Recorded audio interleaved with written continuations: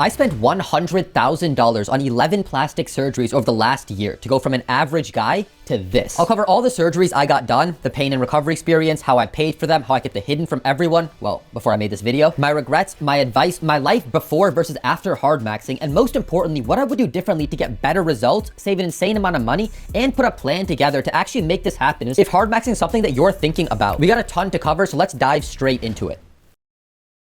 So because it's MLK Day, I'm feeling like a nice guy. I'm not gonna edge you to the end of this video to show you the before versus after transformation. I know you kids nowadays, your TikTok attention spans, those are already cooked. This was my face on June 16th, 2024. I took these photos with my front-facing iPhone 14 Pro. And these were some photos I took a couple days back. I tried keeping everything as similarly as possible, the same lighting, and I even told my mom not to put up new blinds so the shading would be the same as well. So she's been mad at me about that. And then in these after photos, there's no editing happening besides just cropping. I'm not like holding my cheeks in or doing some water fast or doing something weird with my eyes. They're just regular photos on a regular-ish day, nothing special. I didn't wait till I was my absolute leanest, and this is just what I look like. And then these are some photos and videos of me from about a year and a half ago with a Sony camera and specifically a 50mm lens. If you've ever had someone take a photo of you with their random, Chinese or iPhone, it looks bad, you just look ugly in the photo, it's probably, well, first it might just be because you're ugly, but it's also likely the millimeter of the lens. It makes a huge difference to how you turn out. I have a completely free, no BS guide to dominate dating apps, and in one of those sections, I mentioned very specifically, get a camera with a 50mm lens, or if you're going to use an iPhone, shoot on 2x. That's pretty close to 50mm,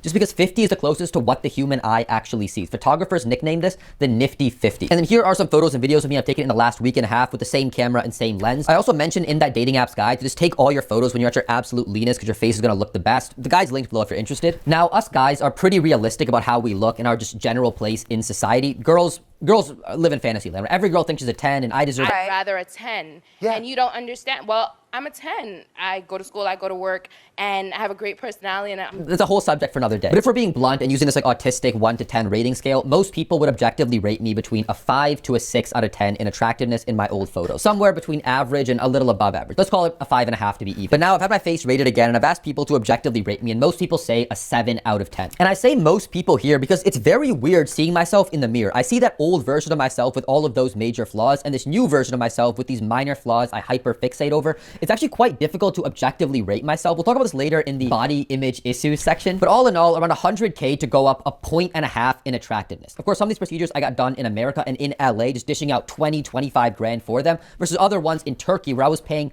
10 to 15% of the price. We'll cover all of that and more. But first, let's just rewind the clock around 10 years. I was a freshman in high school and I was ugly. But Ali, everyone thinks they're ugly in high school. No, there are kids who are objectively bad looking and I was one of them. I had some of the worst acne of anybody in my entire school. And my face had it had more oil on it than Saudi Arabia. I looked like that greasy pepperoni pizza in the high school cafeteria. A lot of this was genetic. Both my mom and sister have suffered from this, but a lot of it was also just not knowing about the importance of diet, hormones, all the toxins around us. But now add on to that, I was 6'2" with this very long, lanky, skinny fat physique from running cross country and track. I had 8.79% body fat. That's pretty shredded according to most people in the gym, but I had no abs. I had this belly that stuck out. I looked like a dehydrated scarecrow. I was also dealing with a good amount of bullying. I had this very nervous, anxious, scared face on me 24/7, just permanent wrinkle lines up here. I remember specifically there was one time one of my friends from chemistry class kind of just pulled me aside and said, hey, is everything okay? Every time I see you, you look so anxious.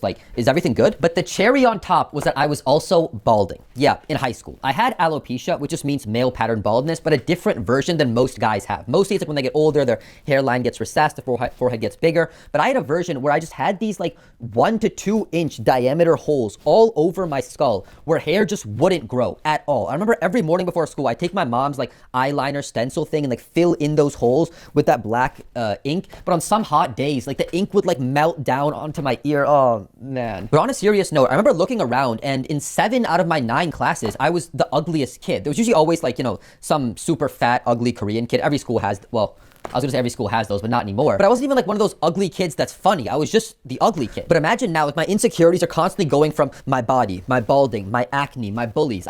It was devastating to your self-confidence. I didn't feel like I was actually living. I felt like I was watching other people live the best years of their life and enjoy their time in high school while I was wallpaper on the wall. I'm seeing these pretty girls go out to concerts, meet up after school, go to school events. I'm seeing these Chad like high school basketball and football players. They're like living up the best time of their life, going out to parties. People are dating. They're scouting. They're being scouted by colleges. And again, I felt like wallpaper. Like life was happening around me, not to me. I never got to experience like that prom dance where you have a girl in your arm who loves you. I never had those like late, fun, long night drives with friends. I felt like an NPC in my own high school story. And of course, I take full responsibility for this. I could have had a better high school experience, improved my looks, put myself out there, but I want you to realize just like my mindset was literally, look, I have to do good in school, so I get into a good college, so I get a good job, so I get an arranged marriage like some baddie from the motherland. That was the only like possible idea I had of like getting a girl to like. Like I'm not even taking a piss. I was so down bad. Like the idea of another like female choosing to like be attracted, like that thought had never even popped into my head. But I wasn't even good at school, so my plan to get that baddie from the motherland, like even that wasn't happening. Like I was so insecure and in a bad spot, I would go on my mom's Facebook on her laptop when she wasn't home and delete the photos of me where I looked bad in, which was all the photos. The only reason why I have these is because Google Drive made like a copy of my Samsung phone I didn't know about. I felt so ugly and so insecure. I would just do nothing but play video games and eat junk food late at night, which of course makes you look worse, which makes you more anxious and more insecure. I was going nowhere with my life until I got to the gym. So my sophomore year, I moved from Illinois to California, and I also had a shin injury, so I couldn't run track.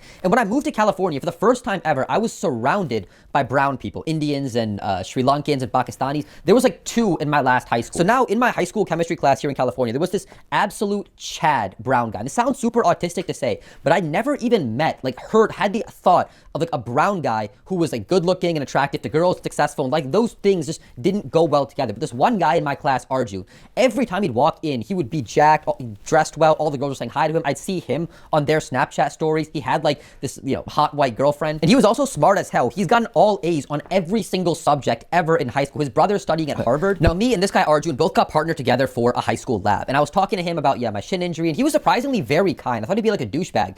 But he was telling me that, if you are injured, just maybe try lifting weights. Girls like muscles. And there's a gym in Marketplace in San Ramon. It's literally $10 per month, Fitness 19. Check it out. He encouraged me and motivated me to start lifting weights. And I absolutely loved it. And you to understand, getting a pump was the greatest feeling, the best experience I had, the best drug of my entire life. My life's mission now was getting as jacked as possible, as fast as possible. So what did I do? I went on YouTube looking up how to get more muscle, increase testosterone. So what did I learn? Sleep better, eat more protein, eat less processed foods, manage your stress. And very quickly, my life transformed for the better. Because of course, then I started going to bed on time instead of gaming till 3 a.m. I started cooking up chicken tikka on the grill so I'd have protein instead of eating Nutella by the spoonful. And all of a sudden, I noticed my acne goes way down. Those stress and wrinkle lines that were permanently on my face started disappearing. I started feeling more energized, feeling much better. I was pooping better. I was smelling better.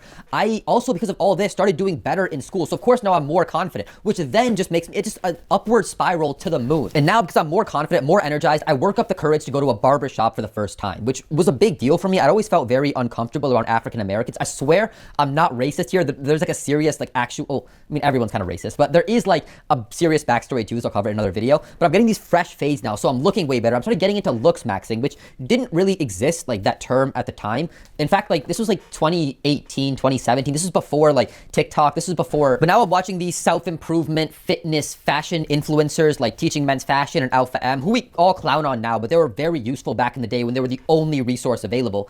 And now I'm dressing better. I'm putting minoxidil on my beard, my eyebrows, get the hair to grow thicker, which I don't recommend. I talk about this in my Softmaxxing guide, which is linked below if you're interested. But I'm getting on a solid skincare routine. I'm learning to like sway my shoulders when I walk. I'm learning to like keep my chin up, look more confident, be proud of who I am. Now, of course, I made a lot of mistakes at that time. I didn't realize how toxic and how much it destroys your hormones, these personal care products, which is why I made my own like testosterone safe guides that are below, and also the products that I use that are testosterone safe. Because all this stuff you see around you, it's like drinking gasoline in terms of what it does to your health. But anyway, I'm still getting better. I'm transforming my life for the better. By the time I get to college, something really flipped. For the first time, I had a real friend group. I go and people are telling me that, yeah, all those girls thought you were really cute. I sit down with some mixed group of people and they're giving me compliments. Old ladies calling me handsome young man. People are smiling more around me. People want to be around me. People are introducing themselves to me.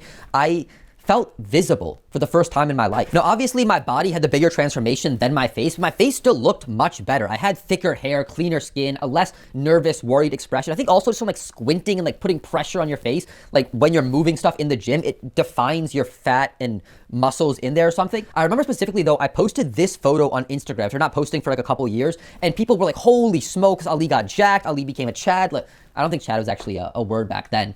But you get the point. And then about this time, I started to first learn about the halo effect, which is where people associate positive traits with better looking people. If you're just a more attractive guy, people will assume you're braver, more courageous, more trustworthy, more responsible. You're a better driver, a better pilot. You'll be more likely to smell better. When you're attractive, people also come to view your actions in a different light. If you're a good looking guy and you eat half of a sandwich and hand it to somebody, that person will think, oh, that's so nice of him to be so considerate and give me half of his sandwich. But if you're an ugly guy, he's thinking, oh, ew, I don't want that guy's gross germs. That was so rude of him to eat half the sandwich and hand him, not even like cut it or anything. Same action, different out. If a good looking guy speaks louder and more confidently, people will assume that, oh, he's so assertive, and that's a good positive quality. But if an ugly guy does it, everyone's like, bro, stop talking, let other people talk, just keep quiet. No one cares what you have to say. And the halo effect does get memeified a bit. Like the joke is that, oh, if he's a attractive guy who's quiet and has his hoodie up and doesn't talk to anybody, he's mysterious. But if an ugly guy does it, officer, I don't know, like he walked into school, the backpack looked a bit heavy, something was sticking out of it, check it out. But the meme exists for a reason. Like, I'm not exaggerating when I say these things. The halo effect is very real. And not only that, people underestimate how much the halo effect affects them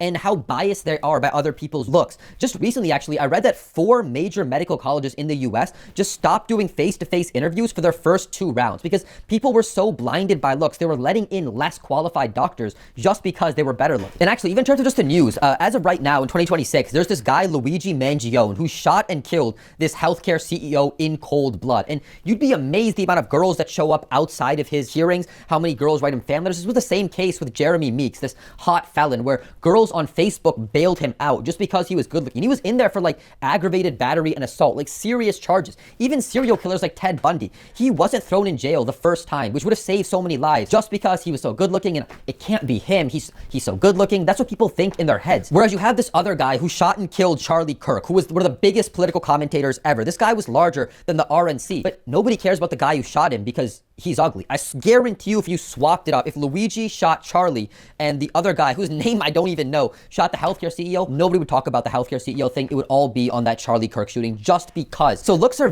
one more thing popped into my head is ever since television started broadcasting the presidential debates, there has never been a bald president in US history. In fact, every president for the last like 80 years has been 6 foot or taller. There was even one debate. It was the first one they did where it was on radio and on television. And everybody listened to it on radio said, oh yeah, this guy on the left who was uglier, he won. But everyone who watched it on TV said the guy on the right who was better looking, he won. And the wildest one I've seen from my own life experience is I was living in San Francisco and I went out for a couple nights to do like night game into like this bar area scene. It's a waste of time. We'll talk about that later. And I'm walking across the street while this other guy's walking into one of the bars. And there's this group of girls like right next to the bar door, all like, you know, dressed all slutty and just like white chicks and everything. And as he's walking in like 15 feet from them, he whistles. And I'm thinking, no, he did not. Just, that's like the number, you can't do that. And the girls just look up and just like smile and maybe like twirl their hair or something. And he just walks into the bar. Okay, fair enough, maybe he knew them or something, but like, it's amazing just what a pass you get when you're good looking. Now, of course, back then, I was by no means a Chad. I couldn't pull that off ever. I was a little above average in terms of facial looks. I had a good amount of height. I was 6'2". I had that jacked body, but I felt on top of the world. For the first time in my life, I actually had like a very hot, attractive girlfriend that I was like into. And I could just tell that she genuinely had a love for me that I never experienced my whole life, having a girl who genuinely loved me. In fact, fun story for you. On our first date, we go out to like downtown. We're coming back to campus on the bus. She's like half sitting on my lap and a guy gets on the bus and all of a sudden she tenses up. She gets a little bit worried, a little bit nervous. And the guy's walking farther and farther and farther to the back of the bus towards us. And suddenly she switches her face up and says, oh my God, it's so good to see you. Hi, how are you? And it's this guy that I later found out she was, you know, he was her friend from biology class. He was this chubby guy, grown out beard that was kind of whiskey, not that good looking. He had like receding hairline. And I ended up finding out that he asked her out the day before I did. And she had told him, oh, you know, I just broke up with somebody. I'm not really looking to date right now. I want to focus on school and I just can't. And the next day, I ask her out. She says yes. That same week, she's on a first date with me on my lap. It's just like, do I even need to say it? But going from 16 to 19, leveling up my looks, my health, getting on self-improvement. I'd also lined up a very prestigious internship during the summer after college that was going to set me up to do very well for my future career success. Like, I was on a kill streak until it all came crashing down. In 2020, the lockdown started. I lived in California, the Bay Area, one of the most libtard places in the entire world. This place shut down like an active shooter drill. I had to leave campus, move back home. The relationship ended with me and my girl because she lived, far away. Gyms were closed for over a year. I lost all my gains. I stopped caring about all my health. People were saying online that your muscles remember, and if you gain muscle after you've already had it before, it comes back within weeks or months. I did not experience that. It was harder and more difficult than ever for me to put muscle on. I had also had this idea for a business I decided to go all in on. I quit my job, moved back home with my parents. I tore through a huge chunk of my savings to try to make it happen, and it completely and utterly failed. My mom saying some very hurtful things that I'll never forget about how I can't even take care of myself. I can't even help pay the bills anymore. I was more stressed and anxious than ever. My balding started to come back. And I'm running through a few years here, but this was one of the most painful, humiliating, and brutal times of my entire life. You have your character development periods and your character destruction periods. And this was a time in my life I'll never forget for how bad The only small little bit of light that I had in this period was towards the end, I started dating a girl that I really liked. And she actually really liked me back too, enough to actually consider a long-term future and marriage and all of that stuff. But as my business did worse and worse, she eventually just left me too. Didn't even text me or have a breakup conversation. She just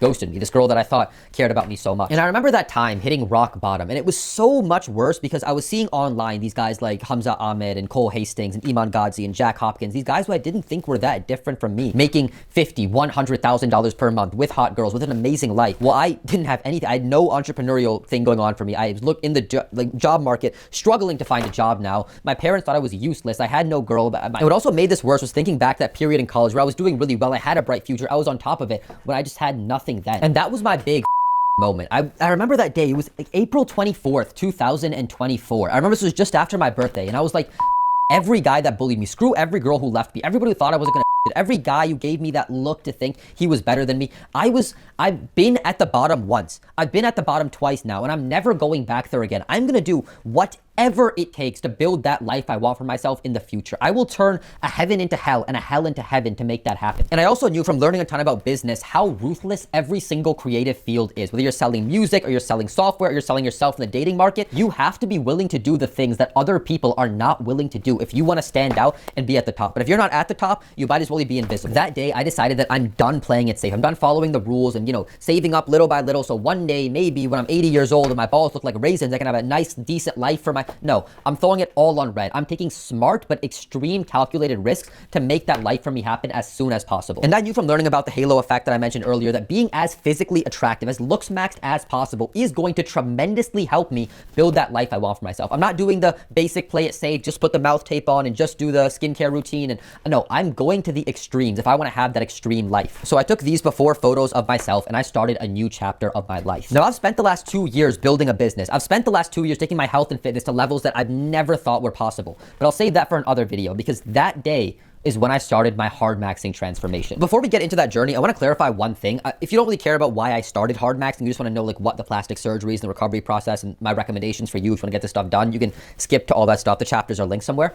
But I made it sound like a very emotional decision, starting plastic. Some girl dumped me and now I'm so butthurt and I'm going to go to the extremes. But I want to get clear, this was a very logical decision and emotion just pushed me to take that step I knew I had to do. But here's what I mean. I need to expand the scope of this out of just LooksMaxxing for a moment. I think everybody can feel that after 2020, America, the Western world, the entire world never went back to what it was before. Before 2020, there were some trends emerging that people are spending more time isolated. The average, number of people have less friends and less sexual partners, and people are meeting a little bit less in work and churches and with friends and spending more time online and with dating apps. But when we got to 2020, that all flipped on its head. Now it's 70% of relationships start online. Most of the average guys report 0 people they can turn to if they need help besides family members. The average guy reports fewer than ever sexual partners per year, the least amount of sex people are ever happening. Before people met online, we were constrained to geographical regions. If you were an average guy, you were competing with the average guys at your local pub or the local church or local area for a girl you wanted. But now the entire dating market is globalized. Anybody can DM any girl can DM any guy.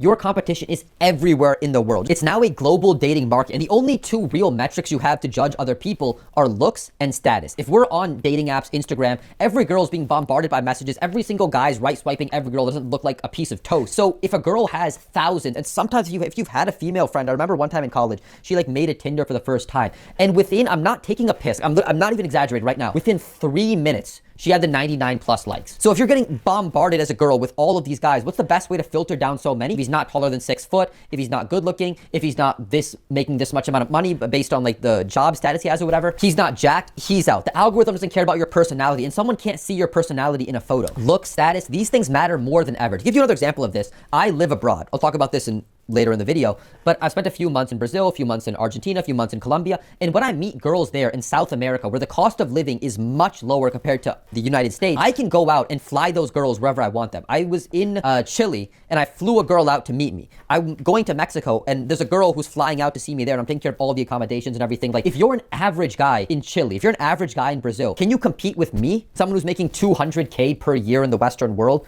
who can work remotely and just fly a girl out in your local neighborhood anytime I want? But now I also have to compete with guys around the world who are much better looking, much wealthier, have much higher status, much better careers. And as the saying go, to the victor goes the spoil. It's not a winner take some, winner take a lot, winner take a big chunk. It's winner take all world that we... Now, there might be some argument against this that, oh, but there's more women in the workplace, and studies have shown that in the past, most of the time, men and women meet through work, so that's more opportunities for people to mingle. It's really a different... No, that's not the case. First of all, we live in Me Too. No guy who's decently attractive, who's had experience with girls, is gonna date in the workplace because he's met a crazy chick at some point in his life, and he's like, I am not taking that risk with how I earn my money. And all those girls at work have Instagram, have dating apps. They're still in the global dating marketplace, even if they're locally confined to one area at work at the time. And we see this globalization not just in the dating market, but in the market as well. Ever since 2020, the world become more globalized in terms of business and entrepreneurship. I remember I went to a hotel recently, and the check-in desk, there wasn't actually a person there. It was a screen from somebody in the Philippines to check me in. Why?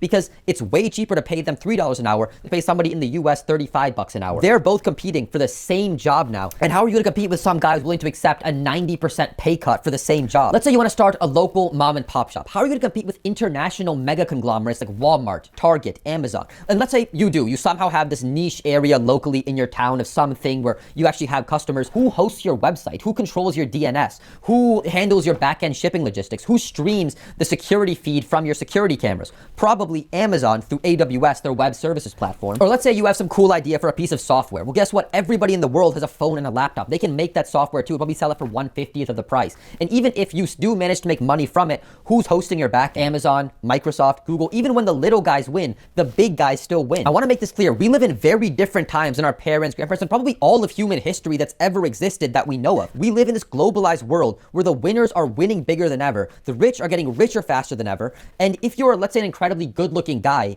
you're getting more options than anybody ever before. It's like that saying in the Bible, to he who has plenty, all shall be given. To he who has nothing, everything shall be taken. I've lived in San Francisco, and there are places in that city where people are dying on the street, covered in piss and poop. And from that exact same spot, you can see some of the wealthiest, most expensive real estate ever in the world, belonging to some of the wealthiest people who've ever existed in all of humanity. And I'm not saying this is all bad. We should redistribute wealth. There are huge, massive benefits we all get from a globalized world, but I'm saying we live in different times. You need to bring your A game. Those days in the past where you could be like your parents and be Mr. Joe Schmo average and kind of talk to a few girls at bars and go again and again, and eventually you'd bag a girl and get married and have kids and she would love you forever. Like, those days are over. You need to be exceptional in everything. And to tie this back to dating, that means exceptional in looks. I remember seeing a study where 80% of girls on Hinge have their filter set to don't even show me a guy if he's under 6 foot. If a girl just opens TikTok, randomly scrolls on anything, the guys she's seeing are way more attractive than the average guy on the street. When women rate guys, they say 80% of guys are below average. That's below 50%, but how can 80% be under 50%?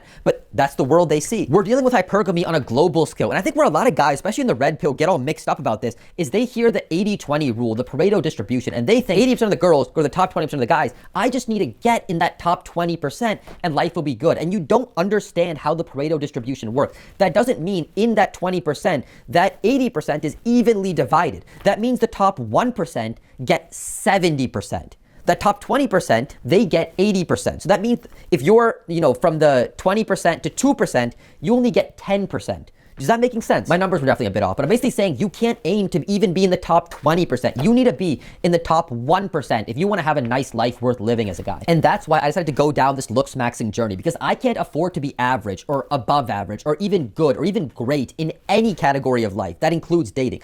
I have to be exceptional in everything. That's the only way that I want to live my life. You might decide to, not you, but perhaps somebody out there might decide that, no, I'm going to cope and I'm going to just go out to bars every single weekend, wasting my life away. And then when I'm 30 35 years old. I get to meet some woman who's been ran through with 3 kids from 3 dads, and then she'll love me and I'll get it twice a year from her, and but she's the one for me. Or I'll marry like some chick who's been divorced and take on her kids. I'm taking the exceptional route, which means being willing to do the things that other people, the 99%, are not willing to do. Because being exceptional is how you adapt to these modern times that we're in. The same way back in the day, there was a time period in history where the best way to adapt to the times was to be fat. Because being fat, despite how unattractive it is, it showed that you had excess resources. You had the means, the capital, the ability to procure that for your family. And a woman would see that and think, if he can get those resources, he can provide for me. I'm attracted to fat. Now the game's changed. Now the new meta is to be at the very top of looks and status. So this was a logical decision. I thought of a few things as well, which is that a lot of people buy designer clothes to look more attractive, but clothes come off. If you get plastic surgery, bone structure or its appearance, that doesn't come off. It's on you all the time. I'm also getting all these surgeries done when I'm very young, so that cost gets spread out over my entire life, making it cheaper per year. And attractive people make more money per year. If you're taking how much money I make, add in like a 3% or 5%, whatever it is for more attractive people, the surgeries have not only already paid for themselves, I'm making profit from them. Plus, let's not forget about the ugly tax. Every guy has an intrinsic desire to have love, intimacy, a romantic relationship. So one way or another, you either pay upfront with the cost of being more attractive, or you can pay by constantly wasting your time dealing with girls who flake on you, girls who ghost you, girls who don't take you seriously, going out to the club to hope to lock eyes with a girl, and then she'll catch eyes with you and you'll go up to her and then this amazing thing will happen. But she's not the kind of girl that really goes to clubs. That was just the first time she ever went. So hardmaxing through plastic surgery seemed like a very sensible, logical decision. One last thing before we get to start on my journey, though. I know this foreplay is going on forever. You want to just get straight in, but I do want to say that this video is sponsored by Raid Shadow. Nah, I'm just playing. Could you imagine if I took some like crappy sponsor? Thank you to BetterHelp for I want to give a shout out to Raycon earbuds, the best quality earbuds at an affordable price. I just want to say that if you're somebody who prefers reading instead of watching, or you prefer doing both at the same time, I have my hardmaxing guide linked below, which covers everything in this video, on top of like the location and details of my surgeons, where I stayed when I was traveling abroad for these surgeries, and other stuff like that. I also have my softmaxing guide linked below, because even though this video is on hardmaxing, because while I was doing these surgeries, there is also a lot of things that I was doing and that you can do to transform your looks that doesn't involve this stuff. Make a whole video on this in the future, but you'd be amazed how training your neck, having a testosterone safe skincare routine, optimizing your hormones, using angel lifts can really transform your face in no time. And then also, if something new pops into my head that I didn't mention in this video, I'll have it added to those guides. And there's also no like upsell to my premium platinum dating guide. There's no join my LooksMaxxing community, enter your credit card details below. Both these guides are completely free. I make my money from my premium OnlyFans. No, I'm just kidding.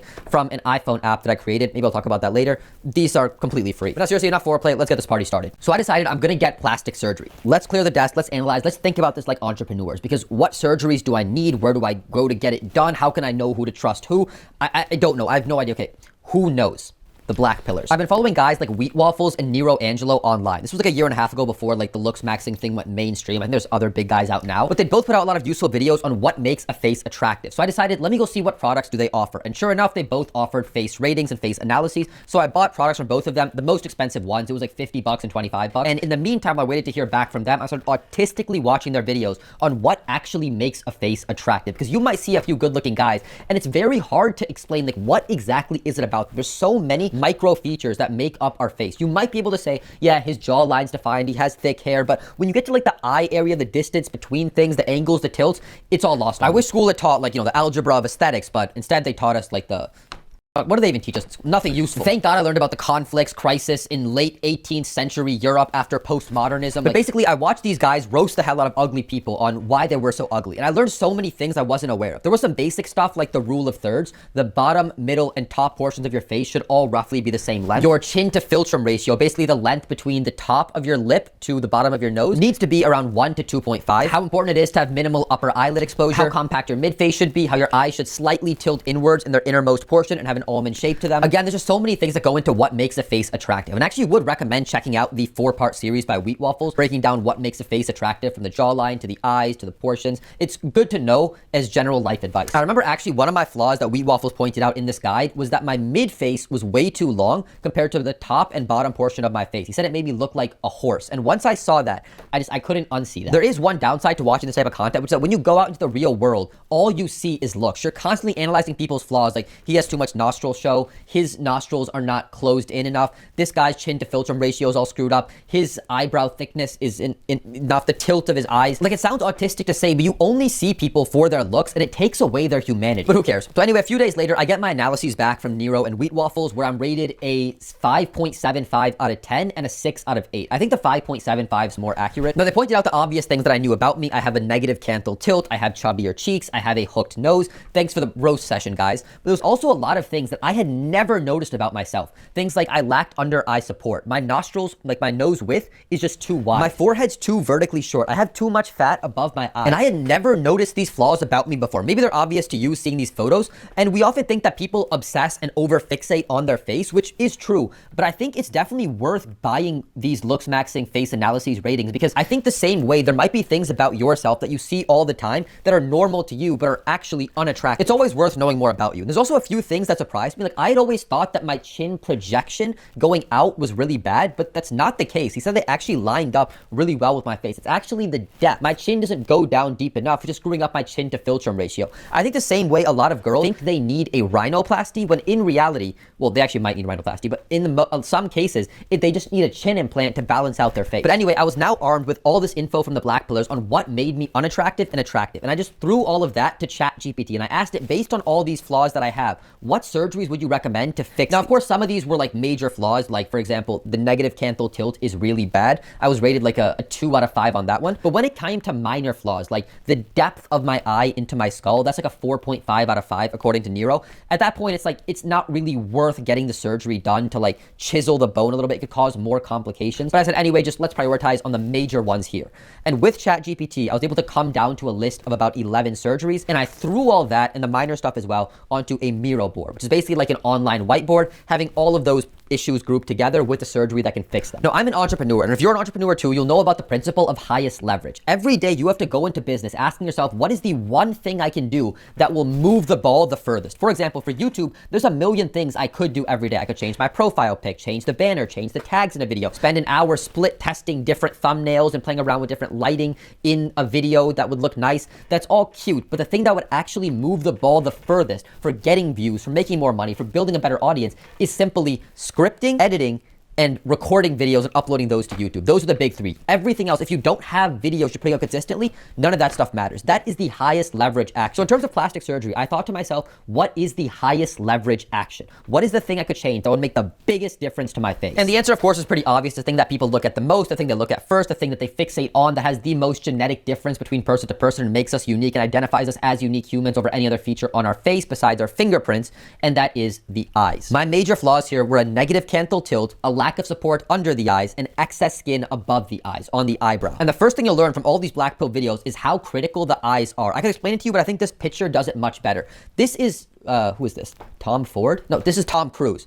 He doesn't look like a Tom, does he? He looks like a Jack or something. Maybe he definitely played a guy named Jack in one of his movies. He looks like a Jack. But anyway, this is Tom Cruise. Amazing looking guy. But now here's a photo of him with only the eyes changed. All they did was make a few changes, millimeter changes to the eyes, and look at how different he looks. All they did in the second photo is make his eyebrows a little bit thinner, give him a bit of a negative tilt, a bit more bulging eyes, and give him some slight scleral show. And in my personal opinion, I think bulging eyes and scleral show, definitely scleral show, which is basically when your lower eyelid is a little bit more pulled down to where the whites show under your eyes. That is the most unattractive feature anybody can have on their face besides some severe abnormal genetic malformality going on. And think about that. It's literally just if your eyelid was 1.5 millimeters lower, your looks are screwed. Just from that tiny change. If your chin was 1.5 millimeters over projected, under projected, your cheekbones were a bit too much, you wouldn't even notice those things. But with the eyes, it's instantaneous. So anyway, to fix these problems, I knew I needed a canthoplasty, an infraorbital rim implant, and an upper blepharoplasty.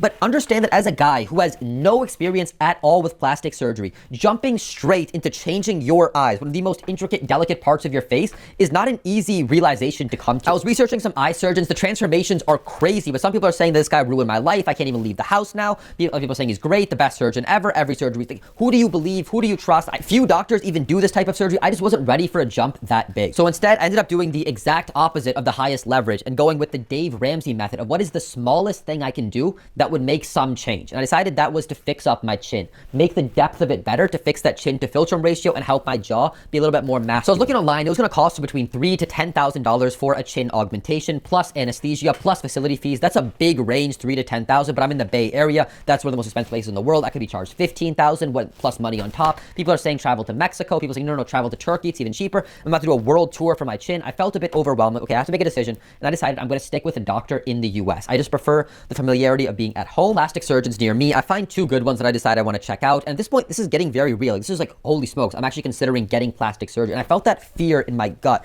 that, oh my God, what if something goes wrong? I don't want to do this. I'm a bit scared. And I remember that every time I'd had this feeling before, it never ended up well because I'd always end up chickening out when it came to approaching a girl. I didn't go and talk to the coach for the team I wanted to join for wrestling. I'm like, nah, I don't want to bother him. And I missed out on a sport I could have done to help transform my life when I was younger. I've always hated giving into that feeling and doing nothing like the average guy does. I swore to myself I was going to be exceptional. When I had that feeling, I decided I had to go through with this. So I go ahead and book an appointment with one of those surgeons' nurses. They say it's like $150, but if you go ahead with surgery, they'll apply it to the surgery. So I'm like, cool. We end up doing it over FaceTime. I'm talking to her on FaceTime, explaining like, yeah, like I don't really like my chin to philtrum ratio. I want my jaw to be more masculine. Do I also need like jaw implants on the side? She basically explains that my masseter muscles here, which I've built up from chewing very hard gum, I mentioned this in my SoftMaxxing guide, those are good. But the chin depth can definitely do some work. And at the time, I was still saying like, do I need more chin projection? And she said the same thing the black pillar said, which is like, you don't want to project your chin out anymore. So she basically says, all right, chin implant, good. Pay us 20% right now to book the date and pay us the rest 2 weeks before the surgery. Done here. And I'm like, chick, this is my face. This is a big deal. I felt not rushed, but I just wasn't ready based on that short conversation with her to jump into the surgery. Having more experience now, I get that surgery isn't that big of a deal. And we'll talk about this later, but I wasn't ready in that moment. So I ended up booking a consult with the other plastic surgeon, Dr. Eric P. Batchelor in Pleasanton, California. And this time I had to actually meet with him, the surgeon, and not some nurse, which I was happy about, but I was a bit scared walking into the plastic surgery clinic. What if all my friends from high school are there and they're gonna call me out and say, look at him, he's gay, he's getting plastic surgery. It was like a serious fear that I had, but I go there and it's like any other basic doctor's appointment, like, hi, what's your name? Hi, I'm Ali. Okay, cool, but I'll be here for 3 p.m. Okay, just fill out some paperwork, sit down. They call me into his office, like the most typical like dentist or doctor's place you can go to. So I walk in, I'm like, yo, what's popping, doc? He's like, hi, good to meet you. Just walk me through what's going on in your head. And I explain the imperfections I have on my chin that I want to get fixed. And he takes some time to really understand me. And I felt quite relaxed being around him. He answered all my questions. I brought in like a huge checklist of things that's the most obvious. Like, I don't want the implant to be too big. I don't want it to be too small, not too projected. Basic stuff he obviously learned in school, but he really understood that I was a bit nervous and he helped me get to that point of being more comfortable around the surgery. I also had questions about if I get this chin implant, will I be able to have kickboxing fights in the future? Do I need to have metal screws to insert it? And he also explained something that I didn't know before, which is that firstly, the implant goes between the tissue and your bone. And that is really like locked in. It's an airtight seal. The amount of force it would take to break that implant off the bone, it would be the same amount of force it would take to just break your jaw. So screws aren't really necessary, but he did mention there is another type of chin implant called MedPore, which is made out of a spongy material instead of a silicone implant. And that actually allows bone to grow inside of it to really lock it in. So he says if I want to go through with this chin implant, he can look for one that's MedPore to help give me that certainty knowing it's even more locked in. But after that meeting with him, I felt very confident. I was a lot more at ease. And even the workers in his office were quite nice. I leave the consultation getting a quote for $4,000 for the surgery, $6,500 for the implant, $1,400 for the anesthesia / facility fees, which came out to a grand total of $6,050. And I'm thinking, hold up, $6,000 is not that bad. I have that much in my checking account. And I did have some fears about what if I get botched? What if I can't move my lips or something and the nerves are all screwed up and the chin implant makes me look like that giant like cartoon red evil supervillain or whatever. But I decided, screw it, I'm gonna take that risk. I booked the surgery and ended up going to see Dr. Batchelor 2 more times before the surgery, once to get measured exactly and another time to see the actual implant and get my pre-op and post-op instructions for how to recover and prepare for the surgery. And when it came to picking out the implant, I thought it would be like some Amazon marketplace where I'd sit down with a surgeon like, should we get this one or that one? But basically the surgeon does all the work on that side. It really comes down to their experience and expertise because they're measuring you down to the millimeter and they decide what'll look best on your face. And then when I went to see the implant, I was a bit disappointed that it was silicone and not MedPore, but the doctor explained that this was the closest fitting one to me and it was gonna look great. That being said, this implant was huge. I'd seen like chin implant videos on YouTube, and this was by far the biggest one I'd ever seen. If I have like, I don't have any photos of it, but I'll find some like similar ones on the internet. Like at first I was worried like, would the implant look too big and I look like a cartoon character? Then I was worried, what if it's too small and I don't see like a difference in my face? And now I went back to being worried about, holy crap, this is too big. But again, I take a deep breath and just trust that my surgeons got me covered because that's all you can hope for when you go into these surgeries. I did like though how the implant had wings on the side to help accentuate the jawline and not just just focus in on the chin. And then Dr. B also asked me during the surgery, do I want to be awake and numbed or just completely passed out and asleep? I preferred to be awake. And then he gave me my pre-op and post-op instructions. Avoid these foods, these medicines 2 weeks before the procedure, and especially like the day or two before. And then take these pills before you come to the office. After the surgery, take these for antibiotics, take these for inflammation, take these for general swelling, that whole sort of thing. I will also say that before you have the surgery, they make you fill out all of these consent forms where it covers like every single possible thing that could go wrong in the surgery. Like if you end up blind, you won't sue us. If you might end up deformed, you won't sue us. If you die, who should we call? We're not responsible, which is obviously for legal reasons, but it does not put you in a good mood going into surgery. But after that last meetup with Dr. Bachelor, I then picked up my meds from Safeway's pharmacy a couple days later, and I then had the day of surgery come up. It was a Friday, and I was supposed to be there at 6:30 a.m. I asked my sister to drop me off and pick me back up. She's big into like the whole Korean K-pop movie thing going on, and plastic surgery is very common in Korea. Like 1 out of 3 women have gotten it done, so she seemed pretty down and cool with it, not surprised at all. And I ended up telling my mom the night before that, yeah, I'm going in for a microneedling appointment tomorrow. I might come back a little bit puffy later that day. This is a whole separate subject, but remember when I mentioned that I had very bad acne when I was younger? I ended up picking at it, which left these deep craters all over my face. Like they looked like a shotgun hit me. So microneedling is when they do little micro injections all over your face of just a needle, nothing else. And it basically forces the skin to regrow. Kind of like in the gym, you lift weights and it makes micro tears in your muscles and they regrow bigger and stronger. Same thing with the skin here. So I'd done that before, and I mentioned this in my SoftMaxxing guide. And after I do it, the next day, my skin, and even that day, is very inflamed and red. So maybe she would kind of buy the swelling thing with the chin implant if it's just like some super microneedling session. She's a mom. Hopefully she wouldn't even notice. But now it's the day of the procedure. That morning, my sister's driving me. On the drive there, half an hour before the procedure, an hour before, I pop in a pill that Dr. Bachelor prescribed to help get you a little bit numb and drowsy to prepare for the surgery. I get there, I walk inside. It's freezing cold in the operating room. They have to keep it cold like in surgery rooms and hospitals in general to like kill disease or bacteria or something. I strip down just my shorts and underwear. I put a gown on and I get into one of these surgery beds, and the nurse puts this nice warm heated blanket on top of me. She makes me put my arm out flat and she injects the local anesthesia to help, you know, dilute your sense of pain and basically numb up your body into my arm. And almost instantly, I need to throw up. And they put a bowl in front of me and I basically throw up like a small amount. And that was maybe the first time I threw up in years. Some people have an adverse reaction to anesthesia. How do you say that word now? Anesthesia. I got it. It's in my head. It's all messed up. But some people have a reaction to local anesthesia or the general anesthesia, which we'll talk about later, where it makes them throw up. Then I see Dr. Bachelor pull up wearing his whole surgery outfit gown thing. He said this procedure is going to be really straightforward. You're going to love the results. It'll look great. And then they wheel me in that hospital bed to one of the rooms they perform surgery. And there's already like a metal bed-ish thing there. And they move me from that surgery bed to just scooting over into the actual operating one there. I lie back, my chin is up. And I should also mention that Dr. Bachelor asked me before the surgery to just trim all my hair under my chin. I don't have to do my whole beard, but just under the chin so we can actually see and make those incisions much better. So I had this weird sort of thing going on where like I had hair on the sides, but not like, kind of like what Mexicans do, and I think it looks kind of bad, like that whole look, like you want hair under your chin. But anyway, now the operation's starting. Dr. Bachelor's drawing with a Sharpie marker on my chin. The nurse slowly takes my hands and like binds them to the bed, probably so I don't just like yank up and grab something, worst case scenario. And then I then feel the scalpel start making the incisions on my chin. No pain, but it's definitely like a trippy feeling knowing your skin's being ripped open. Then after a little bit of cutting, I feel it. I feel the pressure, this immense pressure as the chin implants going between the bone and the tissue. And it was just so well, then a lot of the pressure subsides, but it's still there. I can definitely feel like the implant is there and it's big, and my body does not like just having this thing showing up. I then feel Dr. Bachelor stitching me up, and then they move me, they kind of make me scoot over to the other movable bed, and they wheel me back in towards the area I first was laying down in.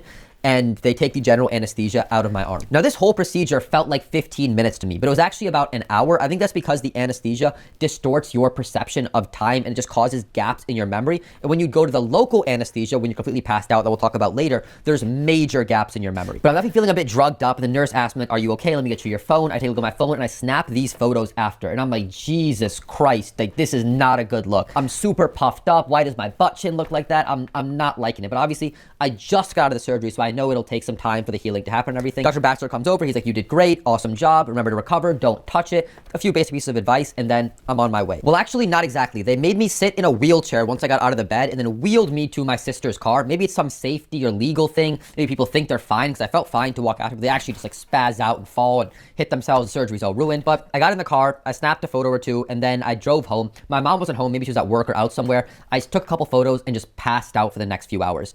And I wasn't going to add this to this video. It's a bit embarrassing, but I figured for transparency, it's worth knowing. Surgery sucks. The recovery is very painful. It is very uncomfortable. It's one of the worst experiences I've ever had.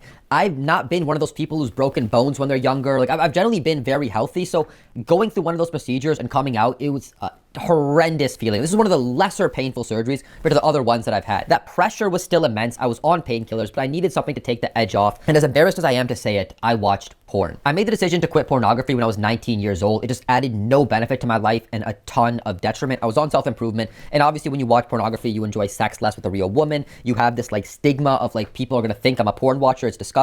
You have a low self-esteem with yourself. You have a hard time maintaining an erection, and it causes a ton of issues in your life. And I decided I was done with it. Since 19 to 24, maybe I slipped up like one time, but after the surgery, I needed to not think about anything, something to numb me up. And I ended up watching some stuff that I regret. And I don't want you to think I'm just some weak guy that, you know, watches porn when life gets tough. Obviously that would hurt my self-image, but also because like I've done 90 days of semen retention. I'm on self-improvement. I take cold showers, ice baths. I wake up at 3:45 a.m. every day. I want you to really understand that how uncomfortable and unpleasant post-surgery is. But after a couple hours of resting, I either felt better or I got used to that pressure in my chin, a little bit of both. And I kind of tried doing some work that I would normally do, scripting out some YouTube videos, building my app Find Time, which makes sure you never hit snooze again. And that was basically my whole weekend. I had the surgery on Friday, Saturday and Sunday. I kind of chilled. I did give myself plenty of extra time to rest. I went on long walks, but it wasn't too different from my normal day-to-day routine. My mom was a bit like panicky about all the swelling. Why is it so much on your chin? And I told her, yeah, it's the special microneedling treatment to help the beard hairs grow. She's like, oh, you don't need that. That's all feminine. The only thing I couldn't do was work out, which is an absolute bummer for me. It's easier to work out than it is not to work out. So I just spent that extra time going on even more longer walks, listening to podcasts. But after that weekend, the swelling did go down sizably. Generally, my experience with plastic surgery has been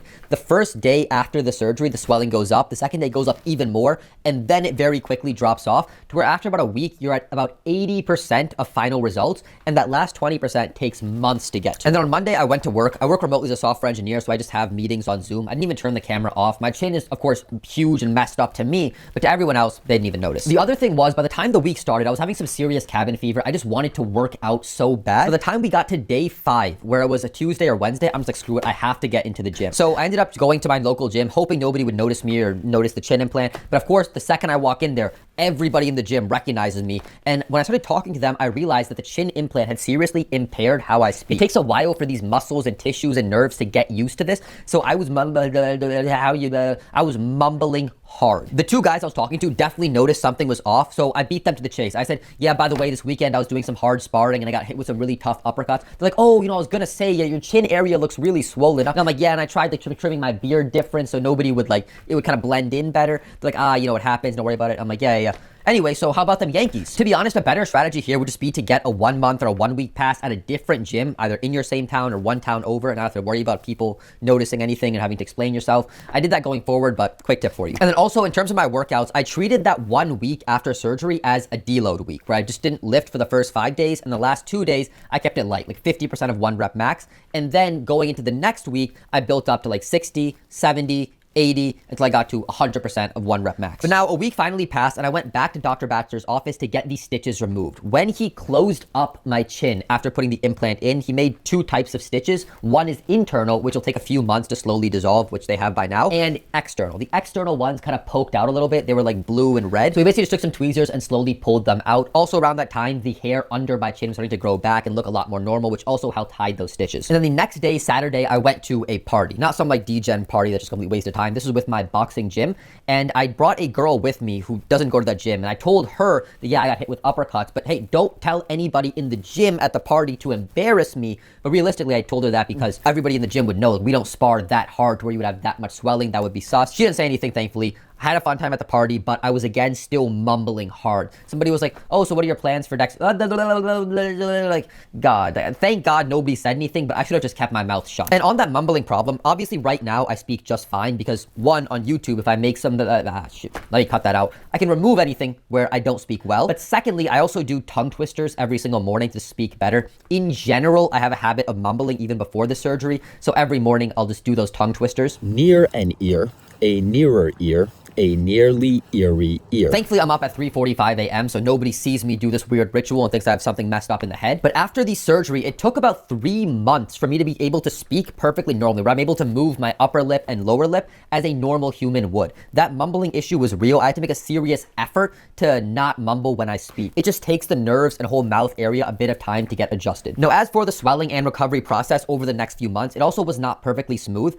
At the 1-week post-op with Dr. Bachelor, I kind of mentioned to him that I don't like how it's a bit uneven here and why is it like this, kind of sticking out a bit odd. And of course he said there's still a lot of swelling, give it some time, like a good doctor would say, and what everybody obviously knows. But my dumbass went home and started pushing down on the right side of my implant. The one thing he said not to do, don't touch it. I'm applying serious force to it. I wish I could go back and slap myself. Of course the swelling's gonna be a bit uneven, and also no one's faces are perfectly symmetrical. Before the chin implant, I had a bit of unevenness. Of course that'll still stay there after the chin implant, but as the months went by, the chin implant started looking better and better and better. At first I thought it was a bit too big and bulky and is this what I'm stuck with? But really that 20% over the next couple months makes a huge difference in the final result. So just try to be patient with it. I remember a week later, I'm looking up like the cost of removing a chin implant. I haven't even seen close to the final result. And the other thing to point out is before the chin implant, I had a butt chin, a cleft in my chin. I used to not like it. People called it a butt chin and made fun of me, but I've also had girls who I've dated who really like it. It looks very masculine. I thought that cleft would go away once I had the implant, but it's still kind of there.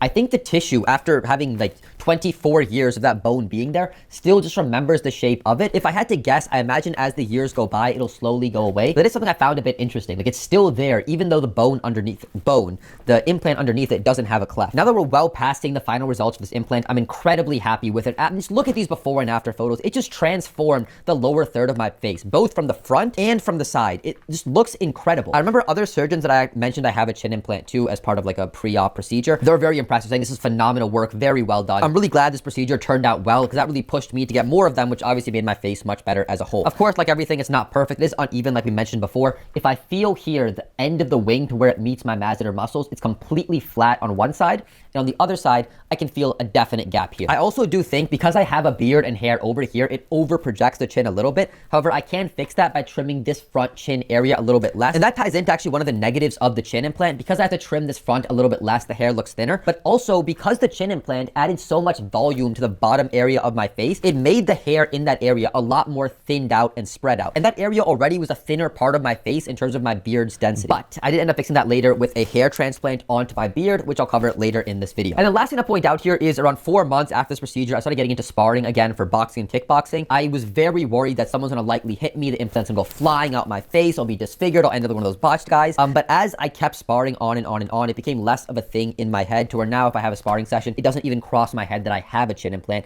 And believe me, it is locked in, like Dr. Bachelor said. The amount of force it would take to move it, same amount of force it would take to just break my jaw. So it's nice having that peace of mind in my head where I don't have to worry about that when I'm sparring. And then if we rated this surgery on different aspects, I'd say 4.75 out of 5 for how I like it. Absolutely phenomenal. 4 out of 5 stars for the pain. Pain really wasn't that bad at all, but a 3 out of 5 stars for discomfort. It was a lot of pressure and discomfort that first day after surgery and a bit of the next day as well. I'd give it a 3.5 stars out of 5 for how long it took to look normal after the surgery. By the end of that first week, I was looking pretty normal-ish. It was still a lot of swelling for me, but nobody else would have really noticed. And I'd give it a 5.5 stars for the cost. Happy for every penny that I paid. So remember, I paid $6,050 for this surgery, but that was just straight cost. If we add in extra costs, like the gas of going there and back, door dashing some kind of crappy food the day after and the day of the surgery, door dashing some soup to help make me feel better, I'd add another $250, making the grand total in total cost $6,300, which is roughly about 3 months of rent in the Bay Area, a fully maxed out high-end MacBook Pro, a year's worth of personal training sessions occasionally every week, or a used motorcycle. And of course, I give Dr. Bachelor 5 out of 5 stars here. He was the first surgeon I ever went to and really put me at ease and did a phenomenal job with the surgery. Now on to my next set of procedures, rhinoplasty, fat graft to the cheekbones, and liposuction. So I had a 1-week post-op with Dr. Batchelor where I had those stitches removed, but I also had a 1-month post-op. During that 1-month post-op, telling Dr. Batchelor, yeah, the chin looks great, but I have some plans for getting more plastic surgery over the next year. I really want to transform my looks when I'm younger. And I basically go through like, not an autistic detail, but a very high level, I want to be more attractive in life sort of thing. I don't give him the entire black pill spiel and how the world order's changing and globalized power. He tells me, sounds good, let's book an appointment so I have more time with you. We can go through all this stuff. So I come in a couple days later and I explain to him that I want a rhinoplasty done to kind of straighten out my nose, bring in the nostrils. I explain a few of the other procedures, the buccal fat removal. I want to get the eyes fixed. I want to do this, that, and the other. He wasn't a big fan of most of the procedures, but he said definitely for the rhinoplasty, we can fix up that nose. That'll give you equal fifths of the face. The straight nose is a lot more masculine than having a curved nose or a over like hooked nose. And he also mentioned we can do a fat graft to the cheekbones. Now, I had never heard of this before. I knew one of my flaws was low set cheekbones, but I wasn't aware there was a way to fix it. I'd asked ChatGPT, I'd asked these black pillars. None of them had told me this. But basically, you can take fat from a different part of the body. It'll mostly be the abdomen, but it could be the quads, the lower back, and you mold that fat and then inject it into a certain area of the body, which for me would be the cheekbones. And Dr. Batchelor was saying, we'll pull that fat from the abdomen by doing a liposuction, which is what like fat chicks do to kind of keep that hourglass figure, where they suck out the fat from their waist. And I'm like, Dr. B, I'm sold. You're telling me I get a more attractive nose, I get these high, like model-esque cheekbones, and I look more shredded in the abs year round.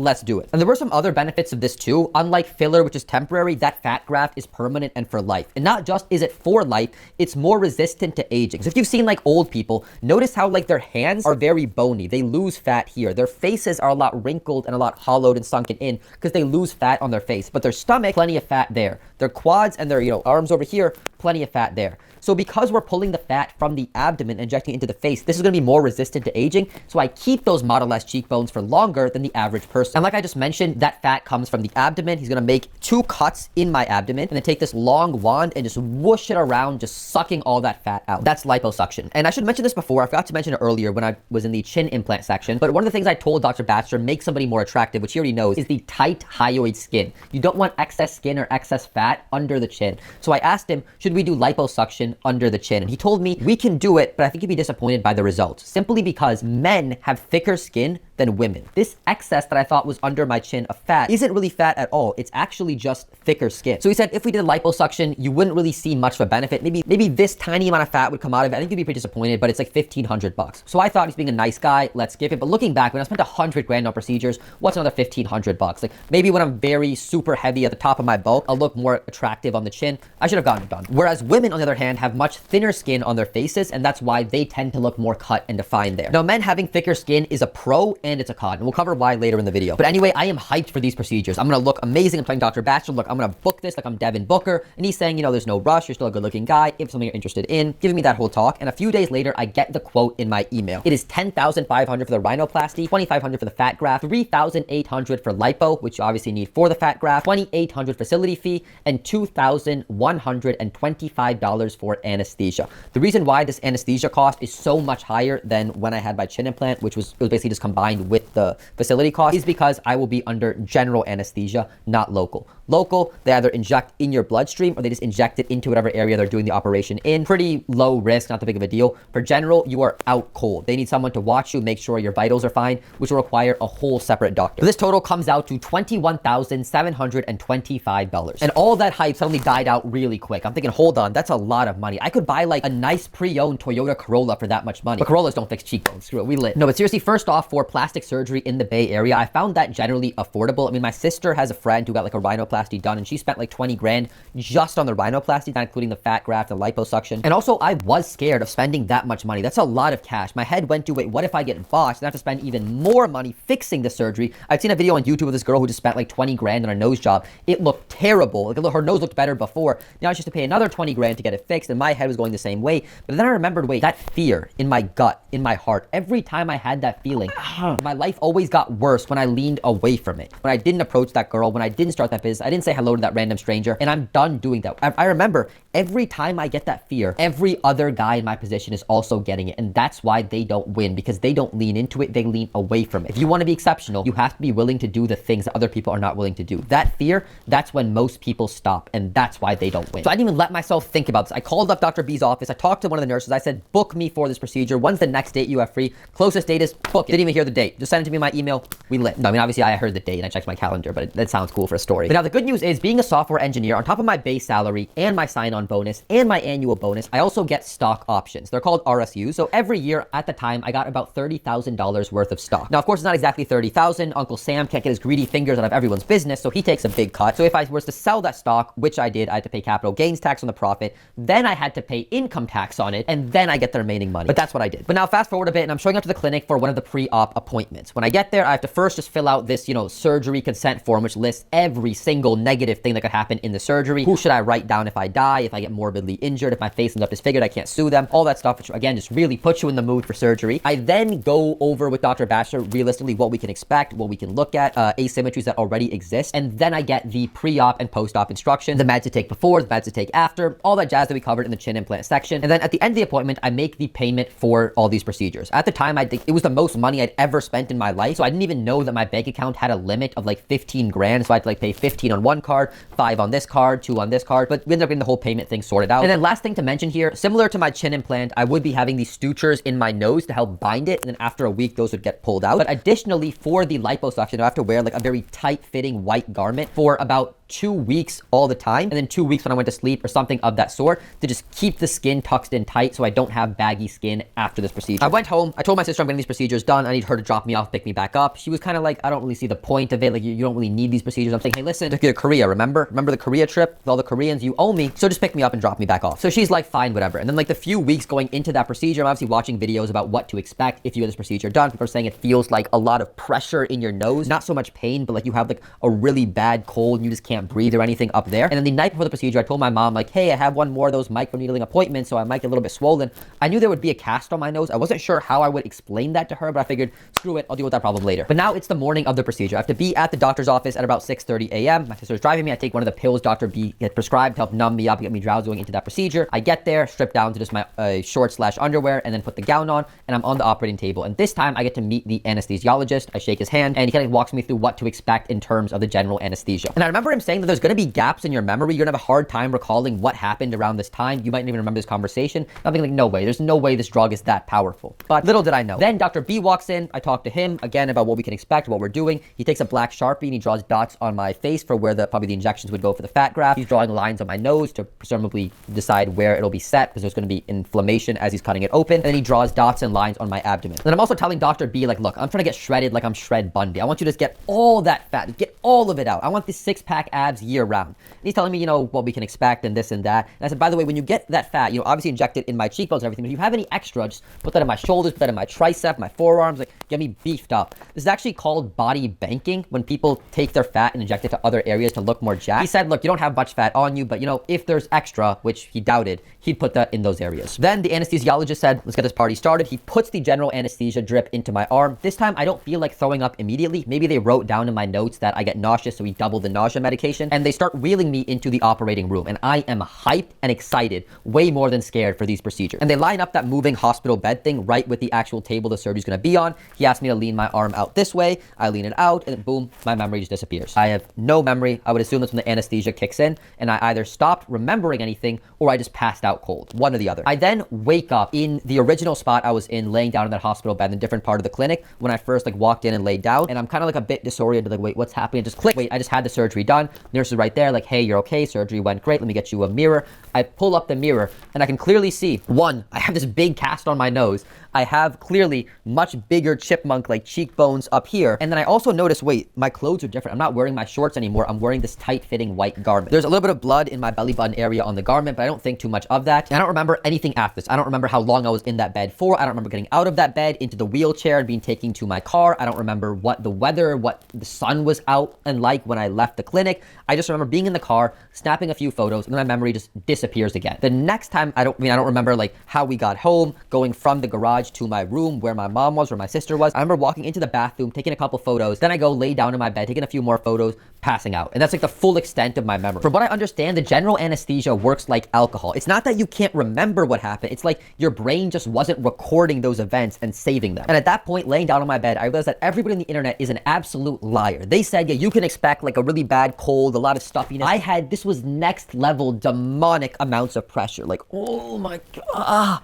It was, oh my God. It felt felt like, imagine having 10 stuffed up noses in a row. Like somebody was just injecting like gel into this whole area of your face. Like the pressure was immense. It was bad the first day. Not so much pain, just that pressure and discomfort. All I wanted to do was just lie down with my head propped up and just hope I could go to sleep or just watch a movie or something to be a bit distracted, eat ice cream. I had no motivation, no mood, no mental energy to do anything except just bed rot. And what makes this so much worse, it's not like right after the surgery you instantly start getting better. Like I mentioned before, like the swelling and the inflammation goes up for the next 2 or 3 days. So it was more painful the next day, then more the day after, before it starts finally getting better. I want to make something clear. Like my life is mostly just working. I'm up at 3:45 a.m. every day. I just work all day, either on my business or my job. Then I go to the gym, which is work. And like everything is just work. I like working. All I do is work. But I had no, even with my diet and exercise, I really care about how I look, how I feel, putting good stuff into my body. I haven't eaten like any really processed food since this year began. But during this time, I did nothing. I didn't write a single line of code for my app. I didn't do any YouTube scripting. I didn't do anything related to business. I just sat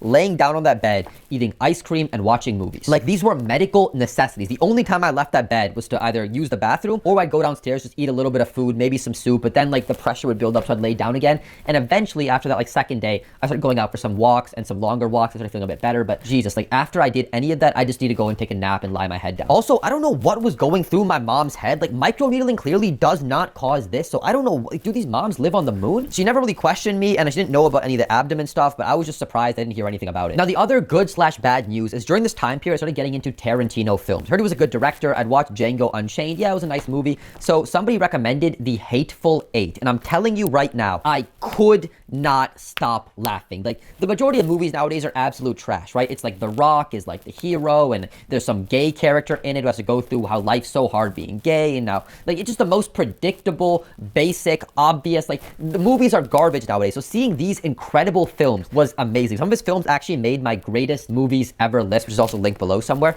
And I'm telling you, like I was bawling my eyes out on some of these scenes, which is nice to, you know, be in a nice mood. But remember, I had stitches all on my nose. Smiling, opening up my face was very painful. I had to take breaks. I'm like, please stop smiling. Like I'm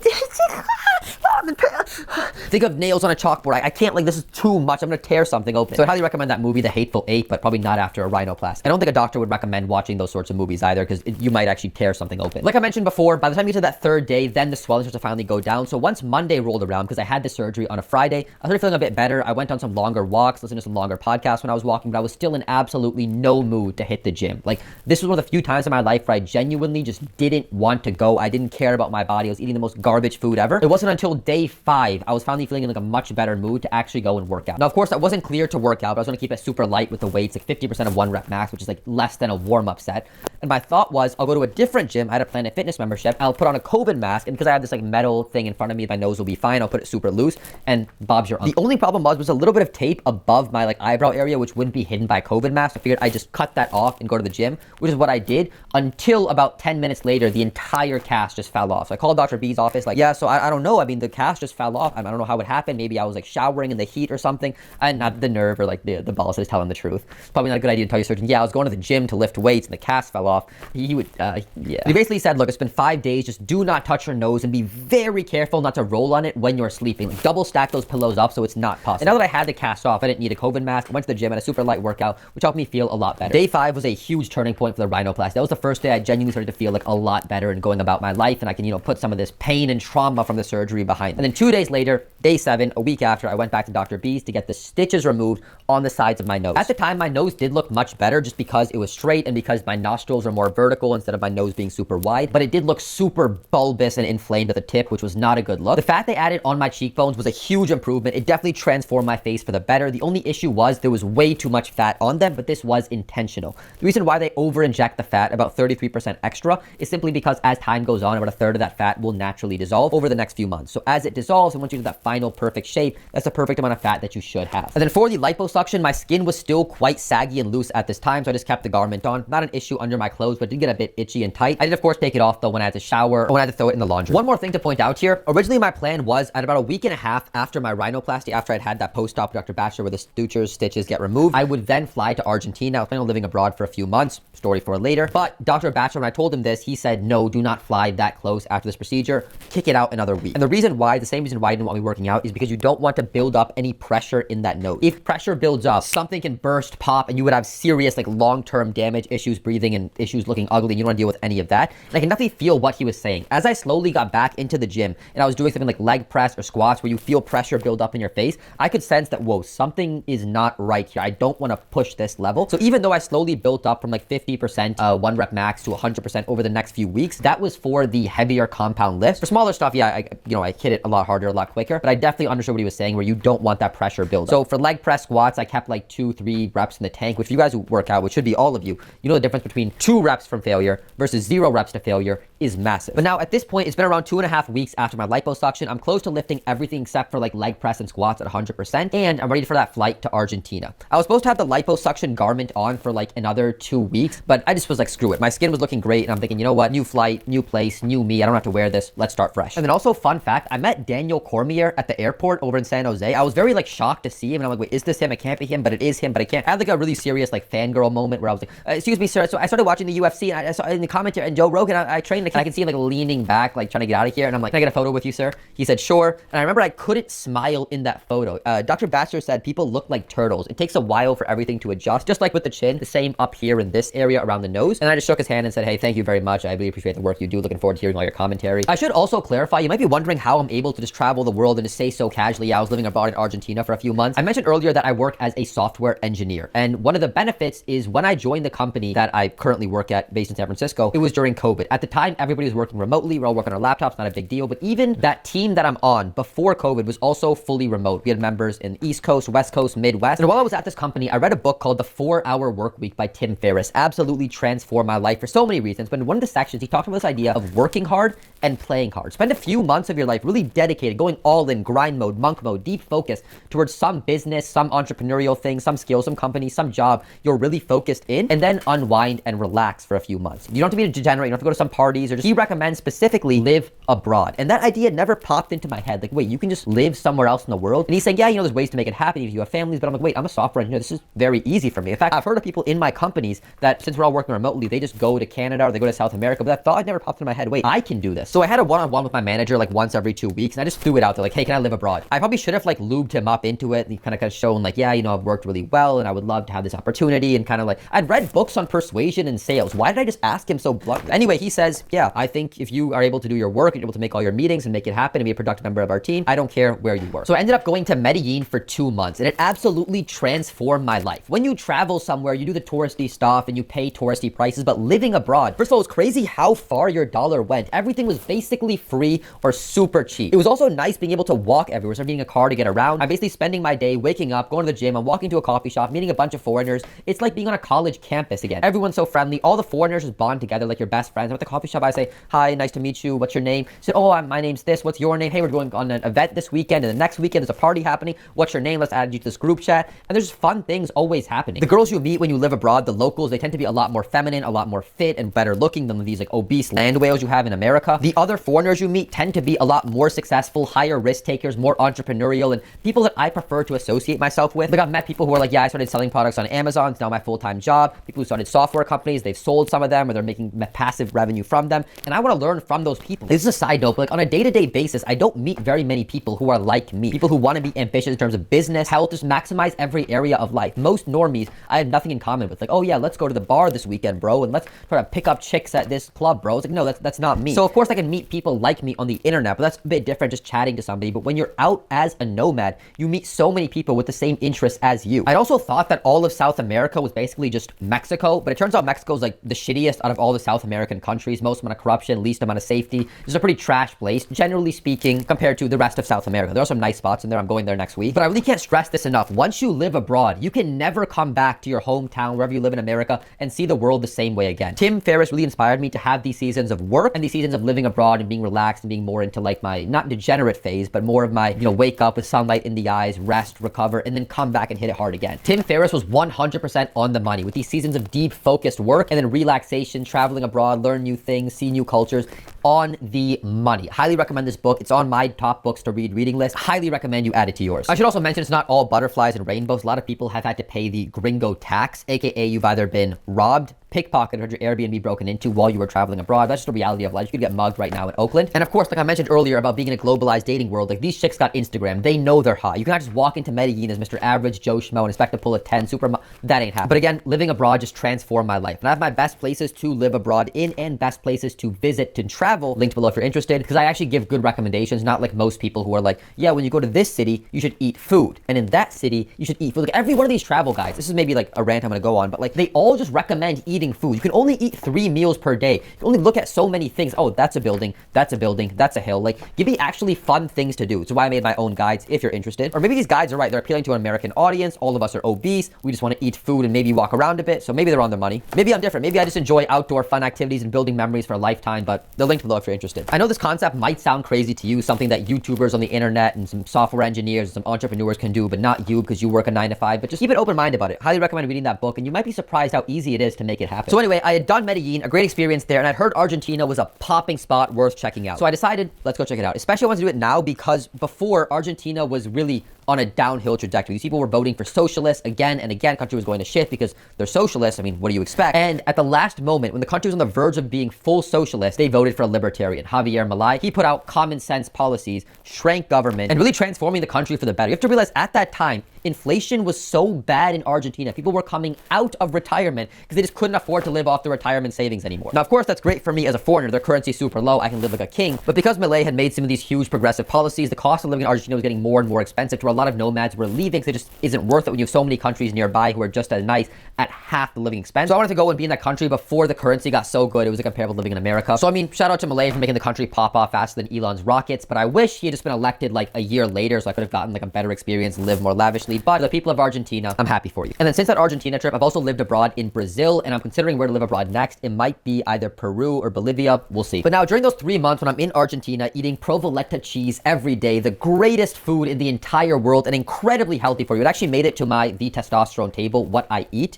Also a guide link below if you're interested. I noticed that the swelling and inflammation on the tip/front area of my nose started to go down. It's looking less bulbous and a lot better. And with the cheekbones, the fat was also very slowly decreasing day by day to where it had a much more natural look. So inflammation going down, but cholesterol going up with all this red meat. Nothing wrong with that though. Cholesterol is essential for your body. Don't let these vegans tell you otherwise. However, with my abdomen though, I was quite disappointed and most of this came from unrealistic expectations. I didn't actually do that much research into liposuction, so maybe that's my fault for not getting this done before the procedure, but I found out there's 2 types of fat that you have in this area. There's visceral fat, which is the fat between your organs and your muscles, and there's subcutaneous fat, which is the fat outside of that, towards the outside of your body. When you lose weight, you'll first lose that subcutaneous fat, and then once all of that's gone, then you lose the visceral fat. Now, the liposuction, all that removed was the subcutaneous fat. It basically got rid of half of those fat cells. But the issue is, when you get shredded, you already don't have any subcutaneous fat because you're so lean. You only have visceral fat, which the liposuction can't touch. So basically what liposuction does is when you're heavier, you look less fat because there's less subcutaneous fat. But when you get shredded, you look the exact same. So if you want to be shredded,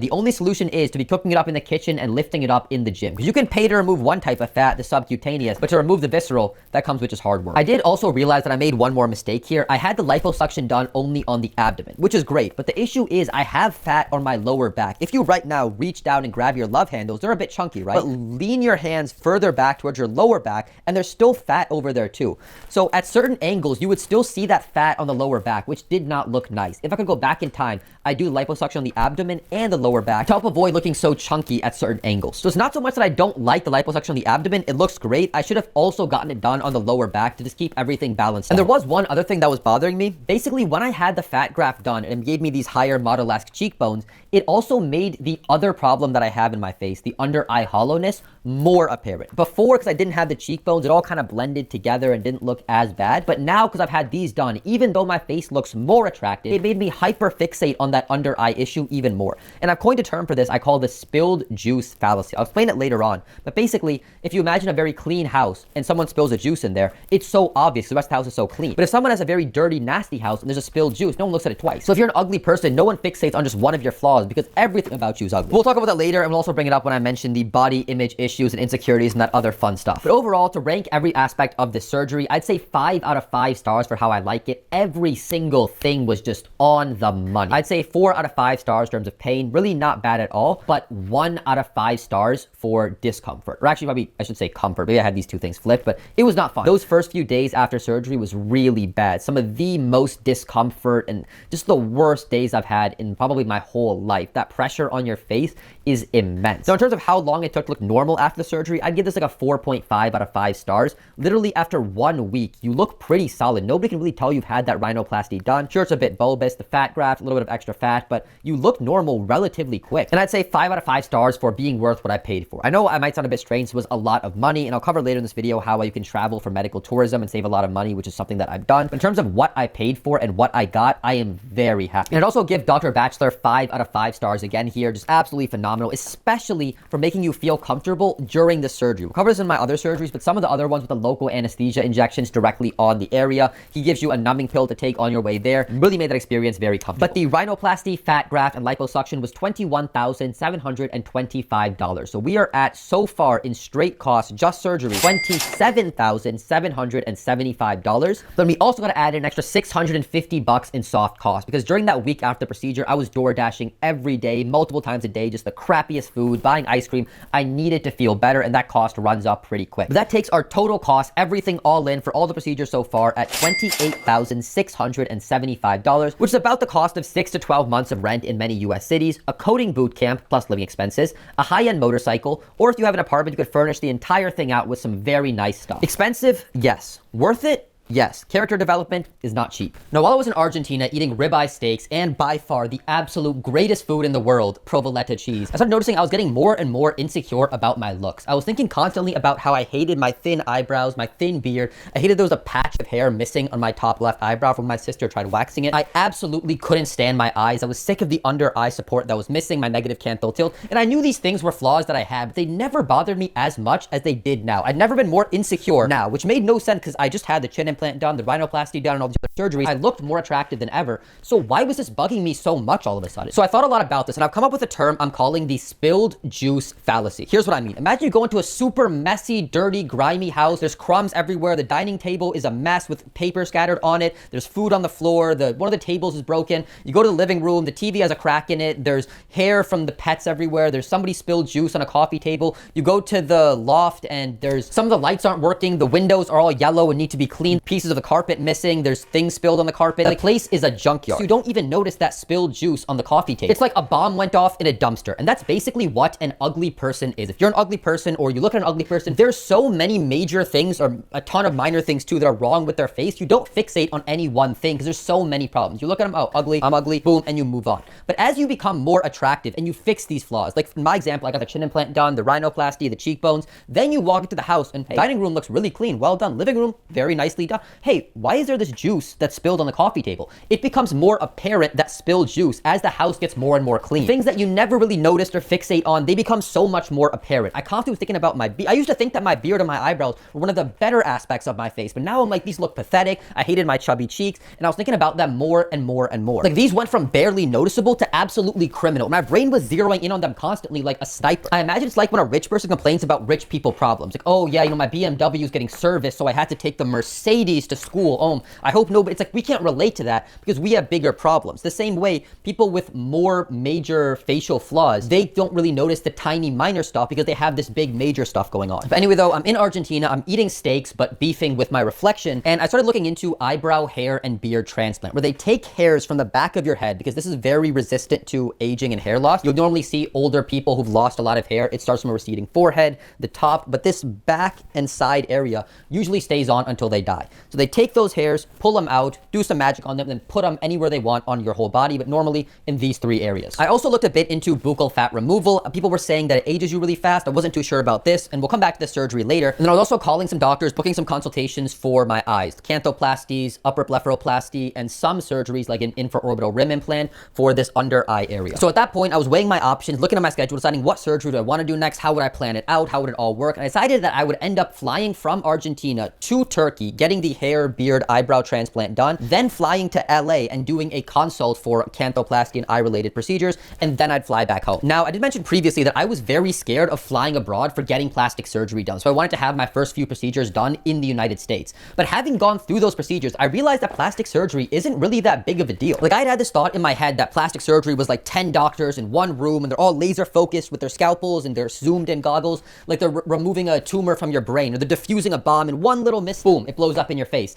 But that's really not the case. It's just one doctor going in, making some cuts, some incisions, closing some things up, and boom, you're done. And having been through those, and then also seeing how many places in the world, in my country, in my city, offer plastic, and these offices aren't small and hole-in-the-wall shops. Like, they're pretty nice and pretty spacious. And as the saying goes, if there's a buyer, there's a seller. I just realized it's not that big of a deal. We only think it's a big deal because to guys and girls who don't know much about it, you only see it when you see somebody get absolutely horrendously botched on like a reality show. And I was also fine traveling abroad because out of all the plastic surgeries out there, hair transplant, like taking a hair from the back of your head, putting it somewhere else, it seemed like the hardest one to mess up and way less invasive than somebody making incisions inside your nose, messing with your eyes, removing fat and stuff from your cheeks. Like, how hard can it be? And then of course, the biggest reason why I decided to, and so many people travel abroad for plastic surgery, is because the price massively drops. I was getting quotes from plastic surgeons for just eyebrow transplant, not even the beard and the hairline, just eyebrows, 20 grand in America. Whereas in Turkey, it was like 1/5 of that price, including like transportation and a hotel. Like, for 20 grand, I just can't justify that on just the eyebrows.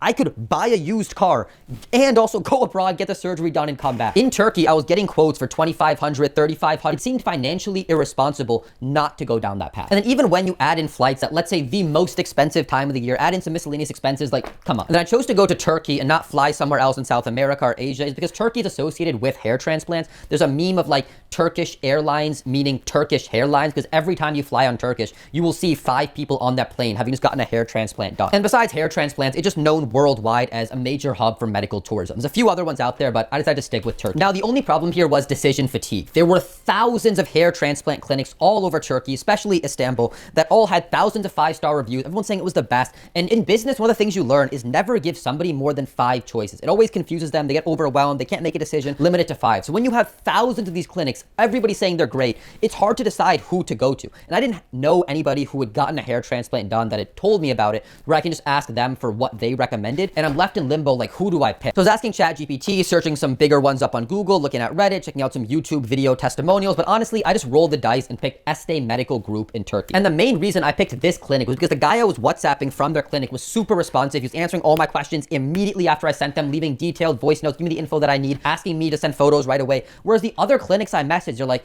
giving me a response back, like, we'll text you back within 48 hours. Please message this other line. They're saying, can we set up a call? And one of the things you learn in business is when you have a lead, when somebody's interested in your product, get on them ASAP, because every moment you waste, every second that goes by is a chance that they can message somebody else, one of your competitors, if they haven't already. The early bird gets the worm. Like, when somebody is a lead, they want to give you their money. So just get on it and take it. In fact, I remember there was a business that Hormozy invested in, and the guy who owned it said that every day he would get about 3 leads. People who were interested in his product or service, they leave a message, and he hired his aunt full-time, paid her $80,000 a year, where all she had to do is when somebody left that message, call them, message them back within 5 minutes. If she was eating, stop eating, message them back. If she was having sex with her husband, stop having it, message them back. Just get on it ASAP. Now, if you think about it, this lady got a good deal. She's making $80K a year for an hour's worth of work every day. Like, I'd take that. But the CEO was the real expert, because by doing this, he made the company millions of dollars every year and fast-tracked its growth. Because you better believe if someone wants that product or service, they're messaging you, their competitor, and sometimes the best salesman is just the guy who picks up the phone first. So it just blows my mind that some of these clinics were like, oh, this is our international number. You have to message this domestic number. It's like, bro, I'm trying to pay you. You can't hire somebody, have some automated system to just route me that way. Side note, this is why I think it's so easy to succeed in this modern day. When everybody just sucks at everything, it's not that hard to stand out and be exceptional. I'm getting a bit worked up now. But anyway, I'm texting the guy, Este. He tells me, look, send some photos of the back of your head, the size, give me these angles. He sends me like examples of photos I need to take. And he comes back and says, look, your hair is super thick. I got that, Pakistani genetics. Now we have plenty of hairs for these procedures. And let's say you experience balding in the future, we have more than enough hair to cover any extra hair transplants that need to be done. He gives me a quote of $2,850 for the beard transplant, because it's where a lot of the hairs were going to go. And then an extra $700 to do the hairline fix fix and then also do the eyebrows because I don't really need to do like a full hair transplant. That 700 would cover both those areas. So then that day I sent them a deposit of $250 to lock in my date. And then I also didn't really feel too nervous about this procedure. Like it seemed really hard to botch and get messed up. Like worst case scenario, like a large amount of the hairs they pull out and they put in just don't grow back. But is that really so bad compared to the other stuff I've had before? I wasn't nervous at all. So then when my trip to Argentina ends around mid-March, I take a 16-hour flight from Buenos Aires to Istanbul, Turkey. The moment I arrive, I get a message from Este Medical Group. Their taxi limousine drivers say, hey, come to this end of this terminal. I show up there. Some guy's waiting for me. He weighs me down. And then a SUV limo pulls up and it takes me to my hotel about 40 minutes away. Checking out the hotel, there's nothing I need to pay. As put a credit card down for any damages or extras that I decide to add on. Now, after a 16-hour flight, plus getting through customs, getting to the hotel, I'm ready to absolutely just pass out in my bed. But I take 20 minutes to hop on the exercise bike at the hotel and get a little bit of a sweat going. I learned this hack from Tim Ferriss where if you exercise immediately after a flight land in a different time zone, your body adjusts to the new time zone much better. It doesn't have to be hardcore, intense exercise. 15, 20 minutes on a bike will do it. I'm not exactly sure how the science of this works. It was in his book, The 4-Hour Workweek, so I have to go back and find it. But it's something I've noticed and I highly recommend. And honestly, Tim Ferriss has given me so many hacks. Like if he told me something outrageous, like, lick a doorknob to increase your testosterone because the metal on the doorknob increases your zinc, like, I'd honestly try it. Now, the next morning, I wake up and I eat a light breakfast at the top floor of the hotel. It was all covered. And then I go down to the hotel's computer room and I print out what I'm looking for in terms of these hair, beard, and eyebrow transplant. I had ChatGPT write it in English and also in Turkish exactly what I want. At that point, it's around 8 a.m. and I show up to the front of the hotel where there is one of those limo taxi drivers waiting for me and a few other guys there. We hop in the limo and we head over to the clinic about 10 minutes away. There were 3 other guys with me, all in their 30s and 40s. They looked American and European and these guys clearly needed hair transplant. I remember though, during the entire ride, nobody really talked or looked to each other. We're just a brotherhood of insecurity, not wanting to bring any attention to the fact that we're getting plastic surgery and hair transplants. Now, when I got to the clinic, there was a little bit of confusion because I was under the impression when I was talking to the guy on WhatsApp that today they would just be drawing blood and running a few tests, and then tomorrow I would get the hair transplant done. This was not the case, though. I was supposed to get the entire transplant done today, and then tomorrow they would remove the cast. There was a bit of miscommunication there, but just an FYI, that'll normally be the case when you get a hair transplant done. But anyway, the first thing I did at the clinic was make the payment for the transplant. They told me it'd be a 3% extra charge if I paid via credit card, and there would be no extra charge if I paid via cash. But after a 16-hour flight, you're in no mood to fuck around with the ATMs at the airport, figure out how those work. So I was fine with a 3% extra charge. After I paid that, which I just put all on one credit card, they took me to a smaller room on the first floor to draw my blood, and they took me upstairs to take progress photos and get the procedure started. I should also note that the clinic was pretty busy. There was 6 other people, like foreigners, getting transplants done in the waiting room with me. There was about 5 other doctors and like 20 nurses in a relatively small clinic. And there was also a manager who spoke very fluent English and Turkish, and he made sure we had a very pleasant experience during the procedures, checking in on us, asking do we need any food, any water, any bathroom break, that sort of thing, which was quite useful to have, and making sure we understood every step of what was going to happen, what to expect, etc. Now, once they're done taking the progress photos in the hallway, they wheel me into one of the operating rooms, and a few of the nurses come by and they ask me, along with the manager, what exactly am I looking for? So I pull out that paper that I printed earlier in the hotel and I explain I want this, this, and this. I'm like, all right, let's start with just the beard. So I explained that I want the patches and the less dense areas of my beard filled in. And they also asked me, okay, do you also want a density boost where you make the entire beard thicker? And I said, no, I'm not interested in that. I just want the patches and these low dense areas filled in. And then they asked me, do you want to fill in these 2 areas under your lip? And I forgot what exactly these are called. Some people opt to fill them in, but I think it looks a little bit unnatural if you don't already have some hair coming in. So I said, no, thanks, I'll pass on that. They then took this white marker / chalk and they drew in the beard line of where my beard starts from the tip of my mouth towards my ear area. And they did a very good job with this right off the bat, where it was straight with a little curve at the end, which followed how I already trimmed up my beard. The reason why I prefer that beard line to be mostly straight is because I already had like a rounder, chubbier face, and you want to create angles and harshness to contrast that. So even in my haircut, you'll notice that I have a hard part between the top and the right side, and even the way my sideburns and my eyebrows are all set up is to give those angles. Whereas if you're somebody who already has a very angular face, you want to create a little bit of softness to it, and you'll see guys like that have a more overt, larger curve in their beard, but for me, I wanted that sharpness. So that was great. I then explained that for my eyebrows, I want these things thick and not boxy, but heavier than what the average guy has. People generally find that thicker eyebrows are much more attractive on guys, and I also wanted them as low set, as close to my eyes as possible to create more of that hunter eye look. You'll notice in terms of sexual dimorphism that women have a bigger gap between their eyebrow and their eye, which is considered attractive for women, whereas for men, having a smaller gap is more attractive. And then I explained that I also don't want them to be completely straight. I want them to have a little bit of an angle, then dip down at the end, because I mean, straight eyebrows look nice too, but I feel like that angled look is a lot more attractive. attractive. And that also creates more of a positive neutral tilt. So it kind of makes your eyes, which if you have a negative tilt, appear more positive at first glance. A bit of an illusion. So they draw the lines for my eyebrow and I actually tell them twice, no, erase this and make them even thicker because I want them thick. And then we moved on to the hairline. I explained that I just wanted this patch in the middle of my forehead at the top filled in because it was looking a bit odd. And they drew a nice, beautiful curved like hairline start. But what I didn't realize, this was a huge screw up on my part, was they drew it way too low. Like I just asked for the patch filled in. So I assumed maybe it was like some formality they had to draw the line, but it made my hairline way too low, which gave me a small forehead, which is already one of the flaws that I had. I don't know what I was thinking. Maybe I just assumed that they wouldn't put the hairs on the actual line, or they would kind of know just to do the top area. They just wouldn't put hairs on the other part of my forehead on the sides, but that was a really big screw up. Looking back at this now, I really wish somebody from the clinic would have pushed me on these 2 points saying, hey, you know, I don't think we should mess with the eyebrows, make them any more thicker than what they are now. It's starting to look a bit too cartoonish, and I don't think you want that look. I don't recommend it. For the hairline, they should have said, you know what? I think that we shouldn't even touch it, or we'll only do a little bit at the very top, because following the rule of thirds, your top third is already shorter. We don't want to make it even more shorter.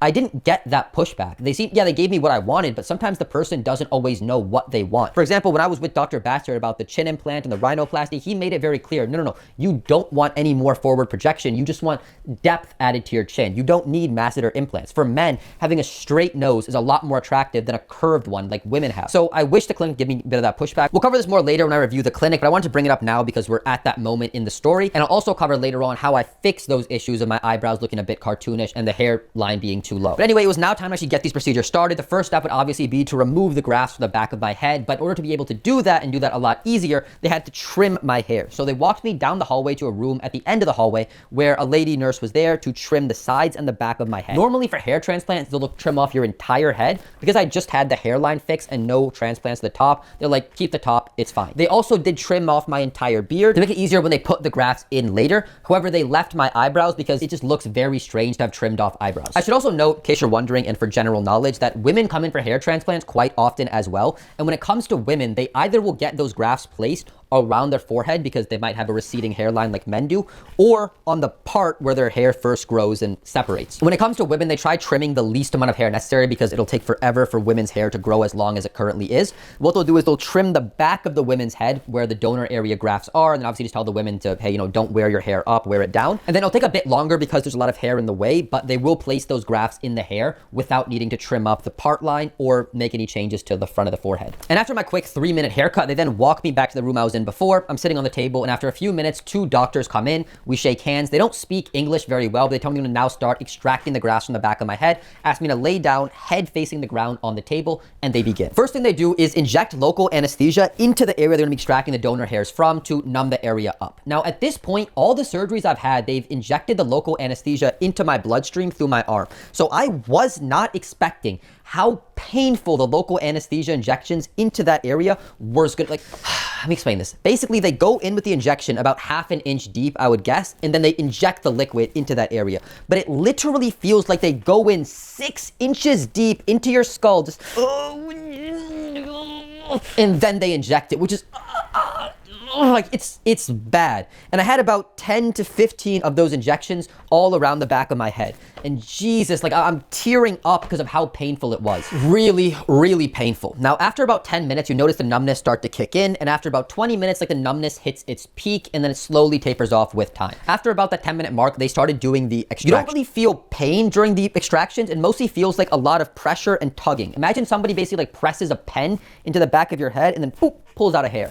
You feel that pressure and tugging, but not the pain of the pen going in. Now, it takes the surgeons about an hour to do all of the extractions because you have to pull out each hair one by one. And in my case, I needed about 2,000 of those grafts for what we're gonna do with the eyebrow, beard, and hairline. And after about 20 minutes of me just facing the ground, they then turned my head to the side, started extracting from the side of my head. Then after 20 minutes, the other side of my head. I did notice that they spent more time on the right side of my head than the back and the left side. Once they're done with all the extractions, they put this paper/medical gauze on the back and sides of my head where they did the extraction from and let let me chill for 10 minutes. During that time, the manager guy came in. He told me like, hey, I know you didn't pay for it, but we're gonna do the extra stem cells for free. Where basically they will take stem cells from your stomach, abdomen area and inject it in the areas you're getting the hair transplant done, just to generally boost hair growth in that area. And I was pretty hyped and excited for this. Like, it only cost an extra $800, so it was nice of them to do it for free. And I've heard some crazy things about stem cells, people going to Medellin and getting them done in their knees and their lower back where they have like bro injuries and really just transforming how they feel almost immediately. So I was looking forward to that. And they were also gonna do one other procedure for free where they basically soaked those donor hairs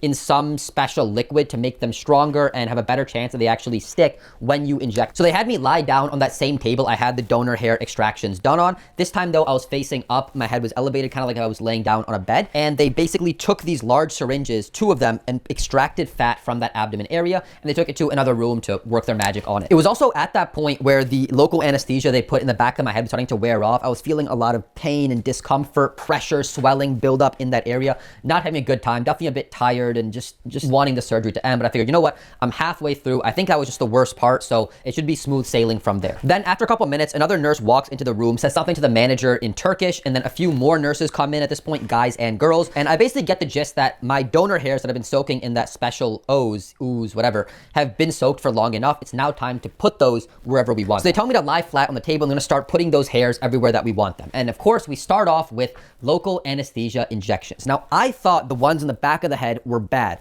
The ones on the hairline were even worse. Just, it felt like they were just going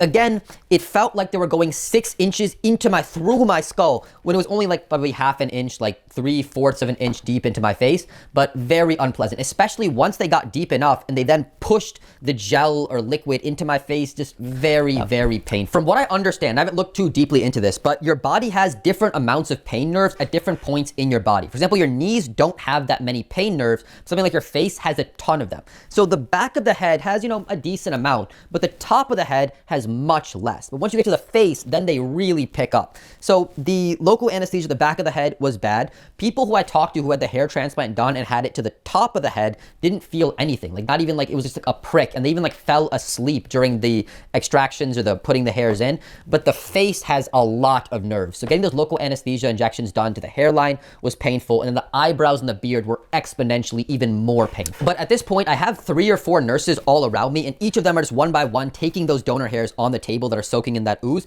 and putting it on my hairline. And at this point, I realized something was off, because remember, I asked for just that patch to be fixed. Why are we spending so much time? Why am I feeling a little bit out here towards the sides of my forehead? And I realized, holy smokes, they're lowering my hairline. But at that point, like, it was too late to say anything. They've already placing the hairs. I just figured, you know what? Let me do what I've done during my last procedures and just trust the surgeons, trust the nurses, trust the doctors that they know what they're doing, and hope for the best. After they finished up with the hairline, we then went to the eyebrows with, again, the local anesthesia. And I'm telling you, like, these could be like torture devices. They are demonic when they're placed in high nerve areas. I was gripping the table like I was in labor. Additionally, I think your body is able to metabolize the local anesthesia on your face much faster than other parts of the body, because about 3/4 of the way through placing the hair grafts on the eyebrows, I started to really feel pain as they like put them in. And I'm grimacing, my face is distorting a bit. So they say like, are you in pain? I say, yes, it's painful. So I get more local anesthesia injections, which is just great, because those, I wanted to tough through it, but it was getting painful, them just putting the hairs in. So I figured, you know what, get the more injections. Those were way more painful than them putting the hairs in.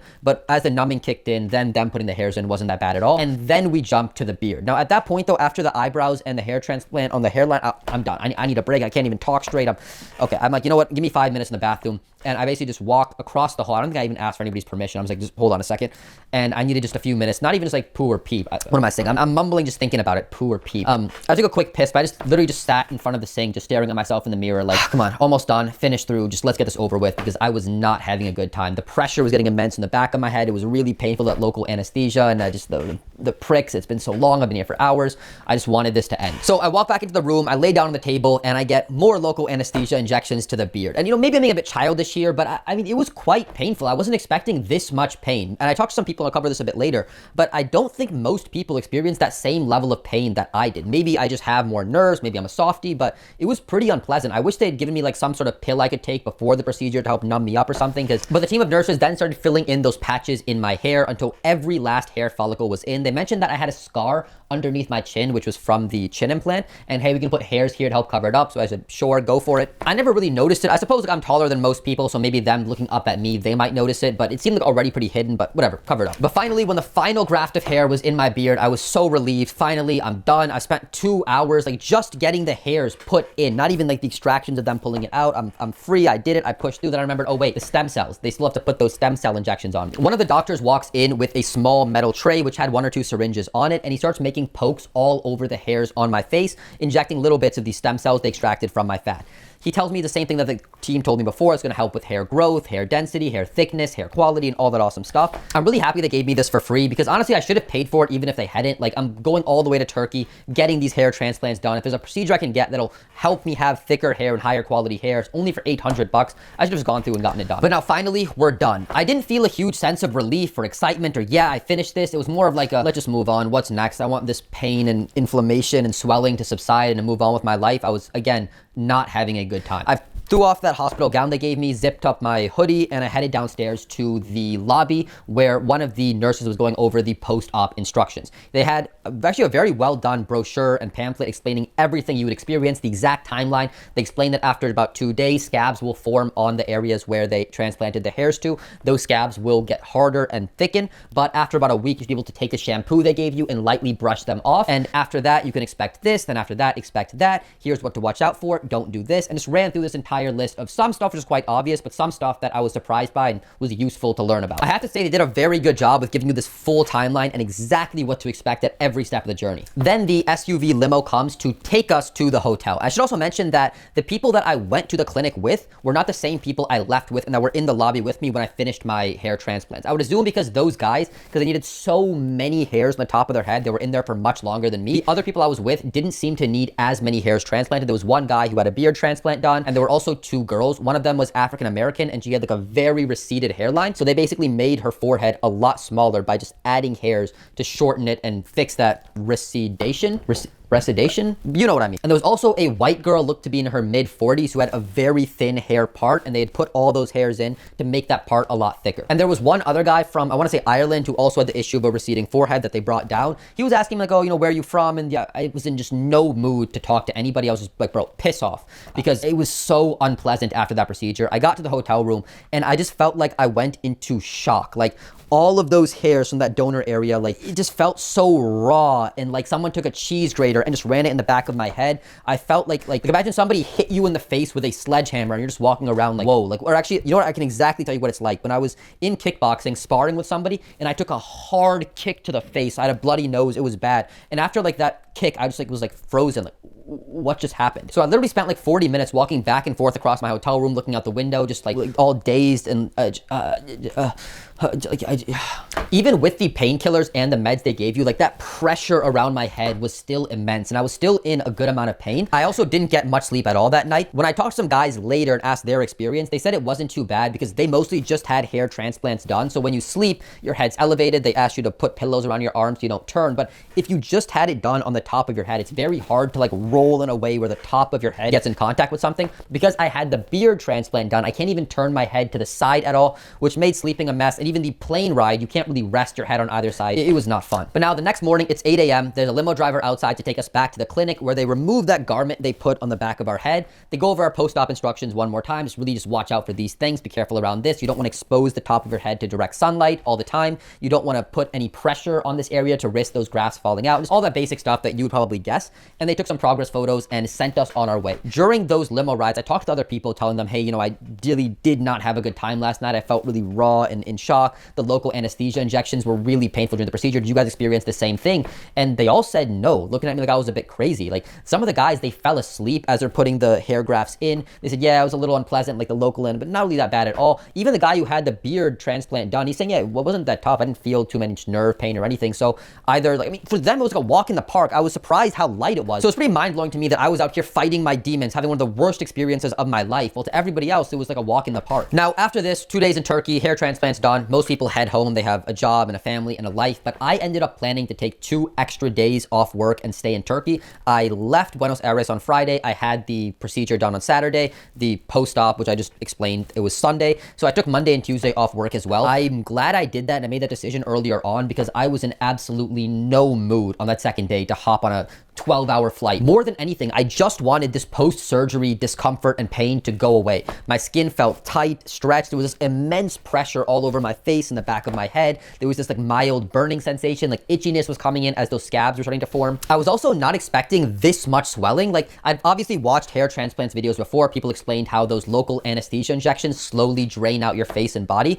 A lot of guys were making jokes and they didn't look like Megamind because they had so many injections in the top of their head. So their forehead area and top of the head was huge. Then it drained down to their mid face, then their lower face, then dissipates throughout their body and their body metabolizes it. Every day for the next like 5 days, my face just got more and more puffy. I thought it would go away a lot sooner. It was like I was a balloon animal that somebody kept inflating every day. I was very embarrassed to be looking like this. I did not leave my hotel for those next 2 days. And in fact, I only really left my hotel room to just get DoorDash food that I'd ordered in the lobby or to just go ahead and work out in the gym. In the post-op docs, they mentioned that they do not want you sweating for like an entire month after the hair transplant. They tell you to avoid working out, tell you to avoid direct sunlight exposure or being in hot environments where sweat forms, but like that's pretty unrealistic. Like, I need the gym just to stay mentally sane. Forget about physically staying sane. So basically, 2 days after the procedure, I went down there and I did, super light weights, baby weights, 50% of 1 rep max, just to get the blood flow going. And I would go on like super long walks on the treadmill. But as I was working, I was making sure just avoid sweating, sweat the least amount as possible.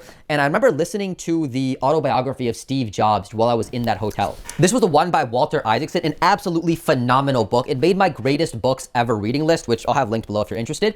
And it was surprisingly quite funny and full of weird twists and turns that you would not expect from a book about a tech guy. Just to give you one example, Steve got kicked out of Apple by their board of directors and he then went to start Pixar. While he's at Pixar, they've elected a new CEO to take care of Apple. Some absolute moron, like balls to the wall retarded guy. So a reporter goes up to this new CEO asking him about some basic questions. How's Apple doing? And he's like, well, so Apple's like a boat, a big boat. And there's a problem. There's a huge hole in the boat where water's coming in. And my job as CEO is to get everybody on the boat rowing in the same direction. And the reporter's like, yeah, but sir, what about the giant hole in the boat? And when somebody told Steve Jobs this, he bursted out laughing. He fell out of his chair. And what a moron this guy was who was running Apple. But anyway, it's now been 4 days in Turkey. My face still looks like this, but I gotta hop on a flight to LA. And you would not imagine the looks people gave me at the airport. I get on the plane, the lady next to me looking at me like, what is this guy? Like, I couldn't even like hide it with like a COVID mask or something because you can't put any pressure on those areas. At 4 days, I still look like a rejected extra from Mad Max. And then like I mentioned earlier, it's very hard to get any sleep on the plane because you can't like rest your head against the sides of the plane seat because then your beard would be touching against them. So I had to sit straight during that entire flight and get zero sleep there. There's already like low humidity on the plane, which already makes your like skin and body feel a bit itchy and weird. Add to that how itchy my skin was after the transplant. Like, it was a tough flight. But then I get to LA, and if I thought the looks I got in Turkey were bad, I got like stares of a different level walking through LA's airport. But to top it off, when I was booking my Airbnb, I don't know what I was thinking. Maybe I had the mindset of, I'm spending so much money on these plastic surgeries. Let me save a bit of money. I'll get a cheaper Airbnb in LA. Who really cares? It's only me. As long as I got a decent bed to sleep in, I'm happy. So I booked an Airbnb in one of the most ghetto parts of LA. And I remember like the look these like ghetto guys on the streets were giving me, looking like this. And then the Airbnb I was staying at was an extension of somebody's home. I was hoping not to like make eye contact or see the homeowner. But of course, the moment I walk out the Uber, they're walking out of their house and they're like, oh, hi, let us know if you need anything. And but then as if this couldn't get even worse, like obviously I got some weird stares at the gym. I still went there every day, keeping it light. But I went at like 3 a.m. because my sleep routine was all screwed up. I needed to do my laundry. And the Airbnb I had, it didn't occur to me to wait, check if it had a laundry machine. So I had to go to a laundromat. I get there via Uber. I show up and they're like, oh, we don't accept card, cash only. I have to walk way across the street to a 7-Eleven, use their ATM, walk back. The whole time I'm getting these very strange looks. People aren't hiding it too in this ghetto area. They're just like, as I'm walking by, I get back to the laundromat. We don't have a way to break these bills. It accepts a $5 maximum. I have to walk back to the 7-Eleven, buy some gum, break that. Some chick straight says to my face, I'm walking by like, what the hell? Anyway, one other thing I should point out here is I'm stopping in LA so I could do an eye consultation for eye-related surgeries and then head home. I was originally a bit bummed out because they didn't have any available dates when I flew back in from Turkey. I had to stay in LA for a week, then do the consultation, then head back home. I would have preferred to just come straight to LA, get it out of the way, then go home and not spend that extra week there. But I'm actually very glad that ended up happening because if I'd gone into the eye clinic with this much swelling, there's no way they could have made a fair assessment on what surgeries I needed done. So that was one positive that came out of this whole experience. Also, for that week in LA, I was working. I had my first meeting that Wednesday with my boss, and I remember I flipped on the camera and he's just, whoa, like that's some crazy zoom filter. And I'm like, no, I had some of these hair transplants done. There's a little bit of swelling and it looks a bit weird, but it'll get better soon. And for the rest of my meetings though, next week, I just just turn my video camera off. Also, at the 1 week, 9 day mark after I got the surgery done, those scabs that formed on my face 2 or 3 days in started to finally come off. They gave me the shampoo to like slowly rub and apply every day, and the bulk of them came off. So I was so happy to finally look normal-ish to most people passing by me on the street. Of course, I still look like pube hair on my face, but we'll cover that later. Hair transplants are also very different from the other plastic surgeries I've had in terms of their recovery timeline. With the other ones I've had, it's like you get a bunch of swelling in the beginning, then the swelling goes down. At that 1 week mark, 80% of it's gone, you look normal. And at the 6 month mark, then pretty much all the swelling's gone. With hair transplants, it takes about a year and a half to see full results. And you go through varying stages where first you get this like pube hair stage, then all those weak hairs fall out, and then they come back and they regrow and this, that, and the other. And during that year and a half, I have had other plastic surgeries done, my eyes, my ears, and a few other things, but I'll cover those shortly. Let me just first give you the results of the hair transplant. So like I said, at the 1 week, 9 day mark, those scabs started coming off, and my skin was still quite raw and pink underneath, both where they put those new hairs in and where they pull them from. And I was left with these pube hairs on my face, these thin, weak, like very not evenly dense hairs across my face that stayed on my face for about 2.5 weeks. After that point, they started to slowly fall out on their own. I remember like the day after I got home from LA, I took out this girl that I liked from San Jose, and she was just staring at my beard and my eyebrow. Like she knew something was off, but she didn't say anything, but it was not fun to have those on your face. Luckily, after about 2 weeks, 2.5 weeks, all of those hairs started to very quickly just fall off, and I was left looking like I looked before I had all these hair transplants done. I actually remember being very worried, like when my hair comes back, will it all just come back looking like that? Did I just screw up this whole thing? But I remember to breathe and just trust the process like the doctors recommended. Also, very importantly, I should mention that for the first 3 weeks after I had this procedure done, I experienced a phenomenon called delayed donor area nerve pain, which is not common, but it does happen to a certain demographic of people. During the procedure, when they pulled out the grafts from the back of your head, the nerves in that area were numbed, irritated, stretched. They were not having a good time. And they now decide, hey, let's wake up. And they do not do it politely. I'll be working on my laptop, doing this,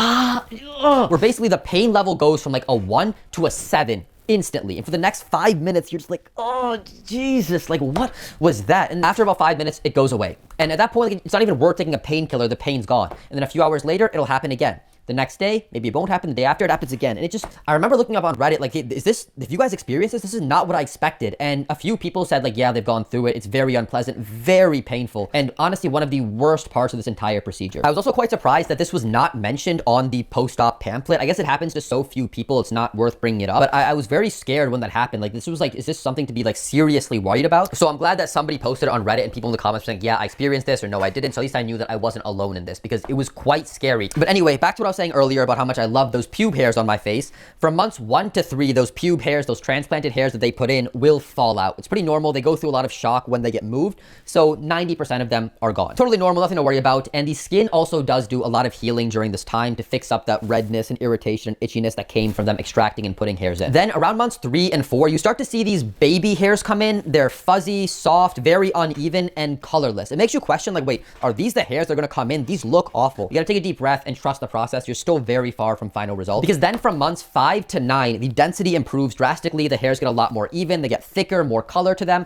It's also at this point where I started having to trim up my eyebrows, because like the eyebrow hair you currently have on your face, it gets to a certain length, about like this long, and then it falls out. Whereas the hairs on the back of your head like keep growing forever. So you have to basically trim them up. Something I still need to perfect, because sometimes when I trim them up, it looks too like thin and see-through, and other times it's like too thick and it looks a bit goofy. So you got to find around and play with how you want to do it. But basically, I'll take my beard trimmer, put it on a 6mm, and then trim up, down, side, other side, and the other eyebrow as well. Takes about a minute, and I do this every 3 days, which is also when I trim up my beard, so it's not too much of a headache to my life. However, I did notice that the hairs they transplanted to my eyebrows, they're not lying flat. So ideally, and the surgeons in the US, the few best ones, do a really amazing job with this, of making the hairs as flat as possible so they match the existing eyebrow hairs. But the clinic, I noticed the hairs tend to poke out more. Obviously, they're not like directly in front of you, but they don't lie completely flat like the existing hairs on my eyebrows. They're more outward, which is not a good look. It's not a big issue because I obviously trimmed them up, and if they get too long, they're already trimmed, so you don't really see that. But I expected a lot better from the clinic on this, and I was surprised at what a poor job they did at making them lie flat. But anyway, at months 10 to 12, which is where we're at right now, you see about 90 to 95% of final results. This is where 90-95% of the hairs that you transplanted are going to show up. The texture's right, they're in the right direction, they blend in very well with the existing hairs. And then over the next 6 months, we'll see those last little 5 to 10% of hairs come in, and we'll achieve the final look. I would sum this process up by first it's scabs, then it's pube hair,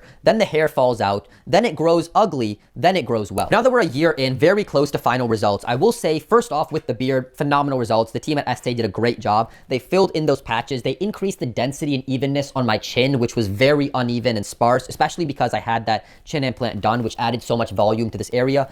100% happy with what they did there. That being said, it's not perfect. The same way some people require multiple hair transplants to get to the density they want on the top of their head, I'm going to require one more beard transplant to get to the density I want in this chin area. It's a big improvement, but it just doesn't match the same density level that's on the rest of my beard. And also because I do trim this area of my chin to be a little bit shorter, because when I have it the longest length, it makes my chin seem over projected because we had the chin implant and the beard hair there. So I trim it shorter, which makes it seem a bit more sparse. So we have to add more hairs there to make it look thicker. But now in terms of my eyebrows, they're good, but they're not great. I don't really love them, but I'm still glad that I got them done. Basically, when I was asking the clinic to make them very thick, I think they went a little bit overboard where they seemed a little too boxy in the front and the edges go down a bit too much. This is more easy to see when I haven't trimmed them for a couple of days, like when I'm on a flight delay or something and I'm in the middle of an airport. I'll throw up some videos of that here. But for the vast majority of my life where I have access to a beard trimmer and a straight razor, I can subtly make little tweaks here and there, which don't even take longer than a minute to do, and they look a lot more natural and a lot better looking. And I suppose you could argue there's a benefit to slightly overdoing them and then trimming them into the shape that you like and plucking them so over time they stay in that shape versus underdoing them and having to go through another transplant process. So I can't really complain too much on this side, but yeah, I wish they were a little more natural looking. But I'd still say that these two, the beard and the eyebrows, were a big upgrade to my face, and I think everybody watching would agree. The hairline, on the other hand, is a bit trickier. Before I had the transplant done, it was very uneven. Like I think the right side was a lot higher up, and it was also receding from the middle of my forehead, which was a little bit strange for most guys. It's the corners that recede up first. I'm very glad that the team at Estee fixed it so the curve is a lot more natural looking and there's none of that unevenness, but the hairline is just too low, which looks very childish, and that rule of thirds, having an equal portion of 1, 2, 3, is essential. It's like a 5 out of 5 importance feature for making your face look attractive, and having a small forehead, especially with chubby cheeks, just is not a good look. In fact, I remember somebody telling me, this really like bugged me more than it should have, was that I don't even have a 4-head. I have a 3-head because I can only fit 3 fingers here and not 4. However, one thing I learned from the LooksMaxxing channel quotes is you can hide a small forehead by just having more going on up here and up in this general top of the head area. He gives a really good example with 2 African-American basketball players. So what I do is every morning after I shower, even after I shower in the middle of the day after a workout, I'll basically just dry my hair and then I'll put on 2 metal headbands and leave those on between like 5 to 10 minutes, depending on the kind of look and uprightness that I'm going for. You'll find that sweet spot with time. But after doing that, while I'm just, putting my shirt on, getting my stuff ready and taking it off, my hair will stay up for the rest of the day. Headbands after showering are just a 10 out of 10 hack. I highly recommend it. If you want like the exact ones I have, they're linked in my kits below, but you can buy any metal set on Amazon and see which ones you like best. And then when I go to my barber, I'll get the top of my hair trimmed like every other time I go and not every time. So basically once a month instead of once every 2 weeks. And then one other thing you can do is instead of getting a bald mid fade, get a plastic half. So you kind of have more going on the sides and the back than you do if it's just completely bald. And in fact, if you want to see if this makes a difference, I filmed this video in 2 parts. So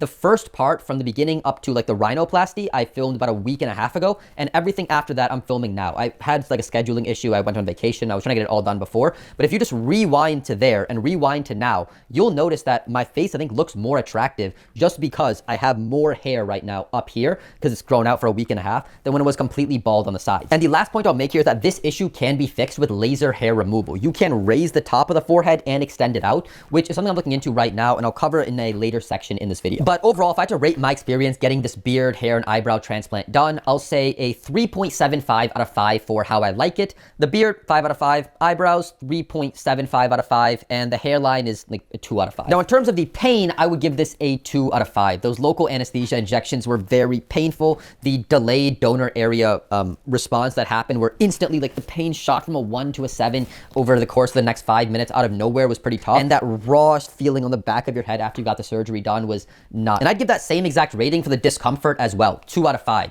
That pressure going on in your face and your head after the procedure, that raw like shock you go through after the procedure, is not something I'd ever want to deal with again. I'd also give a 2.75 out of 5 stars in terms of how long it took to look normal after the procedure. 1 week, 9 days is when those scabs started to fall out, a big milestone. And then a month is about when those pube hairs started falling out. And both of those points, you started to just really have a sense of normalcy. And then obviously I would give a 5 out of 5 stars for the cost. Going to Turkey just saved me an immense amount of money. And then I would rate the clinic Estee medical group as a 3.75 out of 5. Well, there were a lot of things that I liked about them. They're very responsive. I didn't have any issues with getting there from the airport, and they were on top of the whole process from beginning to end. Additionally, it was very nice of them to give me the stem cell treatment and the other treatment for free. I just did not like two big things. The first one was not getting any pushback from them, saying, you know what, I don't think you should get a hair transplant done, or we should only do this little area here so you have good facial thirds. That was a big issue for me. And also with the eyebrow thing as well, them saying, you know what, it's a little too thick and cartoonish. I think you don't want it this much. Let's bring it back a bit, or let's not take it there. And then the other thing was with the eyebrow transplant, these just poke out too much. I was expecting them to be a lot more flat, and I don't think it's an unreasonable expectation. When I look at a lot of the best doctors in America, they keep the eyebrows flat and do a tremendous job. So I can expect that, okay, maybe these are just nurses and not surgeons. The skill level isn't that good, but I expected better from them. Like, it should not poke out this much. But now bringing the conversation back to cost, remember Estee quoted me $3,550 for these procedures, add an extra 3% for credit card fees, and we're at, so far for all procedures in just straight cost, $31,431. But remember, I had to fly to Turkey, I had to stay for an extra 2 nights, but I thought was very necessary because of how much pain I was in, door dashing food. So let's add in another $2,300, making our total cost for all procedures, all expenses so far at $34,631, which is a little more than the cost of a 4-year bachelor's degree in America. But a bachelor's degree doesn't up your SMV or confidence this much. So remember earlier when I was in Argentina, I mentioned that at the same time when I was looking for a clinic to do a hair transplant with in Turkey, I was also doing consultations for fixing my eyes. And this was very tough because very few doctors mess around with the eyes. They are the most dangerous part of the face to operate on, both medically, but also reputationally. Like, just a 1 millimeter difference in your eye can mean permanent unevenness, dry eyes for life, trouble closing your eyes, vision issues, and things just looking off. Whereas if you took something like my chin, it was uneven before I had a chin implant done. When I had the chin implant added, it highlighted that unevenness even more, but you can't even tell it's there. But even the smallest mistake on your eyes will be obvious for life. You can even change your facial expression, giving you a uncanny or surprised Pikachu face forever. There's a reason we put black boxes over people's eyes. They're the strongest identifier of who somebody is. Millimeter, micro changes here or there make a huge difference. If you cover somebody's eyes, you can't tell who it is. If you cover everything but the eyes, you can easily tell who it is. I mentioned this photo that's been photoshopped of Tom Cruise earlier, where all they changed is just the eye and eyelid area. And look at how goofy, dorky, pedophilic, creepy he looks with just a few minor millimeter changes. If you had made those same changes to his chin and jaw area, his forehead, his cheekbones, it would not be anywhere close to the changes you see here. I mean, what's that saying? The eyes are the window into the soul. And in my personal belief, this is like a bit unrelated, but the most unattractive feature somebody can have in their face, besides some like severe genetic abnormality, is scleral show, where the whites under their iris are showing. If you think about that, what does it actually take to have scleral show? Literally a 2 millimeter change to this outer corner of your eye, or a 2 millimeter drop on your eyelid. That's it. Just that tiny 2 millimeter change, and you go from like Chad to Chester. The eyes are huge, which you probably already know. There's a reason why it's like a meme in the black pill of having hunter eyes, because it really does just make or break your face. Nothing matters if you don't have a good eye area. So there's only a few handful of doctors who do cosmetic eye work around the world, and you better believe that these guys charge big bucks. I mean, it's anywhere from $300 to $1,200 just for a consult with these guys, just to sit down with them for 25, not even them, sometimes it's literally just their nurse, but that much money just to see if you would be a candidate, be able to get surgery with them. So I've been doing a lot of research online, and I filled out a consultation form for Dr. Cami Parsa based out of LA. I heard a lot of good things about him on Reddit, and I mentioned in the consult form, like, I want to fix my negative canthal tilt with a canthoplasty. I want to fix this under eye hollowness with either an infraorbital rim implant or some sort of tear throw filler. And I want to fix these like fat sacs that are on my eyebrows. So I ended up paying a few $100 to FaceTime one of his nurses. And during the call, she basically just said first thing that, oh yeah, we don't do canthoplasty. And I remember being like, well, hold on a second. I filled out on the form that I wanted a canthoplasty. You list canthoplasty as a procedure you do on your website. Why would you accept this consultation knowing you don't do the main procedure I'm interested in? Maybe I was in a bad mood that day, but like that really just ticked me off. It seemed like a very scammy business practice to put out a procedure, put out testimonials for it, put it on your website that you don't even offer, and then accept consult. I don't know, that maybe he hadn't updated the website, but it still hasn't been updated. And then a few days later, I got a message from her saying that, oh yeah, the doctors would recommend you for anything. Have a nice day. So I was looking into a surgeon based out of South Korea. I was looking into Dr. Eyebrow based in San Diego. Both of them had good testimonials for canthoplasty, but they didn't have a ton of them. Again, this is a niche procedure. It's the eyes and all that stuff, but I really wanted this procedure done. I knew fixing my negative canthal tilt would transform my face.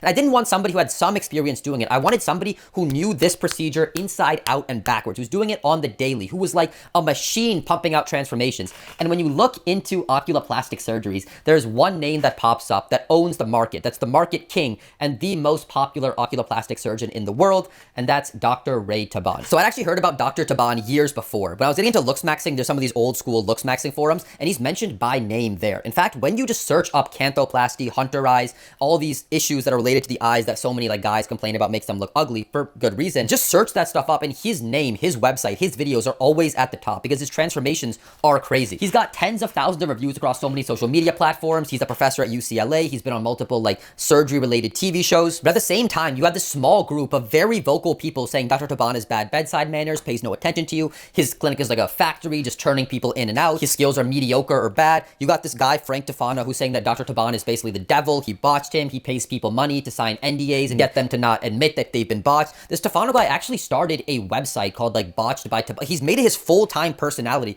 just to hate on this doctor. So on this subject, there's two very important things that I've learned that I want to bring up here. And the first one is when you're at the top, people will just throw shots at you because you're above them. It's like what Alex Hormozy said, which is that when you're at the bottom, people root for you because you remind them of their dreams. But when you get to the top, they want to tear you down because they remind you how you failed at them. There is a sad reality that when you're very successful, people will hate on you just to try to raise their status and lower yours. But the other very important thing that I've come to learn as I've studied plastic surgery and gotten so many of them done is that every single doctor that's out there, he'll have thousands of reviews saying he's amazing, he's great, I love his results, this, that, and the other, and a few people saying that he botched me, I can't leave the house anymore. The reality is a surgeon can perform the exact same surgery on 1,000 people, and 2 of those people will just have like some issue where their body rejects the implant. They basically calcifies where like bone grows around it, which makes it look overly large. Your body tries to push it out as a self-protection mechanism, and it just turns out deformed and botched. Or maybe 2 of those 1,000 people have some weird blood clotting issue they never knew about, which causes them to get botched or look very strange, or the nerve in their face gets damaged, so they're not able to smile or move or whatever. Or maybe 2 of those people didn't follow the doctor's post-op instructions. They had surgery done. The next day they're surfing, they kind of hit it weird, it looks off, and they claim, oh, the doctor did this bad, try to get a free revision. Or maybe it's just God. Everyone's got their favorites, and maybe you're just not on his list. He has to teach you some divine lesson to... Or maybe the doctor did just make one mistake out of 1,000 people, and you look a bit off. We all make mistakes. I worked as a software engineer for quite a few years now. The other day, I'm trying to figure out, why is this not working? Why am I getting this error? I can't spend 20 minutes trying to debug. Why is this happening? It goes, oh wait, I'm not on the corporate VPN. Of course, I can't access these sensitive files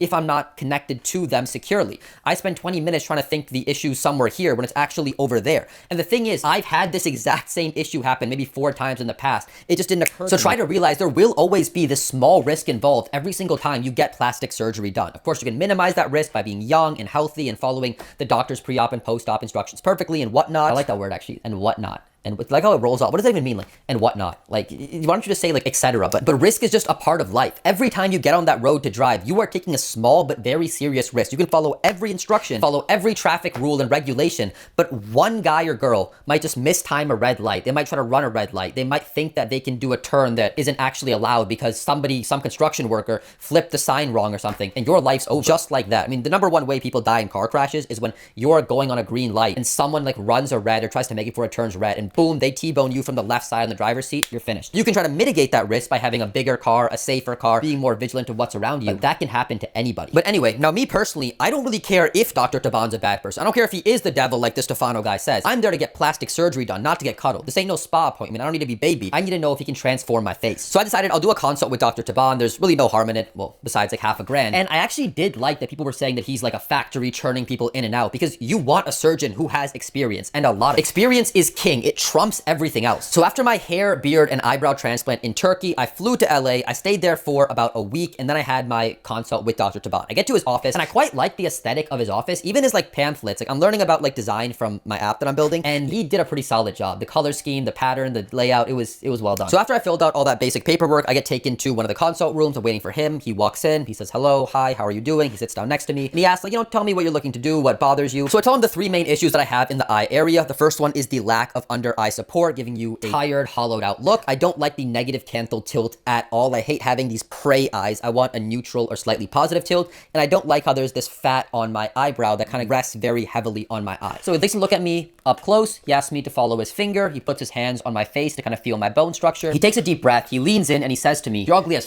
out of my office. No, he says that, look, your under eye support is actually quite decent. I would not recommend you for an infraorbital rim implant. We can maybe do something with fillers once you have some of these other surgeries you're interested in done. As for the negative canthal tilt, he says we can raise the outer corner of the eye by 2 or 3 millimeters to make them a lot more symmetrical and get you to a neutral tilt. However, if we do that, we will also have to do a procedure called lower eyelid retraction, because if we just raise the outer corners, the lower eyelid stays in the same spot, and that would cause scleral show, where you see the whites under the iris, which is absolutely disgusting, one of the worst features you want to have. So we're going to raise this outer corner, we have to raise these under eyes as well. And then he said we can also do an upper blepharoplasty for men to remove some of this excess fat and skin above the eyelid. He also mentions that for men, we don't want to be too aggressive with it, because if there's too little of that sort of heft above the eyes, it looks quite feminine. So he either removes just the skin or just the fat, one of the others. He did mention though that since I just had the eyebrow transplant done, there might be some swelling and inflammation in this area. So to send him a picture in 2 weeks to see if I'll still be a good candidate for that upper bleph. And then he said, look, you're a good looking guy. All this stuff is optional if you're interested in it, but none of it is necessary. And he made me feel quite relaxed and taken care of. Like, he really understood what I was saying and wanted the best for me. So I was surprised there were some of these like negative, hateful reviews out there saying he was the exact opposite. I even like left the consult room and I'm like, wait, I have one more question. He's like, oh, you know, no problem, step back in, which I quite liked as well. I was definitely a bit bummed out that he didn't recommend me for an infraorbital rim implant. I hated that I was at this weird in-between stage where my under eye hollowness was bad, but not so bad we can fix it and make it great with surgery. Basically, I wish I was just slightly more ugly so I could become better looking. And this is like some incel level mindset to have. Like, I'm like, if I was more deformed, I could glow up harder. But anyway, I left LA for San Francisco that evening with a quote of $15,000 for the canthoplasty, $5,000 for the upper blepharoplasty, and $5,000 for the facility and anesthesia fees. Now, I've said this a few times before, but I'll say it again. I was very scared to get this new set of plastic surgery procedures done. I remember thinking like, oh, this is so much money. What if I get botched and I need another 25K to fix it? What if that doesn't fix it? I need more surgery. And I remembered again, every time I had that fear, that where my stomach would tense up, my face would get worried, I remember thinking, hold on, every single other guy in my exact same position is feeling that same level of fear that I have, that risk of, they don't want to do it, what if it ends up bad? And that's why they stop. That's why they don't win, because they can't push through that fear.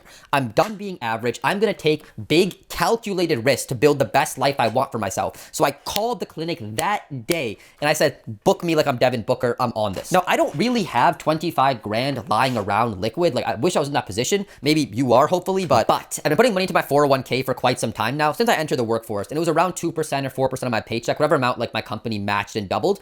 So I decided to pull out 30K from that. I pulled out 30 because like you have to keep 20% of it separate to pay your taxes at the end of the year. And there's like a 10% penalty fee. Call it the black pill tax. We lit. I got 25K in my checking account now. Now at this point, around half of you watching think I'm a dumbass and I'm irresponsible for doing this, and the other half of you have already commented that like this is such an irresponsible move. You're pulling money from your retirement that might be worth like $500,000 when you retire, spending it on unnecessary, risky, cosmetic plastic surgery. And to those people saying that, I want to make something very clear. I think you should keep saying that. I think that is generally good advice to give out to the vast majority of people. Think about your parents. You don't want them taking unnecessary large risks with their retirement. Even the kids who are your age, maybe in college or high school, or maybe they've been in the workforce for quite a few years now, you would want them to keep saving money for retirement and plan ahead for the future, because they don't know what it holds. Especially with the new rapid changing world that we're in with AI and tech and deep fakes. Like, who knows what the future can hold? You should have that retirement on you just to prepare for the future. But here's the disconnect. I'm not most people. I'm not Mr. Average, median, live a decent life, work a 9 to 5 and find the misses at a bar and go out and have cigarettes and alcohol with my homies while watching the game. And if you're watching my content, you're on self-improvement, you want to transform your life for the better, you're not either. I'm different. I'm exceptional. I'm about it. I'm a cleaner. I see people my age making $50, $100, $200, $1 million a month, and I don't think they're any different from me. They don't have wings on their back. They're not angels. If they can do it, so can I. I will be filthy rich one day. And I don't mean like one day when I'm 85 years old and my balls look like raisins. I mean like one day sometime very soon. Now you can say that I'm arrogant. People who watch my content are arrogant and we don't know what can happen in the future. No, we don't. But I know me. I have immense self-belief in what I can do. I know I wake up every day at 3:45 a.m.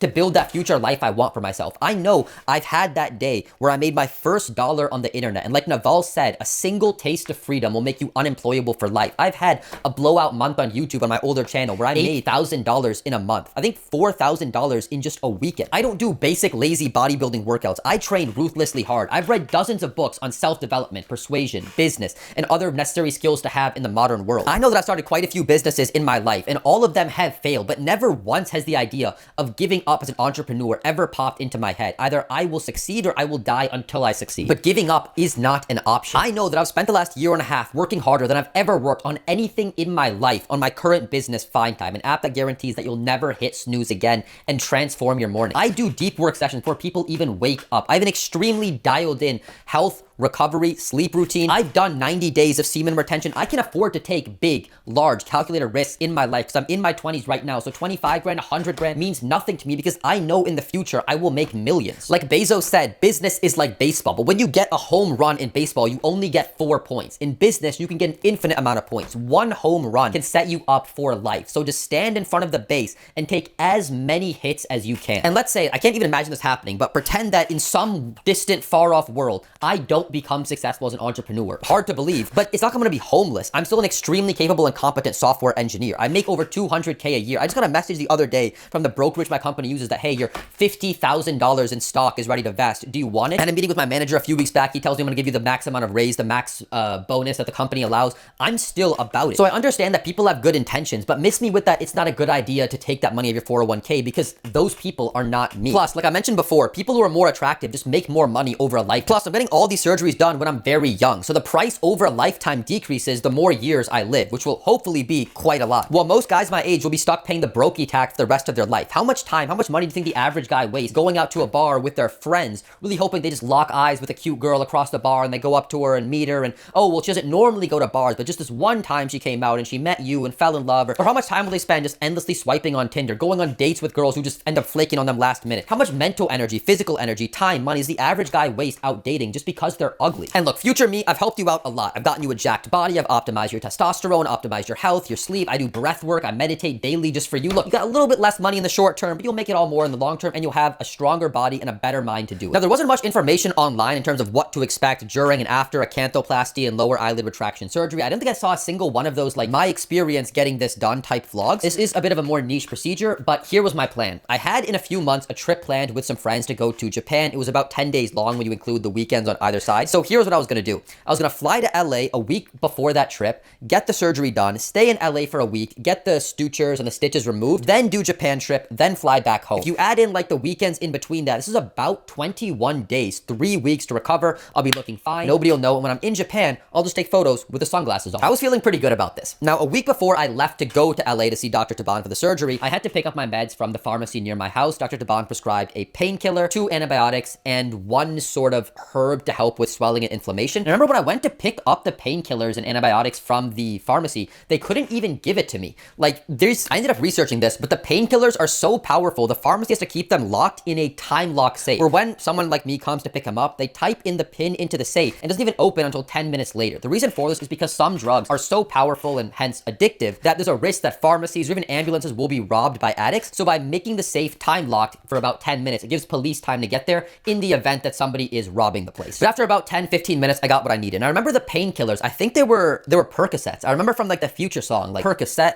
Molly Percocet, chase a check, never chase. And I remember reading these Percocets are so crazy because not only do they turn off and reduce your body's pain receptors, they change how your brain perceives pain. If you take a bit too much, you get this like warm, euphoric, floating feeling, which is where the addictiveness comes from. Anyway, I told my mom I'm going to LA for a couple days before my Japan trip to like meet a friend in the area. And this time I booked like a much better Airbnb, not one in the ghetto. This one was pretty close to Beverly Hills, where a lot of the plastic surgery offices are and where Dr. Taban's office is. I get there the day before the surgery and I start prepping for it because I had this fear of what if my eyes get so swollen or closed I can't like see what's going on. I don't have to worry about door dashing food if I can see my phone or going out to get some. So I basically ordered in like 20 Jamba Juice smoothies, 30 beef tacos, and a little bit of ice cream. I actually barely fit it all into the fridge and the freezer. It didn't occur to me that I have a limited amount of space. Then the next morning, I take an Uber to the general area Dr. Taban's office is in, and I stop at some like overpriced Beverly Hills brunch spot. Dr. Taban's recommended having a light breakfast, and I saw the most like iconic, like typical scene you would expect of like some bimbo liberal woman with a fluffy dog in her purse and Ken husband, boyfriend with his like bleached hair and clearly like overfilled face talking about like, oh, maybe he looked kind of gay, so I was kind of, are they even together? And he's talking about like, oh, like, did you hear what Trump did? And his like super high-pitched voice. It was like a very typical scene. Like, stereotypes exist for a reason. Also, I lied. I did not take an Uber. I took a Waymo to that area. Huge difference. I heard a lot about these self-driving cars. I'm like, you know what? They have them in LA and I never got to test them in SF. Let's test them out. So I tried it out the day before the surgery to go to the gym, and I was mind blown at how good the self-driving was. They picked me up at like a spot where there was like a school zone, so there was a lot of chaos and kids crossing the street and those crosswalk guys with their sign up, and it It did a phenomenal job driving. I was very impressed. And you can also like actually relax in this car with nobody else in it, put your own music up, kick the feet up, and it was just such a pleasant experience. I'm telling you right now, once you get in one of those cars, you will never get into an Uber again if a Waymo's available. You could even like change the location halfway through. They're not asking you for a tip. They're cheaper than the Uber. Like Uber drivers, they're coming for your job, because anybody who gets in one of those cars, they will never ride with you again. It is just too huge of an upgrade. I remember having a very introspective moment in that car where I'm like, hold up, I'm taking a self-driving car to get my eyes raised 2 millimeters before I fly across the world in a metal tin at thousands of miles per hour to see a different part of the world just because I want to. Like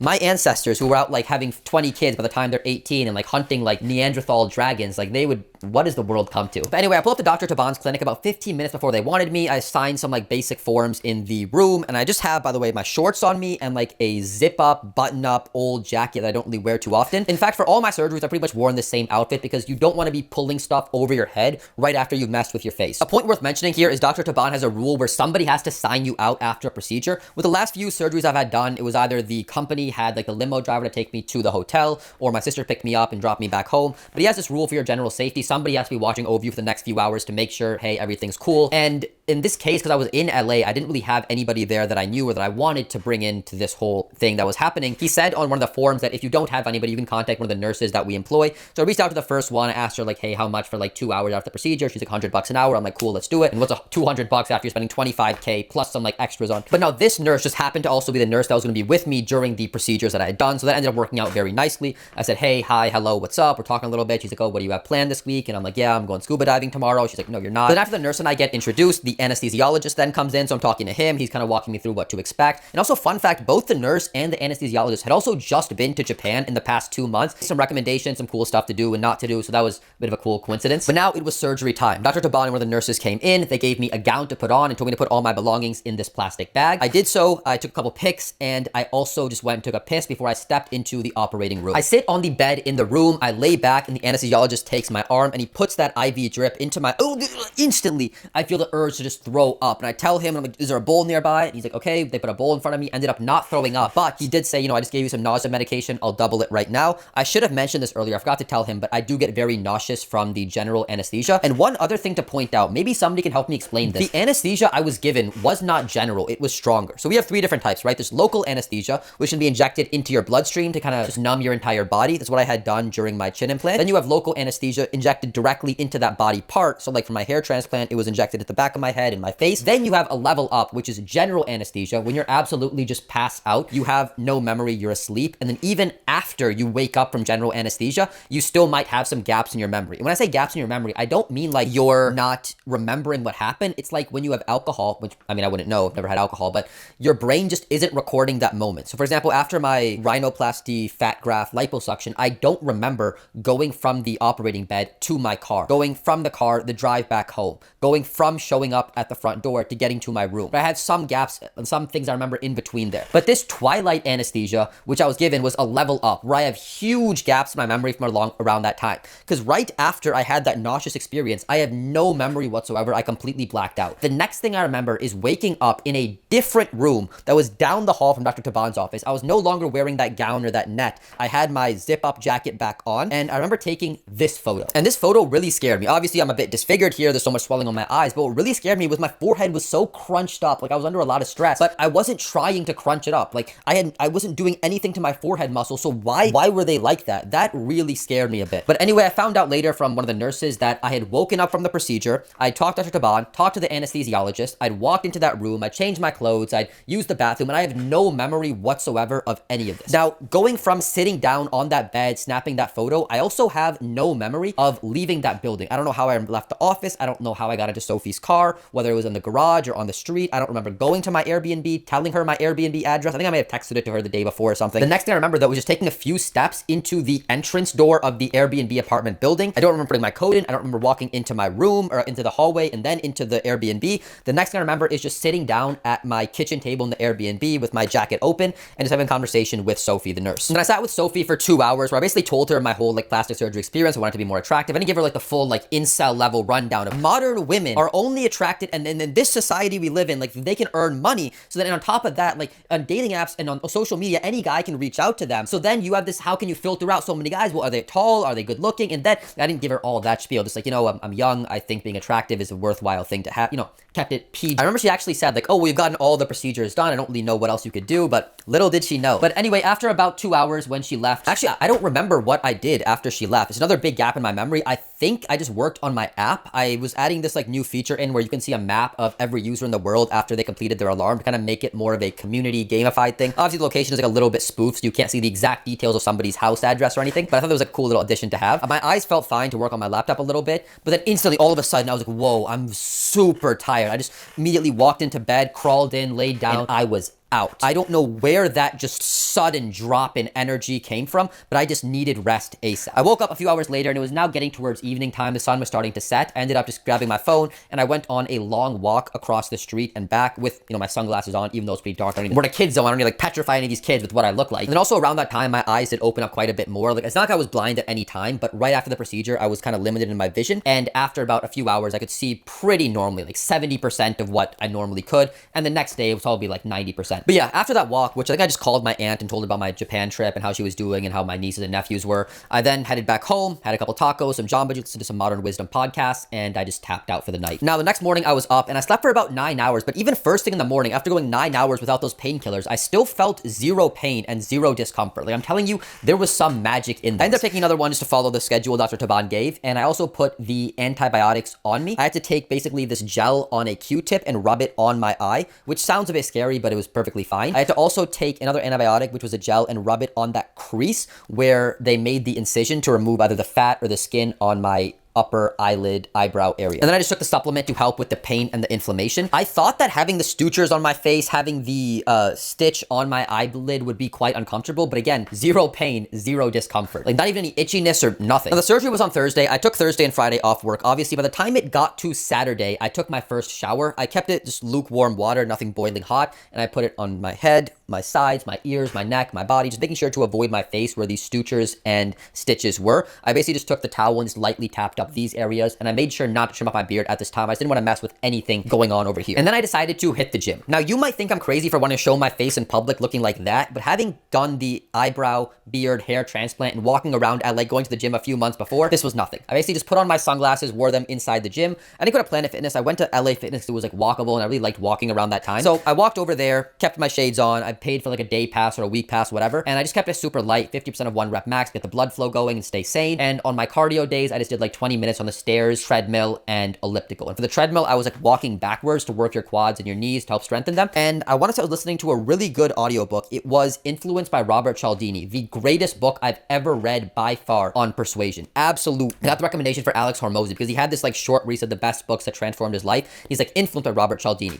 Persuasion by Robert Cialdini, 50 Ways to Yes by Robert Cialdini. I'm like, who is this Robert Cialdini guy? I read Influence. I'm like, yeah, I know why Hormozy recommends them now. Like, he is on the money. I highly recommend the book Influence. It also made my greatest books ever reading list. Even if you're not into persuasion or entrepreneurship, because it will transform your life for the better. There's so many actionable takeaways in it. And surprisingly, for a business persuasion book, it's more entertaining than you might think. But anyway, as the week went by, I started upping my intensity in the gym a bit more. Of course, nowhere near 100, 90, even 80% of my 1 rep max, but just upping it a bit. I remember the one guy came up to me in the gym and he's like, the last time I looked like you, I got into a car accident. Thanks, man. Appreciate that one. And then after my gym workouts, I would just walk around Beverly Hills. One of the best parts of like this post-surgery experience is being able to walk around so much. I think it's pretty underrated. Like, it's quite pleasant to just walk out, and it is surprisingly incredibly powerful for longevity. It beats weightlifting and it beats high intensity cardio workouts. Just walking more, movement in general, will make sure you live longer. So one of my resolutions for this year is to get at minimum 10,000 steps per day, which isn't too hard. Maybe halfway through the year, I'll up it to 12,000 or something of that sort, because just walking more has a ton more health benefits than most people realize. No one really gave me too many interesting looks because obviously Beverly Hills is known as a plastic surgery hub. And I even walked into some stores. I walked into the Lucid dealership, check out their cars, and no one really paid too much attention to the fact that I had some sutures on my face. But obviously I always left the sunglasses on just to not traumatize anybody. The one thing that I did notice that surprised me quite a bit was how tired I was during this week. Sure, I would wake up, get a light breakfast, hit a gym workout, and, you know, walk around a bit, but all of a sudden, instantly, I would feel this wave of tiredness just wash over me where like nothing in the world mattered more than rest and sleep. If I was out about on the streets, I would literally just pass out on the sidewalk. Of course, I was at home and I wouldn't actually do that. It was amazing how tired I was. I was sleeping 9 hours a night. On top of that, taking 1 to 2 of these 2 to 3 hour naps a day. So I was pretty surprised, like, why is this the case? I talked to Dr. Bond about this later. Like, yo, those are some strong, like, painkillers you gave me. I was exhausted this whole week.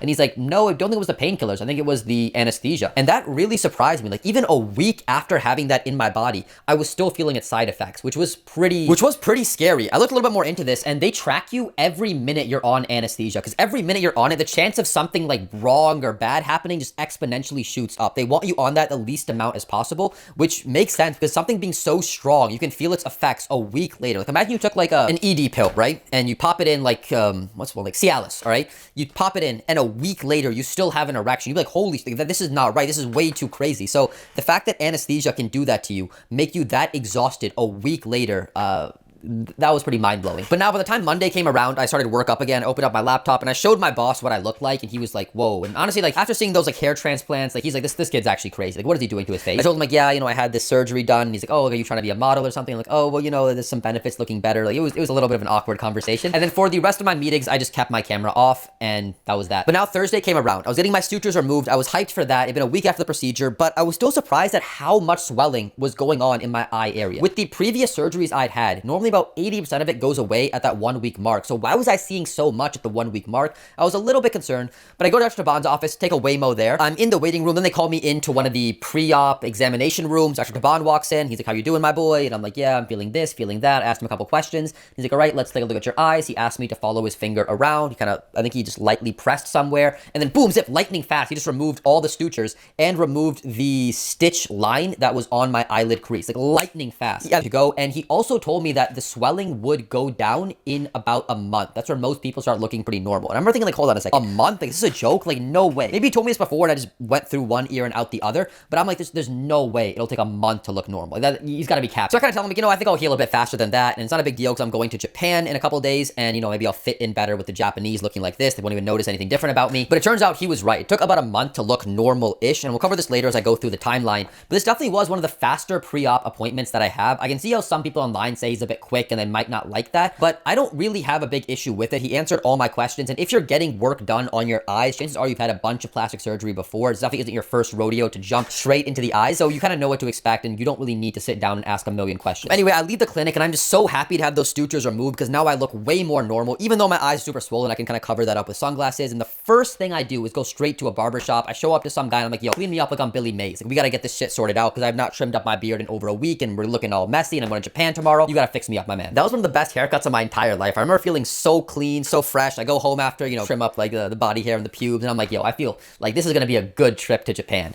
And sure enough, the next day I hop on a flight and we're headed to Tokyo. And 12 hours later, I'm off the plane and in Tokyo. It was a direct flight. I flew Zip Air, which is a very good budget airline. I don't mean like Spirit budget where, yeah, it's a bit cheaper and you can hop on. I mean like seriously, like, whoa, this is crazy cheap kind of budget airline. And I was feeling quite good getting off that plane. I believe there's two main reasons for this. First of all, when I was on the plane, I didn't watch any content visually like a video. I just had podcasts or audiobooks in, and I think doing that, where you're not straining your eyes from looking at a screen for 12 hours straight, makes you sleep better, makes you be able to think better and relax a lot more. So I'd highly recommend just avoiding just movies all the time on planes. Try to stick with audiobooks or podcasts at least half the time. And secondly, I don't eat when I'm on a plane at all, ever, period. Just never worth it. Gases expand in the air. It's some crap food, it's sugar in it. Just don't eat on a plane. And I also avoid eating a few hours before a plane ride, preferably the whole day. Like, worst case scenario, you go work out early morning, you get some protein in after, you don't eat for the rest of the day because you're flying. The next morning, you get to eat a bigger meal. Like, the world's not going to end. Your gains will still be there. You get a bigger meal the next time you eat, which is a huge plus. Like, I don't think people realize how much eating around planes screws up their body. The only downside on the plane and the airport was you can't wear, I mean, you could wear sunglasses inside, but that looks pretty sus. And my people don't already have a very good history around planes. I don't attract any attention to myself. So if you know what, keep a low profile, don't bring up any attention to my eyes, just, you know, go find my... Boom, the second that door opens and I'm able to see the general area outside the airport, an entire news crew is there with their camera pointed directly at me. Some guy walks up to me with a microphone saying, hi, hello, where are you from? What brings you to Japan? What brings you to Tokyo? And asking me all these questions. I'm like, bro, this is not the time for this. I cannot think of a worse possible time to get interviewed. Basically, some company just asking foreigners like why they chose to come to Japan for some like Japanese TV show. So somewhere on the internet is me getting interviewed looking like an absolute mess. I then walked over to where some of my boys always were. We all planned our flights generally arrive in the same time window, so we would all take the subway or an Uber together to get to our Airbnb. They saw me and the first question they asked was like, did you just get into a fight? And I didn't want to tell them my entire plastic surgery, like, and that's why I'm an incel, because women, and in fact, at this time, I wasn't sure if I wanted anybody to know that I had all these procedures done. I'll cover why I made that decision later on in this video. So I just told them that, yeah, there's a lot of this fat on my eyebrow that was bothering me, so I just had this like procedure done called an upper bleph. Super simple, just remove some of that fat. I had that procedure done 2 days ago, which is why the swelling is so bad right now, but I'll get all the inflammation, swelling will go down super fast, so don't worry about it. Anyway, how about them Yankees? How they doing this year? One of the guys was a med student. I think he definitely knew something was sus. Like, there's no way you get this much swelling and inflammation, especially in this eye area from an upper bleph, which is on your eyelids, but he didn't say anything, so I appreciate that. But I spent 10 days in Japan. I visited Kyoto and Tokyo, and I had a very pleasant trip. All the details on best places to go and eat and fun activities to do is linked in my travel guide below for best places to live and travel to. I made my own guide because I got really sick of people who just put out like, oh, when you go to this place, you should eat food. When you go to that place, you should eat food. It's like, how much food can you eat? And like, you can only have 3 meals a day. Like, if you're on animal-based carnivore, you generally want to eat healthier food. So it's one of my pet peeves. Like, come on, like, find some fun activities to do besides just eating food.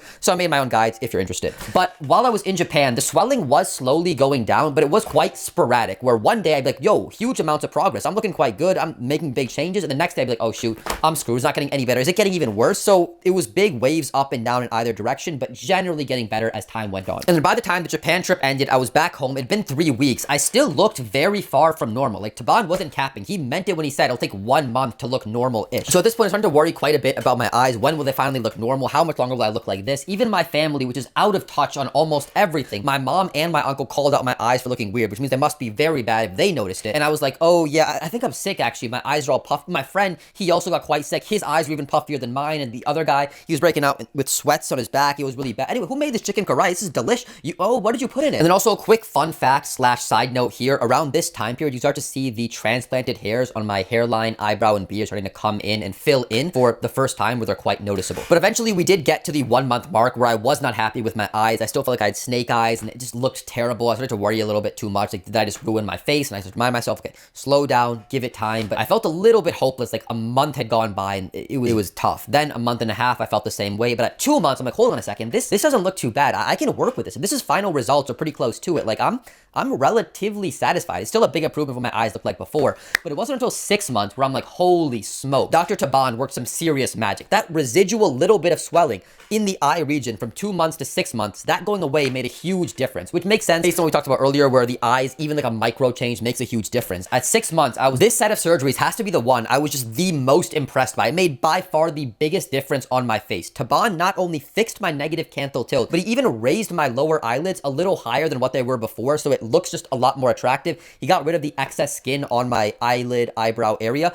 and even that scar that he made is literally invisible because it's on that crease. Like, every penny I paid for this was well worth it. Few very important points that I want to mention here though. First of all, remember back when I mentioned that one of the things that I didn't like about my eyes was the hollowness underneath them? Dr. Taban said, once you have a canthoplasty and these other surgeries done, then we can talk about fat grafting or injecting fillers into this under eye area. When I had my 3-month post-op consult with Dr. Taban, he looked at them again and he said he does not recommend either in that case. And even 2 other surgeons I consulted with, they both said the exact same thing. They do not recommend putting fat or filler in this under eye area. And the main reason for this is it is a very thin and very unforgiving area. The reason why they don't recommend fat is because I naturally have big weight changes throughout the year. So when I'm cutting, I'll go as lean as 172 pounds. When I'm bulking, I'll go as heavy as 205. That's a big fluctuation. So if I inject fat from my abdomen in this area and then I lose 5 pounds, 10 pounds, it can make that area seem very puffed up and inflamed and look pretty awful. It might look great at that current weight I was on, but once I lose weight or gain weight, it can look much worse. And from what I understand, this same concept applies to something like a BBL. When you inject fat from your abdomen into your ass and then you lose weight or gain weight, that fat will stay the same, which can actually make your physique look much worse. So why they recommend that women, if they get a BBL, to stay at that same weight consistently. If you have weight fluctuations, fat grafting only works well on certain areas of your bodies. The cheeks, for example, are very forgiving when it comes to these weight changes,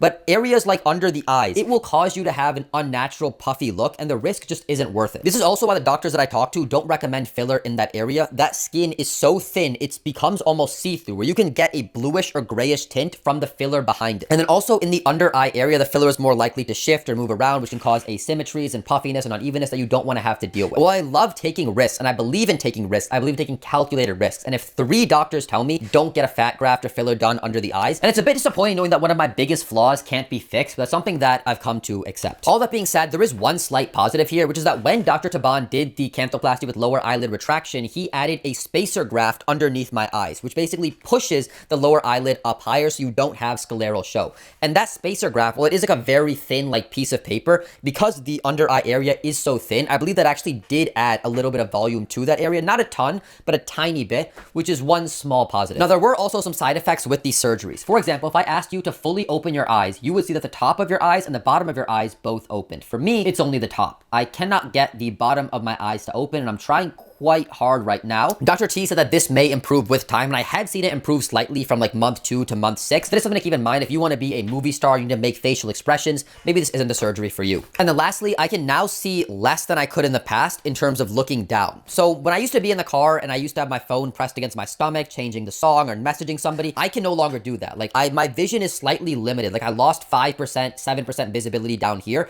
and I have to raise the phone a few inches higher. And the obvious reason for this is because the lower eyelid retraction raised my lower eyelid to be slightly higher than what it was before, which also got me thinking, like, is this what like Chinese and Japanese people see? Like they just have less vision at the top and bottom of, I think it's true. Like if that's the case where they have like thinner eyes, I think it's true they would also have limited vision. But overall, if I was to rate all these procedures, I would first say 4.75 out of 5 stars for how my eyes turned out. Absolutely phenomenal. Just completely transformed my face for the better, like nothing else. A larger improvement than any other group of surgeries I've ever had done. This is really phenomenal work. The only small issue I have is that I think on my right side, the canthal tilt is just a little bit negative, or when I'm more tired towards the end of the day, I notice it tends to be a little bit more negative. We could have just raised the eyes like 0.5 millimeter, 3/4 of a millimeter a bit higher. That would be a bit of a better result. Of course, I am nitpicking quite a bit here because any other procedure I got done on my face had that tiny of a margin of error. I wouldn't care at all. I wouldn't even notice. The eyes are just such an intricate reason where you notice these microscopic changes. Then in terms of pain and discomfort, I would give both of them 5 out of 5 stars. I felt 0 pain during the procedure or 0 discomfort during the procedure because I was under the twilight anesthesia,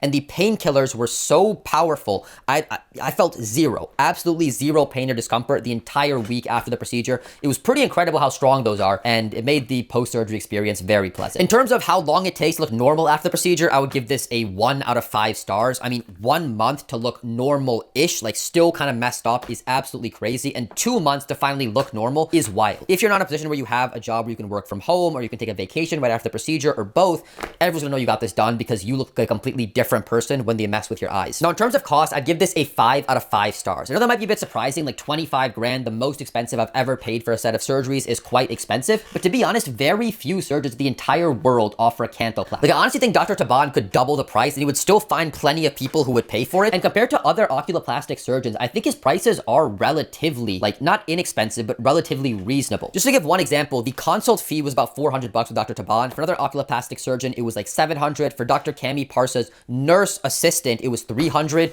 So I think his prices are reasonable, and for the value I got, like the biggest transformation to my face, the eye area, such a big, immense difference, for 25 grand, I think that was well worth it. Every penny I paid, I'm glad I did. And then I'd give Dr. Taban 5 out of 5 stars. I liked him during the pre-op. He answered all my questions. He seemed pretty thoughtful and wanted the best for you. I can see how some people might not like how during the post-op, he moves pretty fast and he does have a lot of people scheduled, but I'm there to get surgery done, not get a therapy lesson. I think he's a very good surgeon, and I'm glad I went to him. So 25 grand for the surgery, $200 to have the nurse there after the surgery, which was required in order to have the surgery, and that takes our straight cost just for all the surgeries I've had done so far to $56,631. But now remember, I had to stay in LA for 2 weeks, 1 week after the surgery and 1 week when I was getting the consultation done. And LA is not a cheap place. Like, you spend money without even trying to spend money. So even if you try to be financially conservative, you're not a big spender, money adds up pretty quick. So I would add in about $2,200 for extra costs. Most of that was just the Airbnb because it's an expensive place real estate wise. That takes our total cost, all expenses, all surgeries, everything all in, $62,031, which equals out to about the cost of a Tesla Model Y, the down payment of a house in one of the Rust Belt states, spending around 2 years of your life living a very pleasant life in South America without needing to work, or a major home renovation like the kitchen. This was a surgery I was the most scared of, so I'm very happy it turned out well.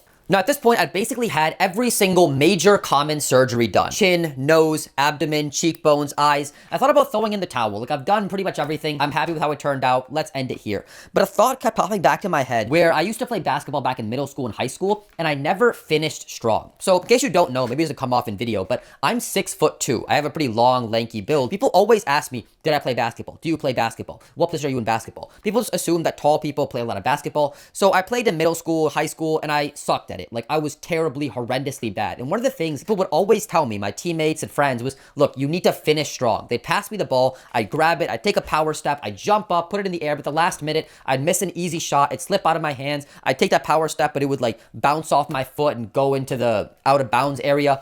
And that wording always stayed with me my entire life. Finish strong. When I got older and I was hitting the gym and I'm like, it's been a long workout, I'm feeling all pumped up, I'm a bit tired, I kind of want to skip abs, I don't want to do any of that stability, stretching work, I would remember finish strong. When I was writing a really good essay for college, I mean, this is pretty good, I'll submit it, I already have an A in the class, and it's a nice thing. I'll remember, wait, it can be a little bit better here and here, just finish strong. And that wording has really propelled me to live a much more successful life. So as much as it sucked being humiliated and being one of the worst players in my school on the basketball court, I'm glad I learned that lesson. So I was checking that mural board I made when I first started down this whole hardmaxxing plastic surgery journey, and I realized there was one flaw that I haven't addressed on there, and that's my chubby cheeks. You see, my whole life, even when I'm at my absolute lowest body fat, 8.5%, 9%, from either cutting down super low in the gym or back when I ran cross country and track, I never had those hollow, concave, dovetailing cheekbones ever. Best case scenario, my cheeks were flat. Worst case, for most of the year, they were quite puffy like a squirrel. So unless I planned on doing meth or having a consistent diet of cigarettes every day, I was never gonna have that naturally. I've tried my best to hide this. I've grown a beard with a straight, sharp line that I trim up regularly. I've had a hair transplant done onto my beard to make my beard even thicker. I have a winged chin implant to just accentuate the jawline. But I've just learned that everybody carries fat in slightly different places. For example, one of my high school friends, we actually just grabbed Pakistani food like 2 weeks ago.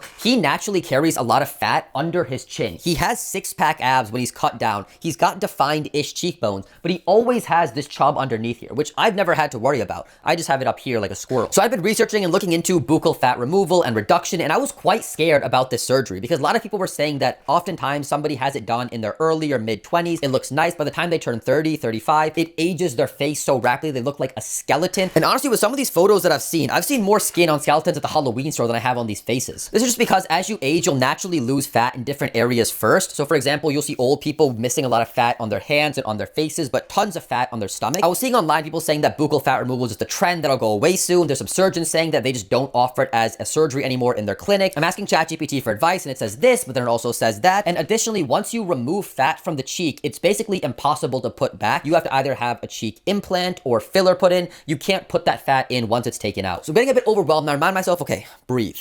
If I don't have the knowledge, what do I do? Pay for somebody who does. Because one thing I learned in business is there's two ways that you pay for something. One, in money, or two, in experience. And I don't want to learn this lesson the hard way of, oh, now I get buccal fat removal, having done it myself and screwing it all up. So I decided to book a consult with Dr. Sagar Patel in Beverly Hills, California. The reason why I picked Dr. Patel is because I'd seen a lot of his content on social media, especially YouTube, which is the platform I just use the most of. And he'd answered a lot of the questions that I had in my head about a buccal fat removal. I'm also saying right now, this might not be the best way to pick a surgeon. Like imagine somebody asked you like, hey, why'd you pick that surgeon? Oh yeah, he's funny on YouTube, so I let him cut me open. He also posts the price of all of his procedures online, which I've seen very few surgeons do, and the buccal fat is just $5,000. But Dr. Patel had also done a crazy amount of these buccal fat reductions, so it was nice to go to somebody that specializes in this. I sent some before photos, set up a consultation, and we talked over the phone via FaceTime. And then during the call, I'm talking to him, explaining what I'm looking for, the results I want, and some of the biggest fears that I have. And he says, look, first off, man, which I didn't tell him my gender, by the way, you gotta be careful with that stuff in California. You misgender somebody, whole career could be over. He explains to me that basically you're a man, and men have thicker skin than women. And I remember Dr. Bachelor saying the exact same thing. And because you have thicker skin, there's less of a chance of that over-hollowed skeleton look. Secondly, my ethnicity is South Asian. My parents are both Pakistani, and we tend to lose less fat on our face compared to other ethnicities. And third of all, I've already had a winged chin implant put in, which adds a lot of support to the lower third of my face. So that prevents skin from drooping down and looking bad in the future. So he explained that based on these three criteria, he would recommend me for a buccal fat reduction, and not just any regular one. He recommends being aggressive with it, ripping out as much of it as he can, ripping it out like, what's a good, I'm trying to think of a good joke here, like rip it out like, chat, help me out in the comments below, rip it out like a liberal rips out her baby. Anyway, when you set up a consultation call with any surgeon, you have to tell them all your medical history, so you've got all your bases covered. At that point, I had like 9 plastic surgeries done, and he kind of explained that, yo, you've had a ton of these done, including like hair transplants, which can be quite painful. This is as simple as basically dental work, shouldn't worry too much about it. And I didn't really believe him when he said that, like, come on, like dental work, plastic surgery, these things are miles apart. So I ended the call with Dr. Patel feeling a lot more confident about this procedure, knowing based on my stats that I would be recommended for it. He doesn't recommend a full-on removal. You want to keep a little bit of fat in there for contouring and better aging, but we're being very aggressive with it. I still felt a bit nervous, like what if this goes wrong and I get botched and this, that, and the other, but at this moment, you just have to trust the surgeon. He recommended it, let's go with his recommendation, and I booked the surgery. Now, at the time I had that consult with Dr. P, I was already planning on living abroad in Brazil in November and December of that year. I also had a wedding to go to right before that Brazil trip. So my plan was I would fly to LA, get the procedure done, stay in LA for a week, let 80% of that swelling go away, then go to the wedding. Sure, a little bit of swelling's still there, but I'm losing fat, so I should still look good. And then from there, I'd fly to Brazil, and Bob's your uncle. The only issue with my plan was the date availability. I'd planned this whole thing pretty last minute, and there was no dates available before my trip to Chicago, so I was a bit bummed out. But at the last minute, the nurse called me and said, actually, somebody just pulled out. We have an availability the Tuesday that week. I had the wedding on a Friday, and I was a bit worried because Tuesday, Friday is only a couple days of gap in between that. I was seeing videos of people turn into literal, like, gigantic megamind chipmunks after getting a buccal fat removal or reduction done. I was worried I'd look like that at a wedding. I can't be seen like that. That's going to be sus. But this was the only date that was available before my Brazil trip. I didn't want to get it done after. I'm a little bit impatient, so I said, screw it. I'll book it. If I'm a bit swollen, I'll just tell my family that, yeah, I had some, intense boxing, whatever, so that's why my cheeks look like this. And that's what I did. I arrived in LA the day before my surgery, and I stayed at the same Airbnb I stayed at when I got my Canthoplasty done. All the details on those locations and all that stuff is linked in my HardMaxxing guide below if you're interested, completely free. And then the next day of the surgery, I take a Waymo to Dr. Patel's office. Absolutely love those things. I bet the guys watching with the cameras were like, ah, shit,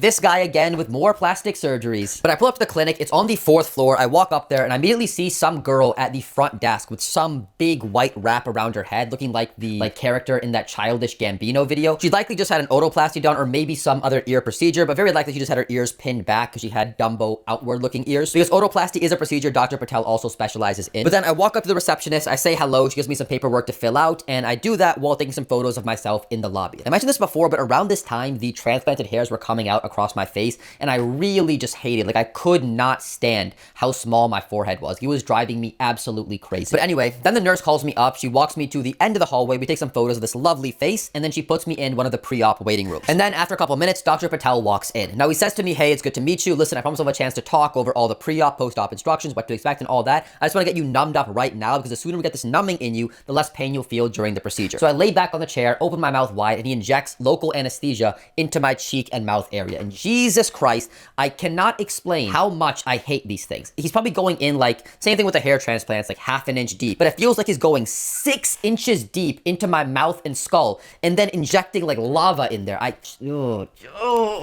Still bad, still painful, just not as painful as the ones they injected directly into my face when I had those hair transplants done back in Turkey. So I'm chilling in the room for about 15-20 minutes. I feel my mouth start to get all numb, and then the nurse knocks, comes in and says, hey, let's move you to another room. Move to another room where Dr. Patel comes in a few minutes later, and we walk through the post-op instructions and what to expect during this procedure. He explains everything and outlines it very well. He also explains that the fat they remove, I'll get a taste of it in my mouth, and it tastes like burnt chicken, which surprised me a little bit. And then we also reiterate on what we're trying to achieve, the look we're going for, and how we're going to be very aggressive with the surgery because of the factors I talked about earlier during the consultation, and also because I keep a beard on me 24/7. I just like the look of a beard. I don't really like having clean shaven or stubble, because especially the beard is going to hide the contour line and make the cheeks appear less sunken in, which is why we want to also be a bit more aggressive. But now it's surgery time. We walk into another room. There's already a nurse in there, and I lay down on the bed and turn my head to the side. Now I know what to expect, but when he makes that first cut inside my mouth, I instantly get that taste of a super acidic burnt chicken, and then he takes what I would assume is tweezers and pulls the fat out. Now I imagine Dr. Patel is being very professional about this. He's watching out for nerves and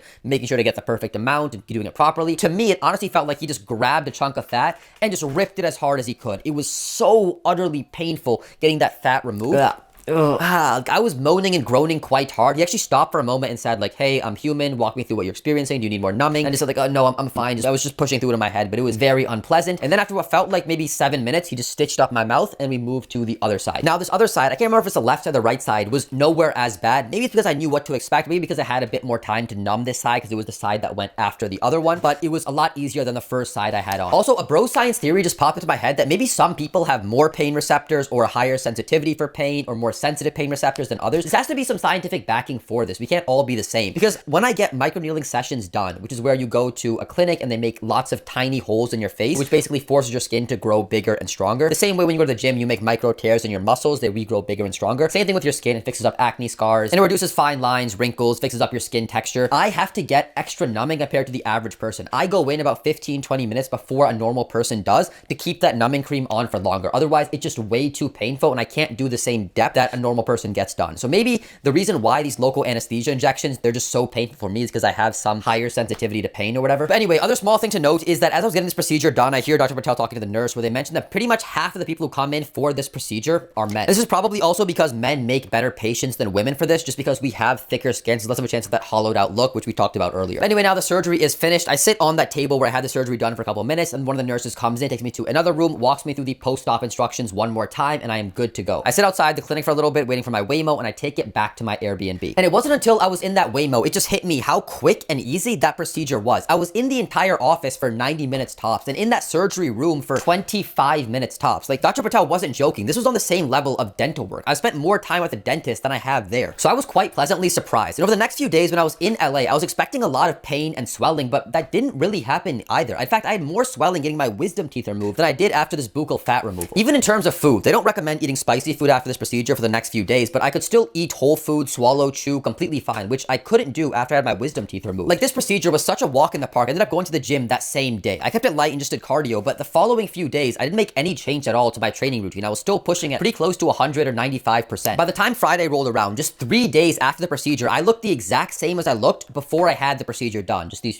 chubby chipmunk cheeks that I hated. I went to the wedding, had a great time, hung out with my boys, had a great time, and then I was on a flight to Brazil by the end of the weekend. Now, while I was on the sunny beaches of Brazil with some of the most beautiful women I'd ever seen in my life, as the weeks passed by, week 1, week 2, week 3, I didn't see any change at all to my cheeks. I was really disappointed by that, and I thought that because I was also losing weight, I was cutting in the gym, so I was losing about half a pound to a pound every week, my results would be even more apparent. But I didn't see that. I looked the exact same. So I was quite disappointed. I was thinking, did we take out enough fat? Should we have been more aggressive with this? Is my skin just so thick you can't even see the contour? Is it just a waste of money? I was expecting the timeline to be that we remove the fat, inflammation goes up, it goes down. So at about 1 week mark, we see 80% of the results. Over the next 6 months, we see that last 20%, but that wasn't the case. And I was pretty disappointed until we hit week 5, because that's when everything started to change. I realized, hold on, wait a minute, wait a second. My cheeks are completely flat. Now, they do get flat naturally, but not at this current weight that I'm on. Could this be from the buccal fat removal? Is it something with the lighting? Maybe the diet that I'm on is making me carry less weight, less processed food.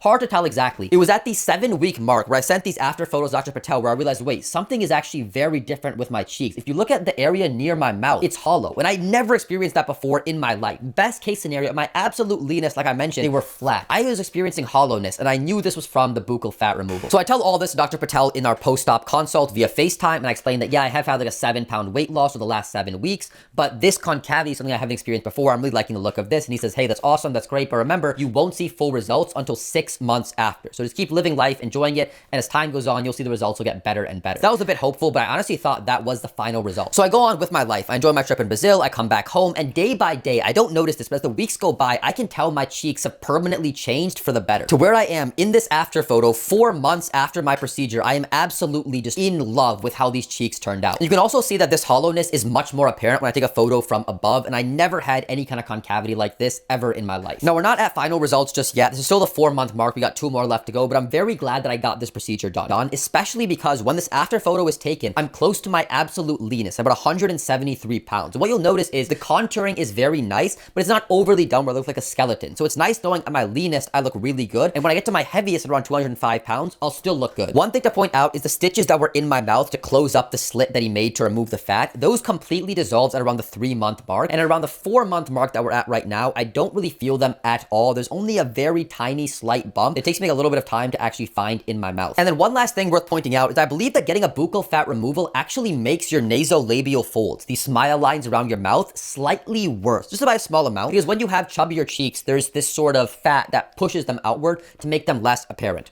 However, nothing to stress about. Is a very simple fix for this if you suffer with nasolabial folds, and that's just by angel lifts. These are very thin silicone sliders that you put above and below your mouth. Because these are elastic, they push your mouth outward, which gets rid of those smile lines and actually does a very tremendous job, way better than what you would expect. You could also use like a mouth guard for this if you think it's a bit expensive, but because the angel lifts come in a 2-pack where it does the bottom and the top of your mouth, it's a lot more efficient. I personally aim to put them in for about 10 minutes every night, but realistically, it's like every other night because half the time I forget. And I've seen a huge, tremendous difference in reducing my nasolabial folds. I talk about them quite a bit in my SoftMaxxing guide, and they're also linked below if you're interested in one of my kits. But now to rate this procedure, I would say first off, 5 out of 5 stars for how my cheeks turned out. Couldn't have asked for a better result. I'd also give it a 4.5 out of 5 stars for the pain. There was really no pain after the procedure. It was only those local anesthesia injections and the tugging of the fat, which I found quite uncomfortable. And pretty much the same thing for discomfort. I'd give it like a 4.5 out of 5 stars. Really nothing worth pointing out, just a bit of soreness for a few days after the procedure, and that's pretty much about it. In terms of how long it takes to look normal after the procedure, I'd give this a 5 out of 5 stars. Like 3 days after, nobody can even tell you had anything done, which is absolutely wild. In terms of being worth it for the price, I mean, for 5 grand, like it was basically free. Like I spent 22 grand on the rhinoplasty and liposuction and fat graft set. I spent 25 grand on the canthoplasty and upper blepharoplasty. What's 5 grand? And I'd also give Dr. Patel 5 out of 5 stars. Super cool cat. So for 5 grand in straight cost for this procedure, in total straight cost, we are at $61,631.50. Then we also got to add in a flight to LA and staying in LA for 4 days, which cost about $800, taking our total cost for all surgery and all procedures so far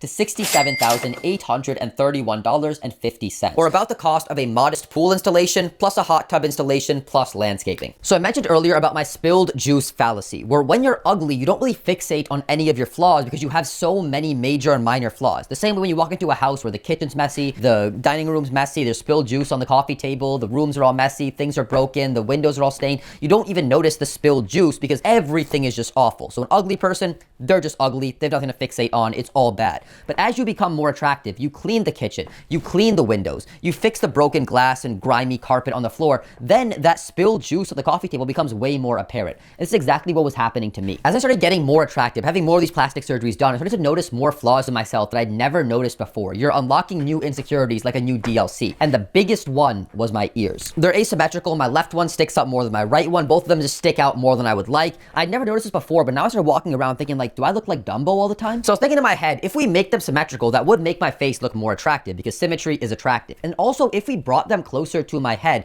that would make my face appear less circular and round and more ovaler and elongated, which is more attractive. I also remember seeing that the YouTuber Hamza got one of these surgeries done only on one ear, and it did make his face appear a lot more attractive. At this point, I'd spent like 70 grand on plastic surgeries. It felt disrespectful not to do another small procedure and just finish strong. Now, the cost of this is about $9,000 in California, but I thought just popped into my head of, wait, why not just get it done in Turkey? I learned 2 key takeaways of having so many plastic surgeries done, and the first one is the skill of the surgeon beats everything by far. Geography doesn't perform surgeries, the surgeon does. Where he's located makes zero difference at all to how good your outcome will be. The surgeon matters the most, not where the surgery takes place. And secondly, plastic surgery isn't really that big of a deal. I had this mindset that it was an operating room where there were 10 doctors around you all at once. They're making very tiny micro incisions. If they're 1 millimeter off, you're screwed for life. They're basically diffusing a bomb, and if 2 wires touch, it's all over. When that's really not the case. They're making a few cuts, moving some fat around, removing some stuff, adding some stuff in, closing you up and stitching you up, and that's basically it. Once you learn the basics of it, and there's a lot of surgeons who do them,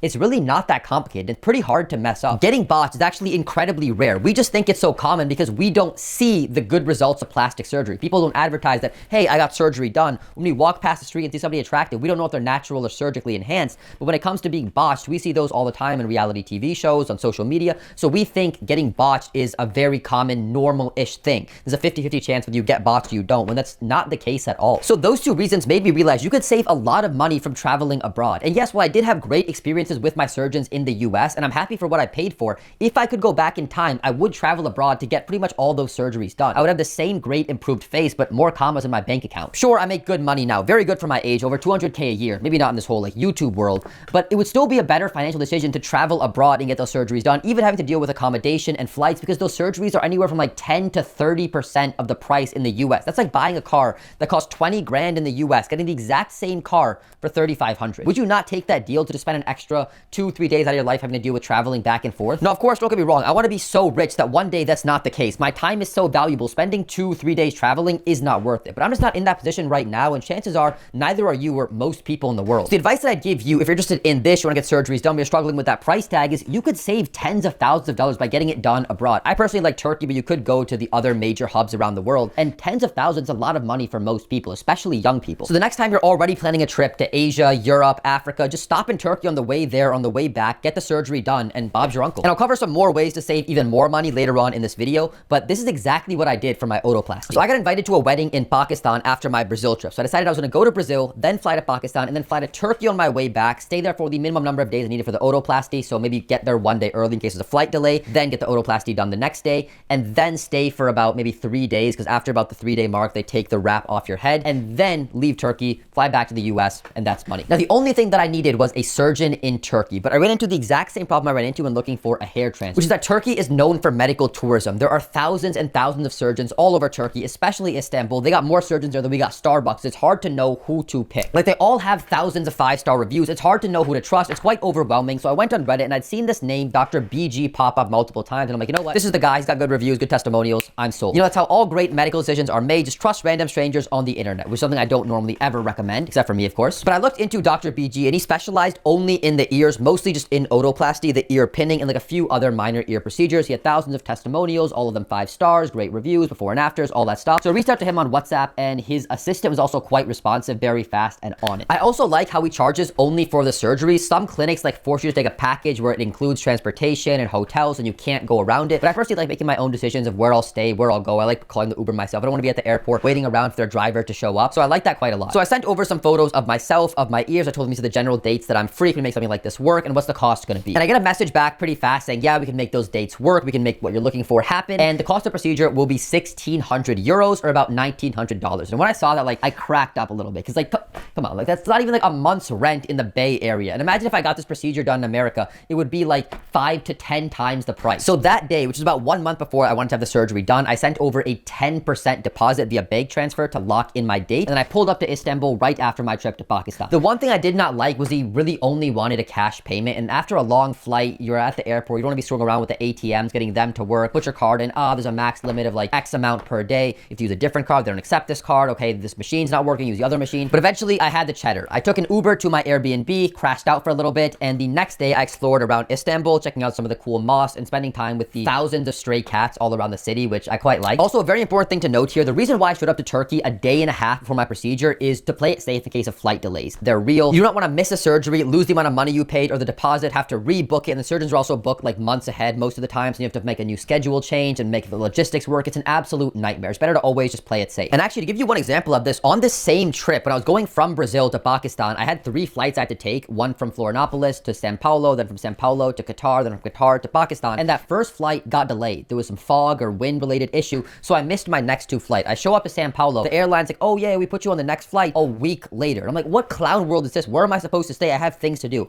I had to cancel that flight, rebook on a new airline. It's a 30-hour delay. It was a mess to get a hotel room. Then I also had checked in a bag. So it was this huge thing of like, where's my bag gonna go? Will it show up to my final destination? I canceled the flight halfway through. If I had booked my otoplasty on the way to Pakistan and I booked it like the same day I landed or the next day, I would have missed that flight. But if I had that buffer period, even though I had a 30-hour delay, I would have still made it in time for that surgery. So a little tip for you that I'd highly recommend. Worst case scenario, there is no flight delay. You arrive on time and what? You spend an extra day just exploring the city, chilling, relaxing. Is that the end of the world? Anyway, the next morning is surgery day. I wake up, take an Uber to the clinic, walk in, say hello to the receptionist. I pay the remaining balance of the procedure and I fill out some basic paperwork. Then Dr. BG shows up. We go to a separate room and we first cover my medical history, all the past procedures that I've had done, which is literally like the length of a novel at this point. And I remember specifically I made a comment saying, you know, I came to Turkey, I got a hair transplant done, but I think they made my hairline too low. He's like, yep, they definitely did. And come on, you really gotta hit me right in the insecurity spot, but I'm glad he at least told me the truth. I need to get this thing fixed up. He then explains the post-op instructions. After the surgery, he will wrap my head in a thick white gauze to protect my ears and deal with any blood that might drain out. The next day, he'll remove that gauze. After that, I'll have to wear this bandana thing to protect my ears and kind of keep them compressed for 24 hours for the next week. And then every night while I sleep for the next 2 weeks after that. He then goes over my antibiotic meds, a supplement to help with bruising and swelling, the painkiller to take, and then if I needed, an additional painkiller to help relieve anything extra. Now, remember at that point, my ears were really bothering me. I wanted to get them fixed so bad. I remember thinking like, I've had the hair transplants done, I've had the rhinoplasty, like how bad can this ear pain be? A few cuts and incisions,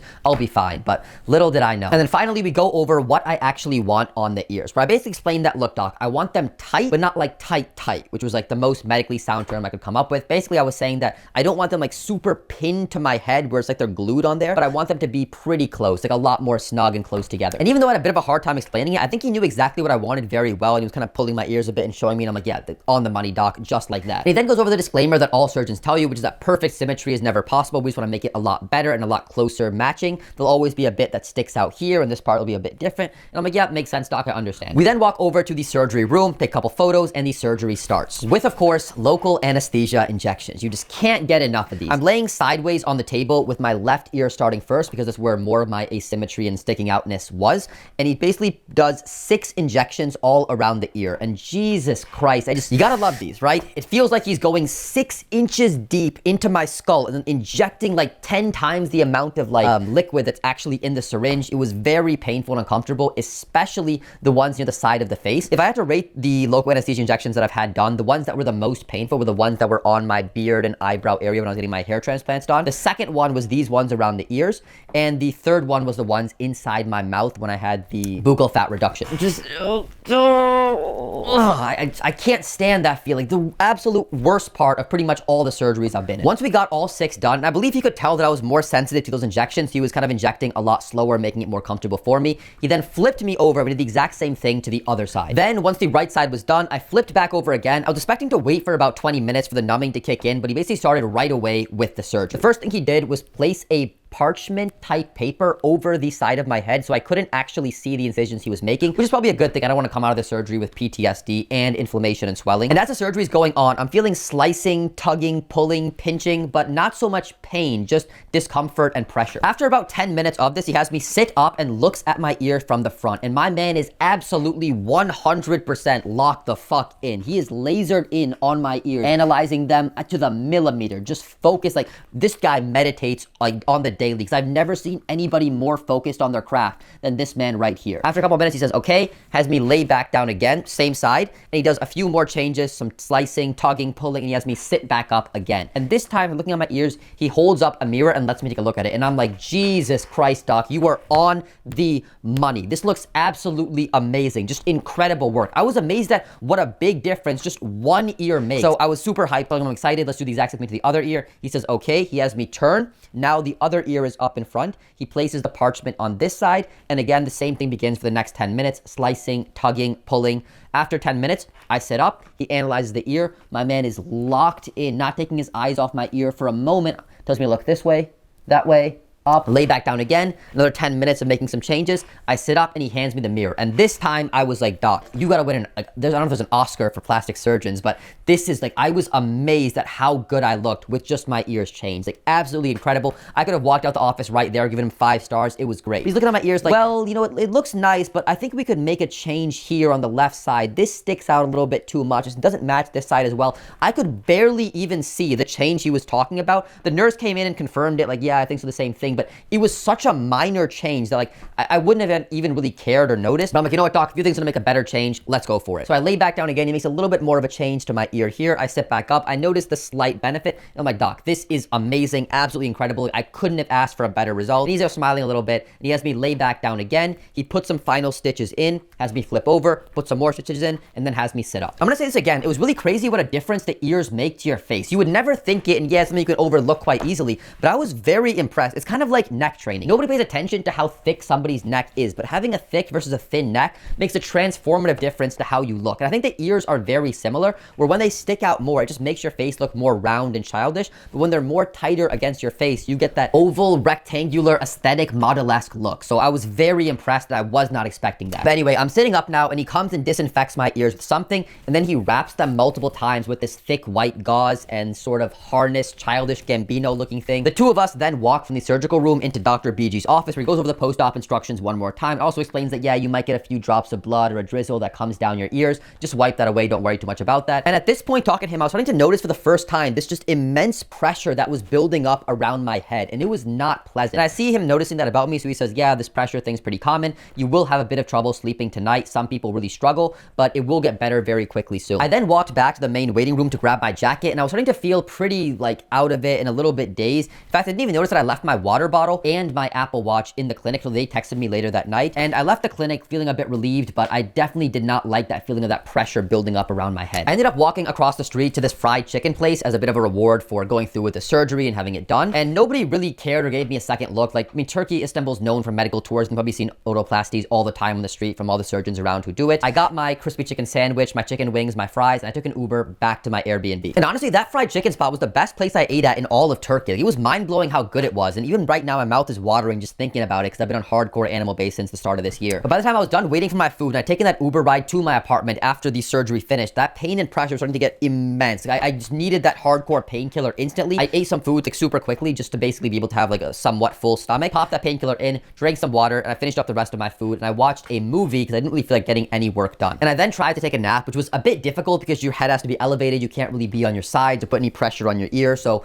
a bit uncomfortable, but I managed to eventually fall asleep. Now, I woke up a few hours later and I was in immense pain and the pressure was unbearable. I was not expecting anything like this from a procedure as simple as your ears. Like, I was walking back and forth to the Airbnb apartment like a possessed Roomba. Like, can I take these painkiller meds? How much time is left to it? No, I can't take them. Can I take the other painkiller? No, that's time is. I'm asking ChatGPT, like, okay, what would happen if I just took it right now before? Would I get any benefit? It doesn't recommend it. I was not expecting anything on this level. I ended up getting a message from the doctor on WhatsApp around this time. And I said, doctor, like, I'm in a lot of pain. I wasn't expecting anything like this. He's like, yeah, that's pretty normal, but just toughen through it and that sort of thing. And I remember just walking back and forth, and eventually, like, I had like an hour, maybe 45 minutes left to take the painkiller. I'm like, screw it, we lit. I popped it in right there to finally be able to get some relief. And I'm also quite ashamed to admit this, but because of the immense pain and pressure in my head, I just needed a way to take the edge off. So I ended up watching, you know what? I was watching like Sarah J and Christina Carter and Candy Manson, because even though I made the decision to quit porn earlier in my life, I just was in a spot where I needed some kind of dopamine to be able to not think about this. I remember I was doing it so much too, where like my pee was burning,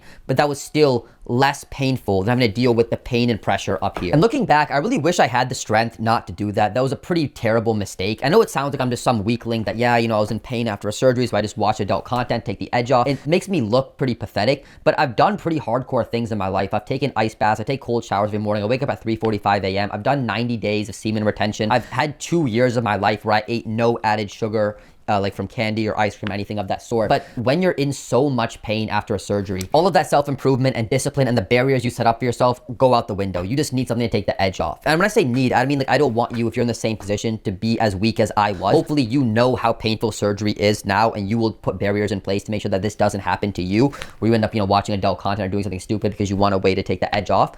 But it's tough. I also ended up going to the Carrefour they have right next to my hotel, which is like their version of a mini market. And it's like literally right next to the hotel, like actually. And I just started just buying nonstop crap. Like, give me all the ice cream, give me all the candy, give me all the sandwiches, because I just needed something to take the edge off besides adult content too. Even though I was on a cut and I eat very healthy, I was just plowing ice cream in my mouth, eating the most like disgusting sugar-filled junk. And then finally it was time where I was able to pop another one of those extra strong painkillers. I took that and I tried to get some more sleep. I woke up in the middle of the night around 3 a.m. when the painkiller had worn off, and in just immense pain and pressure, I'm pacing back and forth in my apartment, like, how long till I can take it, how long till I can take the next one. I felt like a drug addict. And to be honest, like, there's a pretty large major story in the news right now, which is the trial of Luigi Mangione, the guy who shot the healthcare CEO in the back. And in the past, I always hated this guy. The fact that he would just kill somebody in cold blood and he gets so much love and attention from it, there's definitely no excuse for that. And I don't want to say but, like, period. Also, I've seemed to be able to resonate with him a little bit more because he had some very severe spine issue which caused him immense pain. And when you're in immense pain, you just can't think straight. You have no thought of any future long repercussions. You just want immediate pleasure, take your mind off the current pain at hand, or you want some way to numb that pain. It's really all you can think about. There's no other thoughts in your head. Anyway, though, I tried to go back to bed, but I ended up just lying there for a few hours, just wishing the pain and the pressure would go away until it's finally time for me to wake up, pop another painkiller, which was the best feeling in the world, and get ready to go to the clinic to get the wrap removed. I get to the clinic, I tell the doctor, like, look, you said I would have some trouble sleeping. This is a whole different level. I was not expecting pain anywhere on this scale. And he's like, yeah, it's pretty intense that first night, but it'll get better very soon. He then takes off the head wrap gauze on my head, which did help quite a bit with the pressure especially, and also helped a bit with the pain as well. And I then put on the bandana wrap you have to wear 24 hours for the next week, and then every night for the next 2 weeks following that. After that convo with Dr. BG, I take an Uber back to my Airbnb. I should have stopped at that fried chicken shop. That was absolute fire. I ended up staying in Turkey for 2 more days after that post-op. I'm really glad I did, because I did not want to add to the pressure of a plane's elevation on top of the pressure going on in my head. And while I was in Turkey for those 2 days, I was following the same schedule for the painkillers, taking them every 8 hours as the doctor recommended. And as the days went on, the pain started to dissipate, same with the pressure,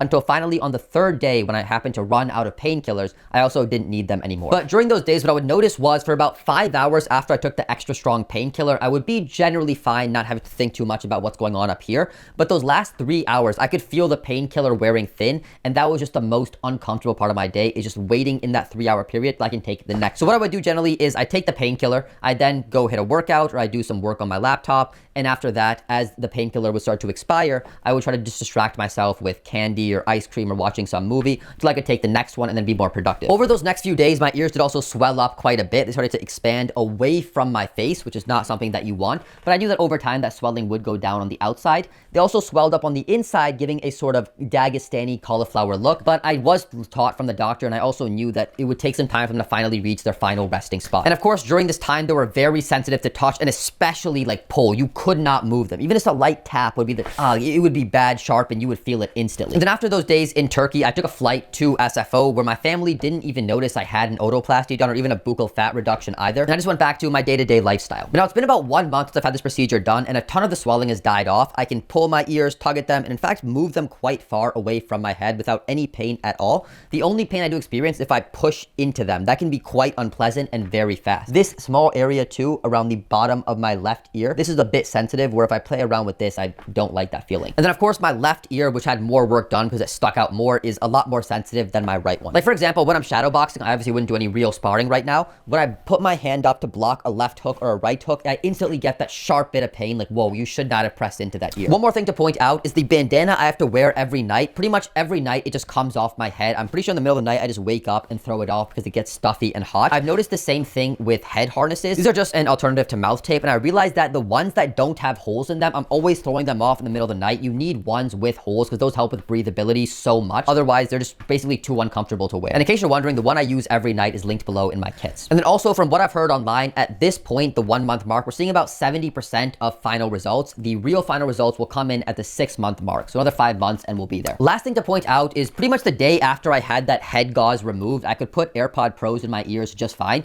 I don't think the doctor would recommend it because you're putting some pressure in the inside of your ear, which could affect the swelling or growth in some area, but you could do it if you wanted to. And about 2 weeks after I had the procedure done, I could then wear my AirPod Maxes just fine. I had heard that some people kind of struggle with this after the surgery's done, but I didn't experience any of that at all. They're quite comfortable, no issues. But now rating this procedure, first thing right off the bat, I'll say 5 out of 5 stars for how this turned out. I couldn't have asked for a better result. And again, this made a huge difference in transforming your face, way more than I expected. In terms of pain, I give this a 1.5 out of 5 stars. This has to be the most painful procedure I've ever gotten done. I mean, even compared to those hair transplants with the delayed donor area nerve pain, where you're just working on a laptop and oh, boom, that just shoots up from a 0 to a 7. This was still worse. It was way worse than I expected. For discomfort, I give this a 2 out of 5 stars. That pressure around your head is immense and on par with the same pressure you have on your nose after you get the rhinoplasty done. It was pretty tough as well, and I would not want to go through that again. However, for looking normal after you had this procedure done, I'd give this a 5 out of 5 stars. Give this a 6 out of 5 stars. Like literally the second you have that head gauze removed, nobody would even look at your ears or notice you had anything done on them. People just don't pay too much attention to them, and even though the swelling gets immense, like it's your ears, you can barely tell. And then also I'd give a 5 out of 5 stars for the price. I mean, come on, for $2,000 coming from California, like, it's basically free, and it was well worth every single penny that I paid for. I would have paid like 10 times the price and still been happy. And I'd give Dr. BG a 4.5 out of 5 stars. He did a phenomenal job just locking in on my ears, making sure they were as symmetrical, as perfect as they could, giving me all the post-op, pre-op instructions and everything I could expect from a surgeon. The only thing that I thought was not acceptable at all was the level of painkillers he gave.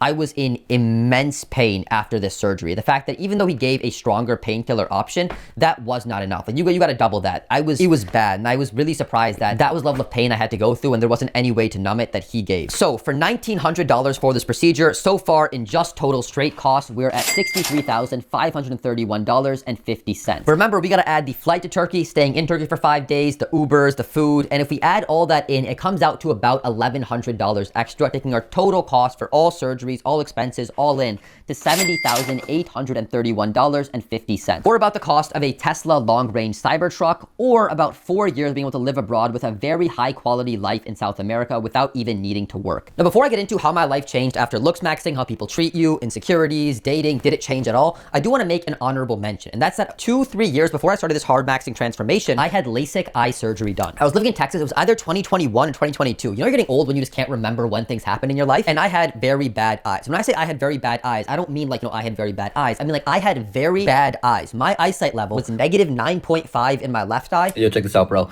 So I'm trying to use this eyesight simulator to show you how bad -9, -9.5 vision is.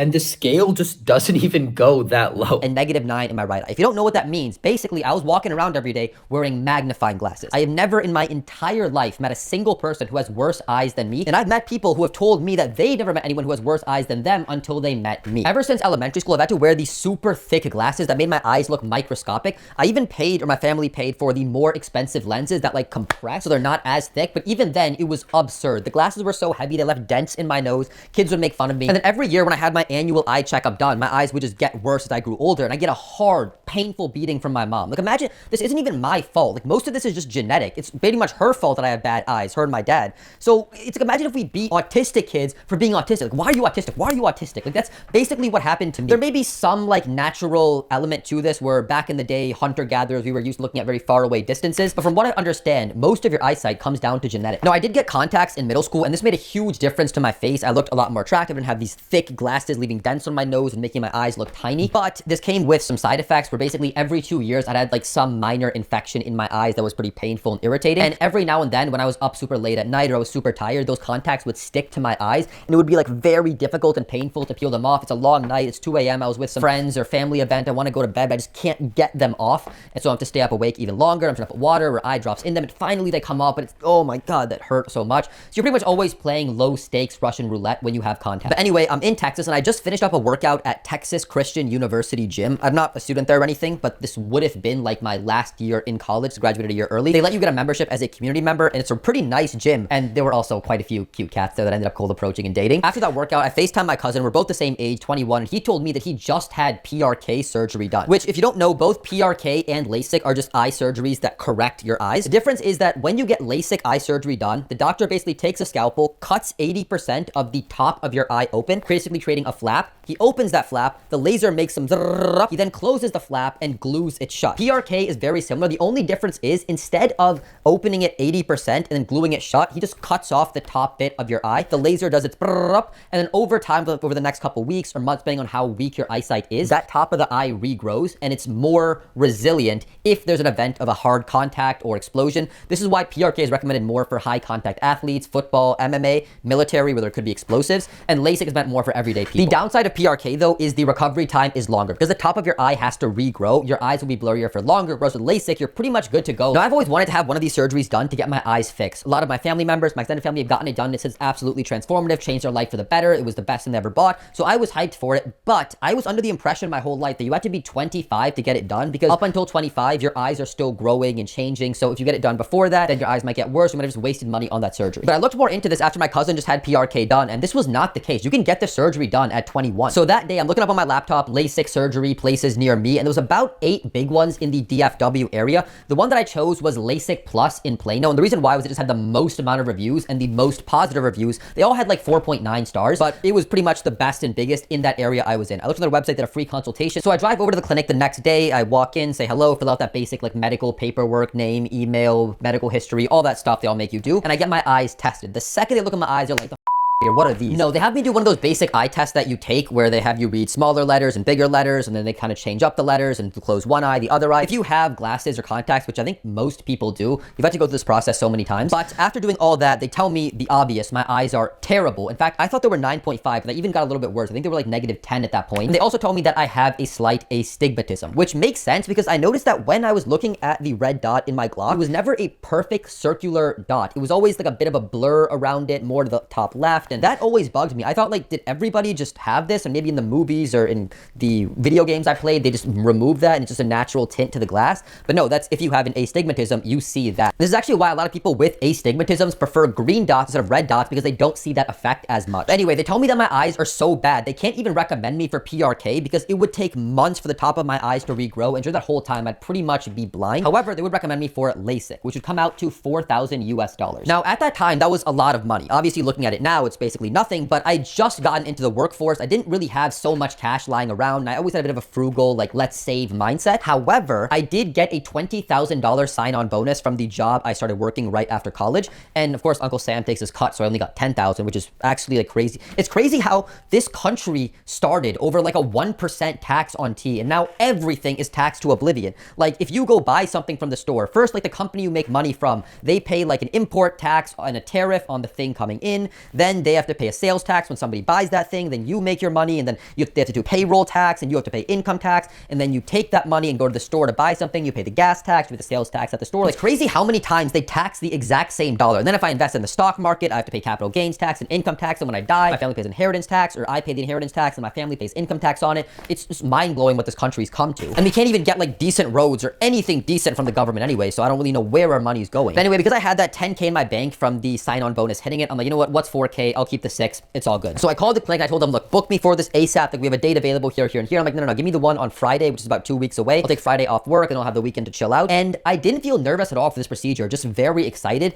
The eyes are obviously a bit of a dangerous area to operate on, but I looked into this, and LASIK is like the safest surgery in all of medicine. And so many people I knew gotten this done. I was just hyped to finally get rid of these glasses for life. But finally that Friday comes around. I'm super hyped. They can Uber to the clinic that morning, say hi to the receptionist, fill out more boring, bland, blase paperwork, and then when the nurse calls me up, I have to do one more of the eye vision test. This one was actually a longer one than normal. They asked me a lot more questions on what numbers and letters do you see. And then the nurse put numbing drops in my eye. After about 10 minutes, the doctor walks in. He shakes my hand, says hello, and explains the process to me of what's gonna happen. We're gonna do this. I'm gonna move you here. We're gonna do this to you. The machine's gonna do this, that, and the other, and boom, you're done. That quick. It'll be one of the best, easiest surgeries you'll ever have in your life. He asked me, do I have my phone on me? I say, yeah. He says, okay, leave it here and take off your glasses as well. You're never gonna need them again. And then he takes my hand and we walk across the hall to the actual surgical room. And the moment he opens that door and this gust of cold wind and cold air in the surgery room hits me, it's like, hold up, wait a minute. This is like, I'm getting surgery done. It's kind of like skydiving. You're looking forward to this. It'll be a fun activity, cross off your bucket list. But the second they open that door at 20,000, 10,000 feet, you're like, holy, this is like, I'm about to get out of this plane this high.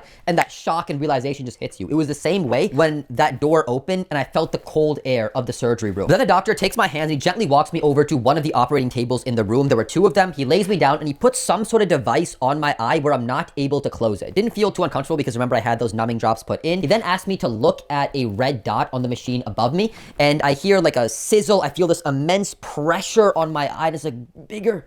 I hear zzzz, and I smell something burn, and then the pressure all stops, goes away. He takes the device out of my eye. That pressure was more immense than I was expecting. But then we do the exact same thing on the other eye. After that, I sit up and I'm kind of like a little bit disoriented. He asks me to stand up, takes my hand and walks me over to the other table in the room. He lays me down on that other table and then he puts something on my left eye again so I can't close it. And during this time, he's talking to the nurse, confirming like what's the patient's name, what's the eyesight level, a few other logistical things. And then he tells me, look at this red dot on the machine. Looking up at it, and again, I hear that sizzle, and I see him come down with the scalpel. And this is where it gets really trippy because he's getting closer and closer and closer to my eye till he's on my eye and he cuts my eye open. I instantly go blurry from like left to right as the scalpel makes the cut. And that's when I realized he made that flap. Like he actually just cut my eye open. Yes, we look at the red dot again. I hear that zizzle thing. And apparently I found out later that this machine is like so sensitive. If you look away, it'll instantly stop, like in a matter of milliseconds. But I'm staring at that red dot. I smell that sizzle of something like you're burning something. And then I see the doctor go in with the scalpel again, kind of closer. Again, my eyes are super blurry, so I can just make out the outline of his hand and the scalpel. And then, whoa, my eyes get super clear. And as I realized that he basically closed the flap, he then takes some sort of like paintbrush with glue on it and glues that eye closed. He then takes that thing off my eye so I can then close and blink my eye. We do the exact same thing on the other eye. Then after we're done with that, I kind of sit up. My eyes are like going from clear to blurry. I'm like, yo, what's happening? He takes my hand and he walks me out of the surgery room into that eye testing room I was in before the surgery. And if you think me describing this surgery is fast, that's exactly how it felt. I was honestly in that operating room for probably like 18 minutes, but it literally felt like 3 or 4. I didn't even have time to be like worried or nervous or anxious. What'll happen next? Everything okay? It was like, boom, boom, boom, we're done. So I'm sitting in that waiting room and one of the original nurses comes in. She says, okay, great. Congratulations. How are you feeling? And at this point, again, my eyes are kind of going from sharp to blurry at the edges to sharp, this back and forth effect. Kind of like with a camera, where you're trying to like manually focus it to make sure the thing that you want is in focus, not something in the background or the foreground. And then she asked me to take another one of these vision tests. It takes me a little bit of time to like orient my eyes, but I go through the entire vision test. And then she says, okay, great. She walks me to the lobby. And at this point, my eyes starting to really sting. Like they're really going to get bad. I'm like, they hurt when I close them. I open them. They hurt when I open them. It's getting pretty rough, but I managed to pull out my phone and call an Uber to take me all the way back home. Now on that Uber ride back home, I call my mom, basically tell her that, yeah, I just went through with the surgery, my eyes really sting, but this happened and that happened. She's asking me,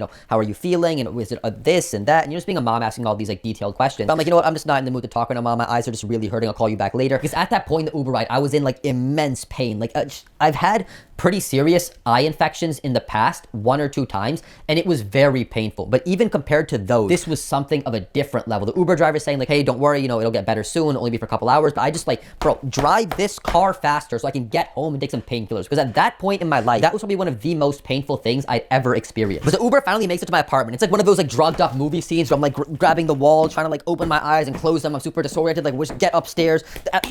Where's the elevator? Make it show up right now. Should I walk up the find the elevators here? I'm getting out. I open my door. My cat's there. I just kick her off me. Not in like a hard, abusive, like animal hater way, but I'm like, just not now. I go to my pantry. Like, where's the painkillers? I pop in like, I think 600 milligrams of ibuprofen. Walk over to my room, lay down on the bed. My cat's getting on top of me. I just take her, throw her out the room, close the door, and I just pass out on the bed. Although if memory serves me right, it probably took me like 25 minutes to actually be able to fall asleep, because when I was first in the bed, it was just, I was in pain. I'm like taking like the other pillow, wiping my tears away from me. After about the 25-minute mark, I'm willing to bet the painkillers kicked in, and I was finally able to rest. Now, after about 2 to 3 hours, I wake up, and as I'm getting out of the bed, I'm looking, what? It's like I can see in ultra 4K Dolby Vision Pro IMAX HD. I have never had vision this clear in my entire life. Like, going from wearing glasses to wearing contacts is a much bigger jump. You can see a lot clearer and everything's more crystal-like, but this was an even bigger jump from like contacts to the next level. There were details all around me, in the walls, in the carpet, in the towels, in my room. Outside the window, I could see tiny houses and things at a faraway distance that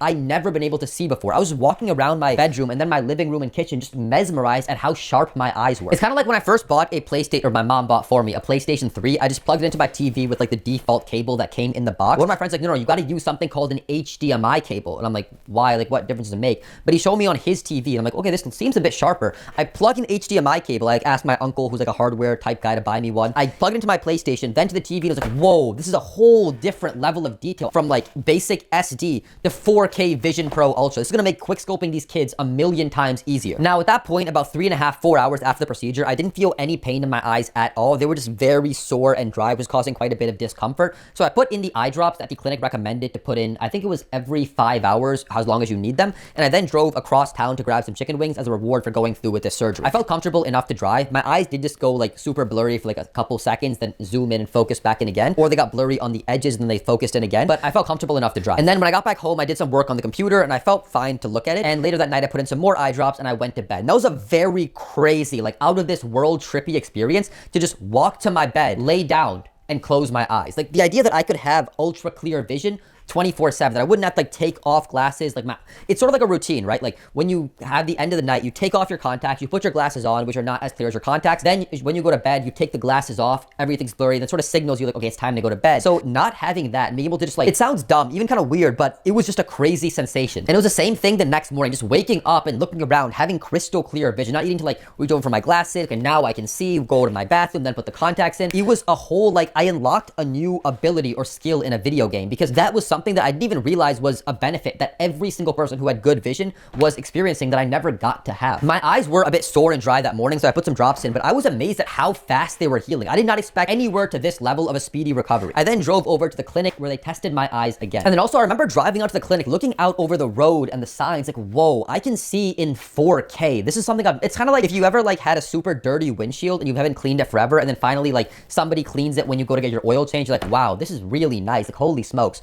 Or like if you've never cleaned your laptop monitor cover, then your mom finally cleans it and you're like, wow, this is super sharp, holy smoke. That was what I was experiencing to a whole different level. I felt like a bald eagle, being able to see thousands of miles away. I was so grateful. Like, instantly I knew this surgery was the best thing I'd ever bought in my entire life. I was not expecting the surgery to transform my eyes to this level. I was expecting to have the same level of vision as I had when I put my contacts in. And after I had my vision tested with them, they told me some really great news, where most people aim for 20/20 after this LASIK surgery. I actually had like 20/15 or 15/20, where what most people can see at 15 feet, I can see at 20 feet. So I have better than perfect vision. That was, however, only in one of my eyes, my left eye, I believe. This one was 15/20. The other one was just 20/20, where I can see perfectly. After that test, they sent me on my way, and I never heard from them again, but I started my life with perfect, better than perfect vision. And looking back, after now going through 11 different plastic surgery procedures, having traveled the world, living abroad, and having gone through so many more experiences and life events over the last like 5 years, I say that that $4,000 was the absolute best money I had ever spent in my entire life. I would have paid 10 times the price of that surgery and been happy. It absolutely just, I'm so grateful for that. And I'm glad more than anything that I just took that leap of $4,000, which to me back then was a big chunk of money, and I transformed my life for the better. And the reason why, well, two things. First of all, the reason why the surgery is so inexpensive when basically everything else in medicine costs an absurd amount of money is because LASIK is not considered healthcare. It's cosmetic procedures like plastic surgery. It's not necessary or essential. It's optional, which is why it's outside of our corrupt, inefficient, government-involved medical system. Because everything our government touches or involved in or owns is absolute shit or turns to shit. I mean, look at the DMV, post office, TSA. Every experience you've had with the government has been awful at best and life-endingly horrific at worst. But from a purely logical money perspective, I was already spending like $500 per year paying for contacts and vision tests. And also, quick hack for you if you can't get the surgery done or you can't get it done just yet, do an at-home eye test where basically you do the exact same test that you do at the eye doctor's office, but instead of having to drive there, sit in their waiting room for 35 minutes and then finally like make some awkward small talk and do the test and leave, you can get it all done in the comfort and convenience of your own home. You basically just need a phone and a laptop, which everybody has. It's simple to do. They just ask you to walk backwards and you basically respond to the questions on your phone while looking at your laptop, and it adjusts the laptop display to make sure the text size is accurate. 10 out of 10 hack. I'd highly recommend it. You can do it anytime you want. It only costs like 25 or 40 bucks, and it's shown to be just as or more accurate than the test you do at the doctor's office. But the even bigger benefit was the mental one. I no longer had to worry about how many contacts do I have left. If I go for a trip, how many do I have to bring? Should I bring some extra? What if I'm running low? What if I want to stay a night at a friend's house and don't have an extra pair of contacts with me? Do I have to buy some saline solution at the gas station? I have to worry about, okay, well, my next shipment of contact comes in 3 months, but I'm in college then, so I have to go home and pick them up. And just this hassle that caused so much like unnecessary tension and drama in my life. Okay, maybe I'm exaggerating a little bit. The problem isn't that bad, but I also didn't have to worry about having to deal with some minor eye infection that might pop up every few years. Have to worry about if I'm up late at night hanging out with some friends or traveling and I'm at the airport or out with family, whatever the case might be, having to deal with the contacts getting stuck in my eyes. So I'm super tired, having to pry them out, which does not feel good and feels like you're actually damaging your eyes. This was a godsend. I'll say it again,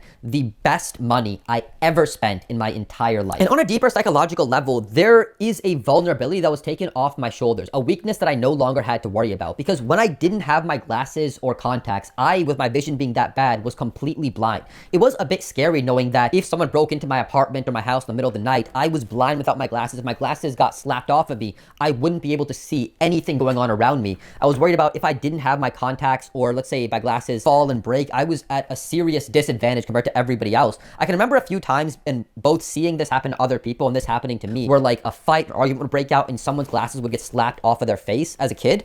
And if that was me, I was completely vulnerable and exposed. So me knowing I don't have that vulnerability anymore, that chink in my armor is gone. It gives you a little bit more peace of mind and takes some weight off your shoulders. So I've said it before and I'll say it again. This was the best money I ever spent in my entire life. I'm so glad at this procedure. And the other benefit of going to this place, LASIK Plus in Plano, is that they offer free touch-ups for life. So if in 20, 40 years my eyes just naturally get worse or something happens to them, I can go in and get another Lasik eye surgery completely for free. Which I should have also mentioned was a huge reason why I picked that clinic, because most other ones just didn't offer that, and it's hard to pass on it. Now, the surgery wasn't all roses and flower gardens. There was one small downside, and it was pretty minor, but it came with a side effect that I saw halos for the next year. Basically, you know when you're super tired and you're driving late at night and you're struggling to keep your eyes open and stay awake? When you look at the traffic lights, oftentimes they're not perfectly like circular. They're often a bit of blur around them, and that halo effect going on is what I experienced all the time. So I'd be walking down the hallway, middle of the day, there'd be a window at the end of the hallway, and I'd see that halo around the window. All the time at night, all the street lights, the traffic lights, I'd see those halos around them.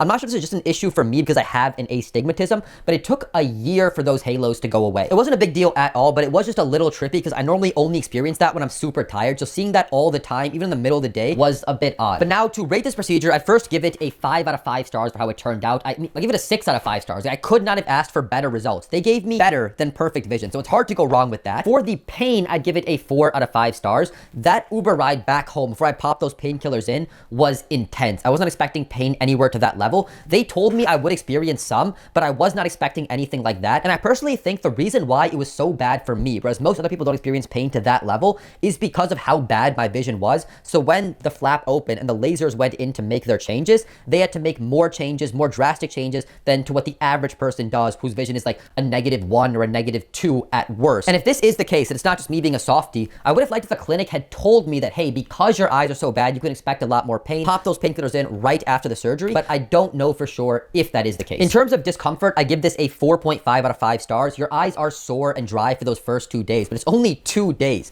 You can put the eye drops in, which help a lot. It doesn't make the dryness go away, but it makes it less noticeable to where you can still get your day-to-day activities done. For the cost, I'd give it a 5 out of 5 stars. Like $4,000 is literally nothing, but the cost of contacts, glasses, eye appointments, like it pays for itself in no time. And I give my doctor and the team over at Lasik Plus 5 out of 5 stars. Everything was fast and to the point, which I really liked because, like the doctor said, this is like the simplest, quickest, easiest recovery surgery you'll ever have. So I liked how they kept it simple and made things happen quickly and not made me like overthink and be super concerned and worry about it because it's a pretty straightforward procedure. So $4,000 for the surgery takes our total straight cost just for surgeries that I've gotten done to $67,531.50. But if we add in like gas, Uber, food, which isn't even that expensive, let's call it 150 bucks, that makes our total cost for all procedures, all expenses, all in to $74,981.50, or about the down payment on a $500,000 home, 5 jet skis, or 1 ribeye steak every day for the next 7 years. And that is my entire plastic surgery hardmaxing journey. Now, I mentioned the total cost so far came out to about 75 grand, which is quite a lot of money, but where did that extra 25 grand come from? Well, there is one cost that I haven't mentioned so far, and that is my time. When I was first getting into all this, I spent quite a lot of it researching how plastic surgery works, the where, when, how to get it done, where to go to. I was combing through Reddit, trying to understand more about it, asking ChatGPT, and my time, especially in the beginning, when I was very scared and nervous about what could happen, getting botched and this, that, and the other, as the surgeries went on, I cared less and less, and I realized it wasn't really that big of a deal, and I was booking them a lot quicker. But my time is not cheap. I told you I make over 200K per year. So me doing all this research cost me time, which cost me money. 25 grand, let's call it a bachelor's in faceology. 75 grand, 25 grand comes out to 100 grand, which is a nice, pretty number, great for the YouTube algorithm and a title. And that's what it is. Now, this journey was not perfect. I made some big mistakes, and the biggest one by far was my hair transplant. I lowered my hairline way too low. And the rule of thirds is absolutely critical for facial harmony and being attractive, and my upper third is just way too short compared to my mid and lower third. And this bothers me quite a lot. In fact, it's quite embarrassing just how much I think about my forehead. And unfortunately, this can't be fixed by removing the grafts, those hair follicles they put in. Well, actually, you could do that, but it would leave like very apparent scars on your forehead that would be hard to remove.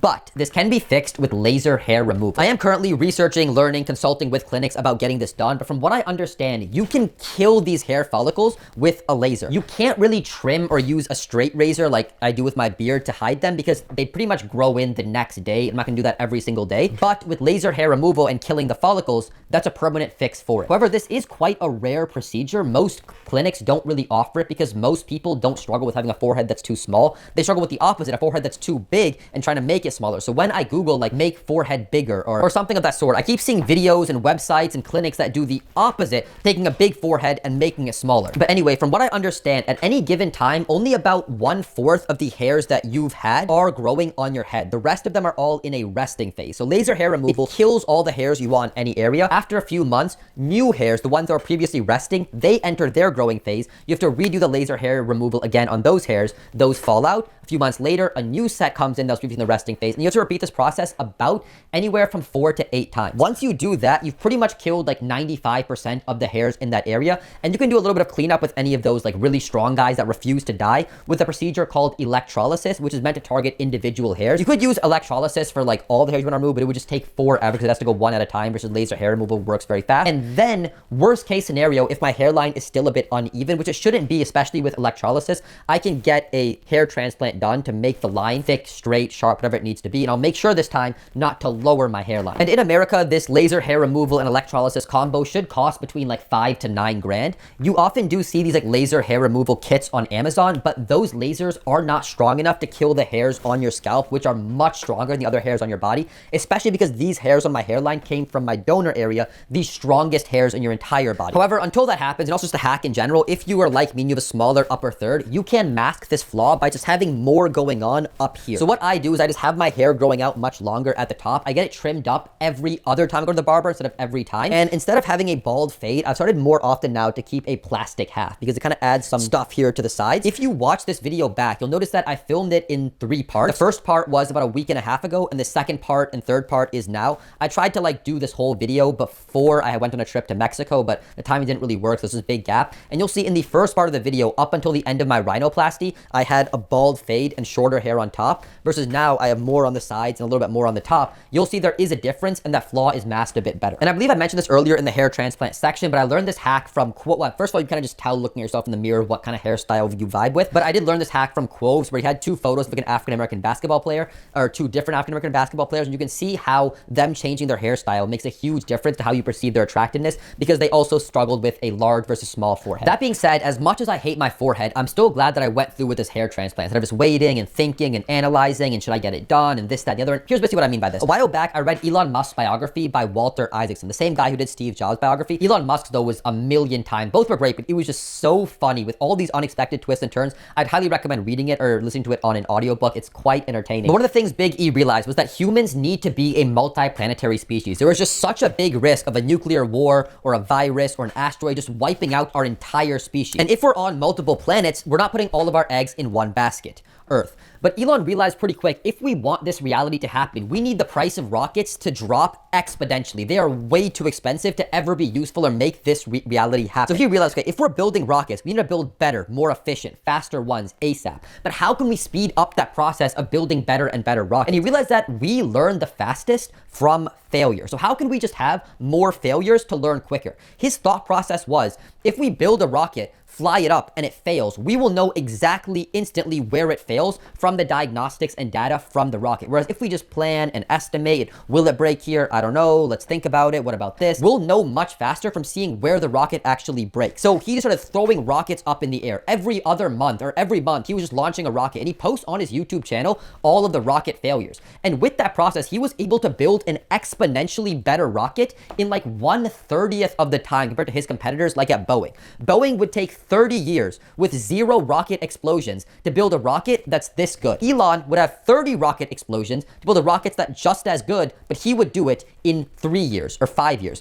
Do you see how failures help him get a better rocket much faster? Which is why Elon's had some huge W's in the rocket field. Like, he launched a rocket the size of a 30-story building into space. It came down and he caught it on 2 chopsticks.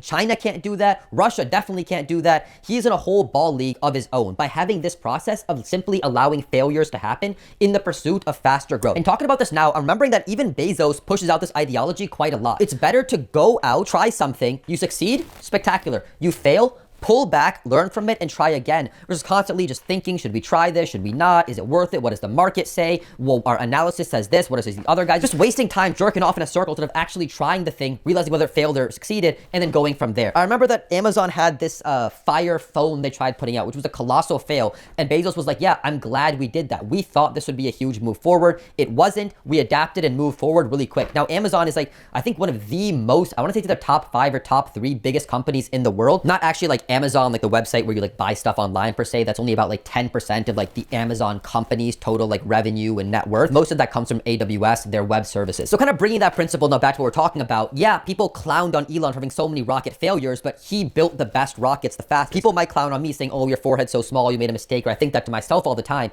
But I'd rather do that and fix it and move forward than I've spent so many years thinking about, should I get this done? Should I not? What's the perfect level? What's the perfect surgeon? I made a mistake, I'll fix it, and I'll move on. All in all, I had 11 plastic surgeries done, and 10 of them went either good, great, or absolutely fantastic. So I give myself an A on this assignment. The only other thing worth pointing out here is I wasn't super happy with results from the eyebrow transplant. I'm still really glad I got it done. Like, it's a huge improvement to my face, don't get me wrong, but I don't like how the clinic put them in where they kind of poke out more than I would like. They should be flat, just like my existing eyebrow hairs are/were. The other thing that I don't like is the shape of them is just a little too boxy and cartoonish, and they come down too much. But that's not really a big deal because, one, I trim up my eyebrow. Neither of these are a big deal because I trim up my eyebrows every 3 days when I trim up my beard. And during that process, I make sure they're well maintained. And I can kind of trim them up using the straight razor and beard trimmer into the shape/style that I want. And now that I have that locked in, I can just pluck the hairs that are outside of that. And over time, as I keep plucking, those hairs will just stop growing. This is also often why eyebrow transplants are so popular for women. There was this like phase in like the early 2000s, 90s when girls wanted super thin eyebrows, so they overplucked, and those hairs never grew back, when it's now a trend to have like thicker, moderate, ombre style, whatever, whatever crap girls are into.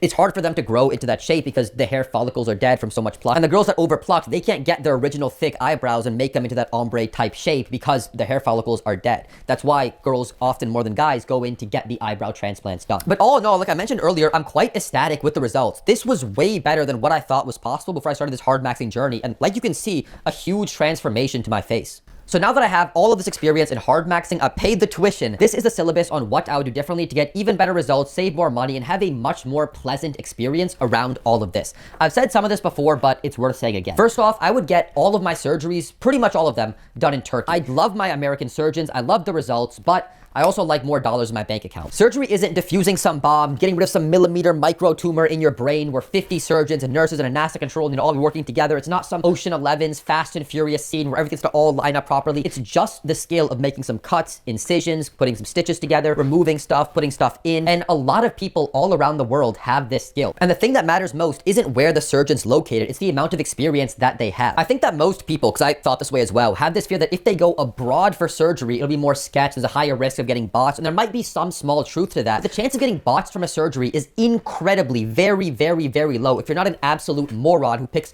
a terrible, like, back street alley surgeon. The reality is we think of botched surgeries being a lot more common because you see plastic surgery when it gets botched. The good results are hidden and visible. Most people don't talk about that. We'll cover this a bit later. Whereas the bad results get podcasts and reality TV shows about them. We live in a globalized world. When you go to the grocery store, when you go on the internet to buy things, you see the best thing that comes from the best part of the world. You get the best coffee grown in this part of the world. You get the best cheese in that part. So why not treat surgery the same way? If surgeons, and also not just the best, at the lowest cost. So if surgeons in Turkey could perform the exact same surgery just as good or even better than in surgeons in the United States or Canada or Europe where the cost of living is much higher, and they're giving you a 70 to 90% off deal, why not just fly to Turkey? I suppose you could also fly to like Brazil or Mexico or South Korea, like other hubs around the world. I've only been to Turkey because it's been like a midway point between the places that I'm going to go in Asia and Europe, and it also tends to be a very low cost of living compared to the quality of healthcare that you get. If I could go back in time, what I would do is just wait until I already had something to do in the Europe, Asia, Africa part of the world, where let's say I had a wedding in Pakistan, me and some friends are going to a cool city in Europe, and I'd simply plan a trip to Turkey before or after that trip would take place, depending on what works best with my schedule, what the flight prices are like, and then I'd simply just, if I went to Turkey before, just not take any photos of my face when I'm there,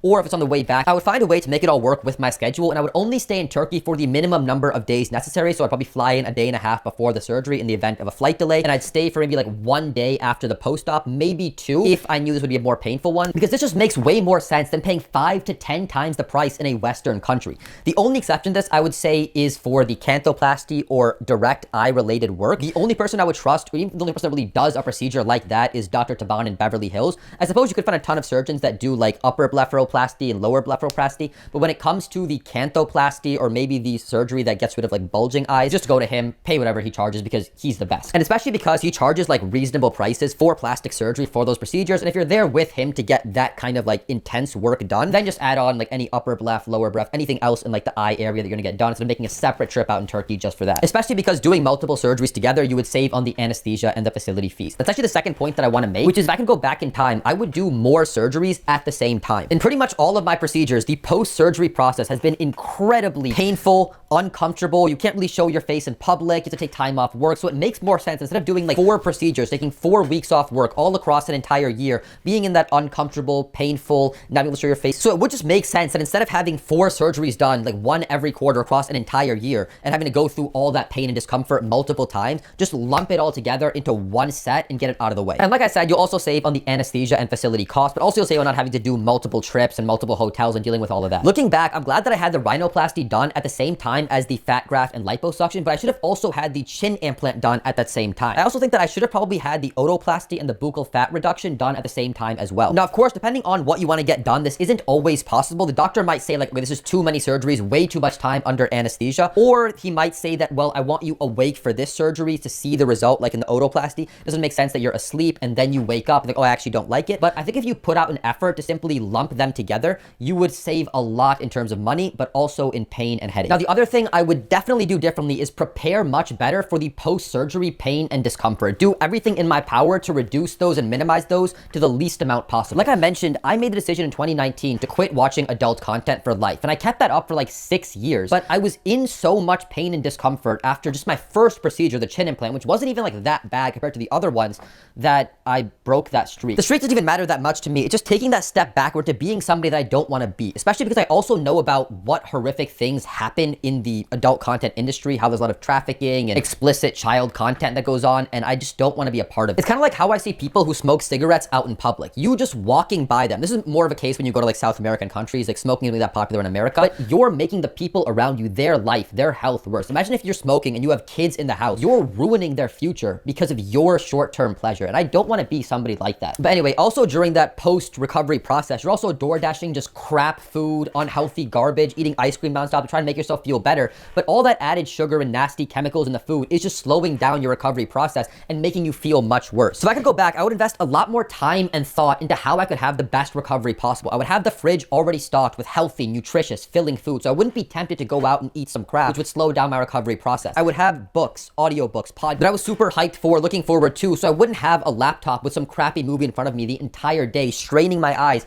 making it so much harder to fall asleep and get good, deep sleep, which you need for your recovery. I'd look into drinking pineapple juice, traveling with a neck pillow. I really wish, and in the future, if I have something upcoming, I would do all that stuff and more, because if you've never gone through like surgeries, I can totally see how having a negative experience post-surgery, even if the result in the end looks very nice, can dissuade you from having any more in the future because you just don't want to go through all of that again. And now the last mistake that I made was thinking I could achieve perfection and then move on with my life. And here's what I mean by this. So I was watching the Modern Wisdom podcast a while back, and the host Chris said this absolute banger, where a lot of us on self-improvement, we're often working on our bodies, making more money, putting on, looking more attractive, trying to learn how to get girls and all that stuff. And we often think that once we achieve this milestone, then we can relax in our amazing, cool life as a new, better version of ourselves. It begins and we can actually enjoy it. We often think that, okay, once I'm making 10K per month, once I get that jacked body, once I'm dating that super hot blowout girl with blonde hair, blue eyes, big boobs, big butt, bisexual, that's when my real life starts and I can enjoy it. But I just need to work right now to get to that phase. And I'm telling you right now, which he's spot on about, is that day never comes. The goalpost always shifts. I always thought, okay, once I get a decent paying job out of college, I'll be happy. Then it was, okay, I got a decent job, but I want to make 10K per month. I made more than 10K per month. Then it was, okay, I want to be an entrepreneur and make 10K per month in my own business. And then it'll be 50K, then 100K. I remember thinking that just once I can bench 45s on each side, I'll be the happiest guy in the world. I'll be satisfied with the gym. But then it was a plate 25, a plate 35, two. You get what I'm saying here. This reminds me of the book, The Way of the Superior Man, where in one of the chapters, the author talks about the idea that the work just never ends. Your hunger for growth never goes away. You just want more and bigger and better. You keep chasing bigger and bigger mountains while your addictions and negatives, the things that are holding you back, get smaller. It's, I just don't want to watch pornography. Then it's, I don't want to jack off. Then it's, I just want to meditate and be present in the moment. Then it's, I want to control my breath work to where I'm always at my peak optimal HRV. So I thought with LooksMaxxing and HardMaxxing, I'd spend a year of my life, get all these surgeries out of the way, and then I'd start my new life as an attractive version of myself. And even though I look more attractive, much more attractive than I was a year and a half ago, and way more attractive than where I was when I was younger before I got on my like gym transformation, I've never been more insecure about my looks. Like after I got back to the States, after doing my Brazil trip and doing my otoplasty in Turkey, I was constantly thinking nonstop about my forehead. Like, it's so small, it's so small, it's so small. Okay, he's got a nice forehead, he's got a big one, I've got a better forehead than him, his is super small, but my forehead's so small. And then, okay, where can I get it fixed? Who can take care of it? I need to get it fixed ASAP. I'm calling people. And it was just, it's crazy to me that my mental health was worse at this point, even compared to when I had horrendous acne, a skinny fat body, all those issues when I was younger, just because I had this mindset of I need to achieve perfection to finally begin my life. And it's not like I'm some normie. I get high quality rest. I do journaling, breath work, meditation. I have a lot more control over my thoughts than the average person on the street. But it wasn't until I just transformed my mindset to stop thinking about looks as a perfection thing and instead a thing that I'm always gonna be working on, like my physique, my status, my relationships. You don't think that, oh, my hygiene is good. I took a shower today and brushed my teeth today, so I never have to do it again. I, was polite to my sister and mom, so I don't have to ever be polite to them again because it's done. These are things that you always have to be working on. You don't just get jacked and never work out. You have to always maintain it. And once I switched my mindset from, okay, looks is something I have to achieve to move on, to this is something I'm going to continually be working on like everything else in my life. And of course, as I do more and more work on it and there's some diminishing marginal returns, then I'll focus more on just maintaining good looks. I do have an issue with my forehead. Let me call up some clinics tomorrow when I have some more time. I'll do some consultations next week. We'll fix that. Then we'll move on to the next thing and the next thing and go from there. Now, the last very important thing that I want to cover before we get into some of the fun sections, like what my life is like after this transformation, what advice I would give to somebody who wants to get started on a hardmaxing journey, why I went public with this. I need to cover one thing because I can hear the comments just winding up about to say the same thing that I've seen on so many plastic surgery hardmaxing videos, which is that, well, not everyone can afford plastic surgery. And whenever I see this comment, my immediate knee-jerk reaction is to think whoever wrote that comment is an absolute pathetic loser. And I'm right to think this way. And here's why. People see the world as a reflection of themselves. If you're a thief, you will think everyone else is a thief and constantly have to have eyes on the back of your head and be worried about everybody you interact with. If you're a priest and good, high moral person, you'll think everyone else is good and moral and will do right and, a hard day's work for whatever that saying is. So when people say that, oh, well, not everyone can afford plastic surgery, nobody actually thinks about that guy down the street or what does he think, or I'm sure there's somebody in the ghetto. They're thinking about themselves. People think constantly about themselves. If my tooth hurt, I would think more about that than the 5 different genocides happening in the world right now. I really do not care about anything but me, and everyone else thinks that same way. So the people who say not everyone can afford plastic surgery, what they're really saying is I can't afford plastic surgery. And my response to that is, why the hell not? It's 2026. It has never in all of human history been easier to acquire wealth and money. Let's think about this, right? For most of history, there just was no wealth. Like, the richest guy in the world was the guy who managed to somehow kill 4 rabbits in the same day. We lived in small hunter-gatherer tribes. We shared everything. There was very little to even have. Once we reached the agricultural revolution, we were able to stockpile resources and armies formed and things like that. There was a king or an emperor or a sultan or a Tsar who owned everything under the sun. Him and a few noble families controlled it all. You were a peasant who never had a full belly of food your entire life. You were constantly at the mercy of one day a wild animal could come and eat you, or one day you'll get drafted to go fight in some war to protect a piece of land that you don't even own, like protect a country you don't even own a single piece of land in. If you were a woman, you were treated like property. If you were a man, you were treated as worse than property. It was pretty horrific for most of history. We live in a time now where everybody in the developed world, and even most of the undeveloped world, has an iPhone in their pocket or access to a library down the street, a school bus that will take them to a place where teachers are paid to educate them. They have access to the entire library of Alexandria at their fingertips. All knowledge that has ever been accumulated in all of human time. You could learn so many incredible skills. You could right now read the book Influence, Persuasion, 50 Ways to Yes by Robert Cialdini. You now have incredible skills you could use at a car dealership or at a real estate license event and start selling houses, selling cars, selling boats. You could become the best salesman in your town, in your state, just by reading a few of these books and trying some of the tactics. Now, you might say that you struggle with willpower or discipline. Why don't you read The Slight Edge or The Compound Effect or Atomic Habits by James Clear? Now you have all the knowledge that they've synthesized for you from the most successful people who've ever lived on how to be a disciplined, hard worker, how to wake up at 3:45 a.m., how to do the things you don't want to do while actually enjoying them, making them a part of your daily routine. Like, it's that easy. And don't give me that, well, not everybody can be. Who is everybody? Everybody's the guy who jerks off first thing in the morning. The guy who can't spend 5 seconds taking his eyes off his phone because he's just addicted to scrolling.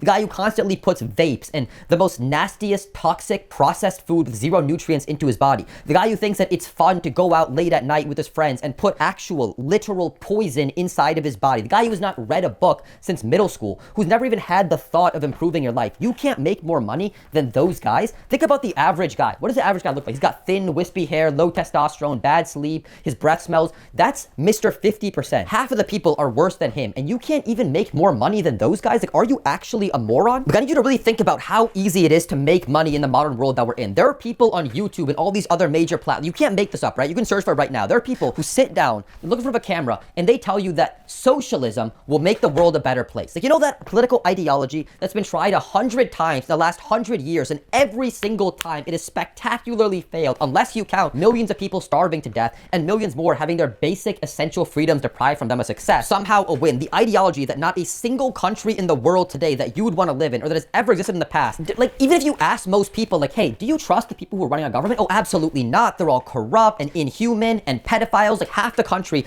either hates half the people in government, they think they're the devil and Nazis, or they hate everybody in government and thinks they're all the devil and Nazis. But imagine thinking that, the government in general, every interaction you've had with the government has been absolutely terrible at best. Think the TSA, post office, DMV. No company in the country could run that inefficiently and be in business. They lose billions of dollars every year. Like there's a DMV right next to the gym that I train, and every time I go, morning, afternoon, evening, people outside the door sitting on the ground. What company can do that and still be around? And then worst case scenario, interact with the government can end your life dealing with police or a cruel, unjust, inefficient legal system with mandatory minimums and civil asset forfeiture and qualified immunity. Like it's hard to imagine, but there are literally dozens, hundreds of these big names who sit down in front of a camera and they tell you, hey, socialism and how the government should control everything? I think we should have more of that. And they make like tens of thousands, hundreds of thousands of dollars every single month. The biggest names make millions. I mean, this is like flat earthers selling globes and making money.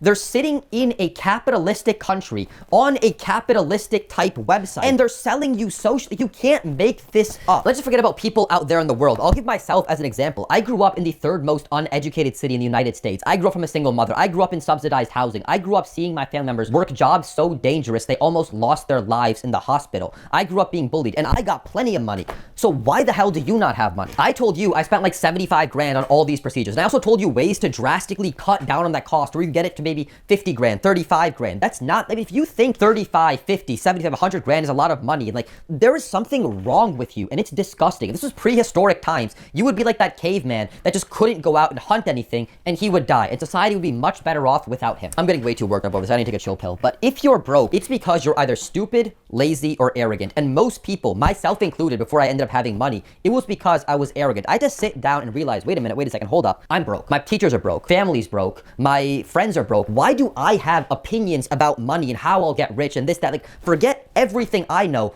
The richest people who are successful with lives that I want, what are they saying about money? I used to read a book. I felt so embarrassed about this, but I would read a book where some author who was wildly successful would say, hey, do this. And I'd say, no, I think that. What do I know? It wasn't until I threw all my assumptions to the side, just blindly did what they said, did my income drastically shoot up. Also, in my last rant, I said you a lot. My audience, people who watch my videos, you're not who I'm talking to. I'm talking to those people who might watch this and seeing this video on like the homepage and they're not really in the whole self-improvement sphere. Those people who don't have the mindset that we have, I'll tell them who are writing these comments of not everyone can afford plastic surgery, like, don't project your poverty onto me. Like, your excuses are as weak as your bank account. And honestly, to those people, I don't actually like hate them. I don't really hate anybody. Hate's a pretty strong emotion. I feel quite indifferent. I feel a bit sorry for those people. I also want to tell those people that I've been somebody who went from making no money to making 10 bucks an hour as the mouse at Chuck E. Cheese, to making like 15 bucks an hour in retail, to making 35 bucks an hour as a software engineering intern, to being a full-on software engineer, and then leveling up, making over 200K per year. When you don't have money, it's like having something in your body that's broken and in pain. Like, imagine you've gotten like a really immense amount of pain, your shoulder really got screwed up, you're constantly thinking about it, it's aching nonstop, you're taking painkillers, but the pain's still there and it's always uncomfortable and you can't really like move that's what it's like not having money. Like, imagine in this room right now, there's so much oxygen in it, right? We don't think about the oxygen, we don't think about how much is there, what if there's multiple people, it's just there. When you don't have money, you're constantly thinking about, oh, well, I want to go on this trip, but I can't do that. Oh, I can't do that. This would be, it's expensive. You don't even think about it because you think about it all the time, where money is just this pressure that's suffocating you. And when you eventually get some, I hope you get some, whoever's watching this is not in my, close-knit circle, you realize how much you've missed out on in life and how painful not having money actually was. Anyway, I know that you guys who like watch my other content, my discipline videos and my book reviews don't really need this whole rant, so hope you didn't mind. But to those other people, I really would recommend just straighten out your mindset towards money. Don't have an arrogant mindset like I did. I highly recommend checking out my greatest books ever reading list, because there is a section on there about money, how to actually make like real money, not like 5% in your retirement in your Roth IRA, and when you're 80 and your balls look like raisins, then you can spend like a millionaire. Chances are you want to get rich when you're young and enjoy your life and not be so frugal to save money and say you're rich or think you're rich on paper, and these books will tell you how to do that. They transform my life. I explain what they covered. I think they'll transform yours as well. Now, the biggest question you're probably wondering is, how has my life changed after HardMaxxing? And the first thing that popped into my head is I feel proud of myself, like really utterly proud. That might sound a bit strange, but I did something that really scared me. I took on immense pain, discomfort, risk, not knowing what could happen in the future, all for the sake of giving my future self a better life. So I'm left feeling immensely grateful the past version of myself did that for me, and I have pride in myself for going through with all of that, something very, very few people would actually do. How many guys on LooksMaxxing say, well, this would fix you? But anyway, okay, back to me thinking about how I can ice my eyebrows to get the ridge to grow thicker. Like, I went through the thing that most people are too scared to do. It's sort of like that feeling when you see a super hot girl that you want to cold approach and your heart's instantly racing, like, oh my god, no, she's so cute, she's out of my league, but you know, I should try, but you know, I don't want to bother her, she's got her headphones on, and you know, it's not really appropriate to ask her out in the gym, but you know, the last girl I asked out here, we ended up dating, and you know, but she's so, and you just find all these excuses in your head that, oh, I'll see her next time, or maybe next time I'll build up some status in the gym by talking to somebody else there, and you go through this whole phase, but eventually you just sit and you think, you know what, I like this girl, even though I'm gonna risk rejection, I'm gonna go up and talk to her and see if she likes me back. So you go up to her, you shoot the shit for a minute, and if she says yes, and you guys exchange numbers, great, you're feeling proud of yourself, that scared me so much, but I went through with it, it turned out great. Even if she rejects you, even if, I mean, it's rare, but it's some brutal rejection where like,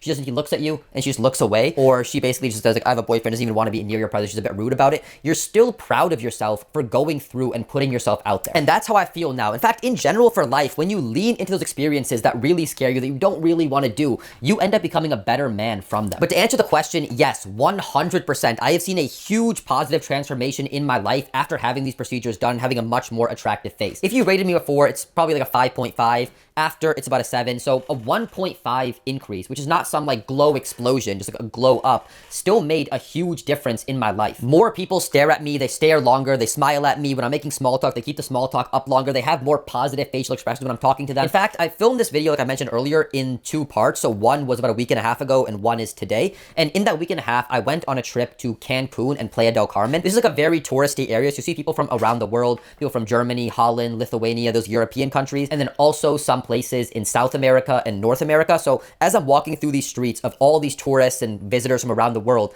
I have never gotten like as much attention of people just like walking by and their head follows me a bit more. I was at a coffee shop getting like a light breakfast before I went out for a gym workout, and there's this group of like 30-year-old girls like next to me, and like they come up to me like, oh, would you mind taking a picture of us? And I'm like, you know, sure, no problem. And I hear them all like giggling and flirting a little bit in Spanish to me, which I somewhat understand. They're taking some photos, and I'm like, okay, no, you get in the photo too. So I'm like, well, I'll take a selfie, and they're all laughing, giggling. After, like, the girl comes up to me like, oh my god, we were, you know, being so immature, and I'm like, you know, it's fine, don't worry about it. I was at a Mexican restaurant getting these, I think they're called like tacoletas, but it's basically like meat and cheese, and then in a roll of hardened cheese instead of flour. So it's like a healthier keto diet. I talk about this in my food guide. And as I'm eating, I noticed multiple times this like attractive blonde girl in the restaurant next to me, just constantly looking over at me, watching me. I kind of like look over at her, smile a little bit. And these interactions, sure, they happened before. I wasn't like an ogre. I've never had them at this scale. Even just yesterday, I was walking into the gym near my parents' place when I'm living in the States, and I realized I've gotten so many more of those like, hi, welcome in, hi, I don't know if I can help you with anything, when I'm going into a store or a gym than I ever got in the past. And then also before this trip to Mexico, I was in Florida for a wedding, and like, you know, you take these like group family pictures, way too many of them when you're in a brown household, and you just take pictures with your family all the time at amusement parks and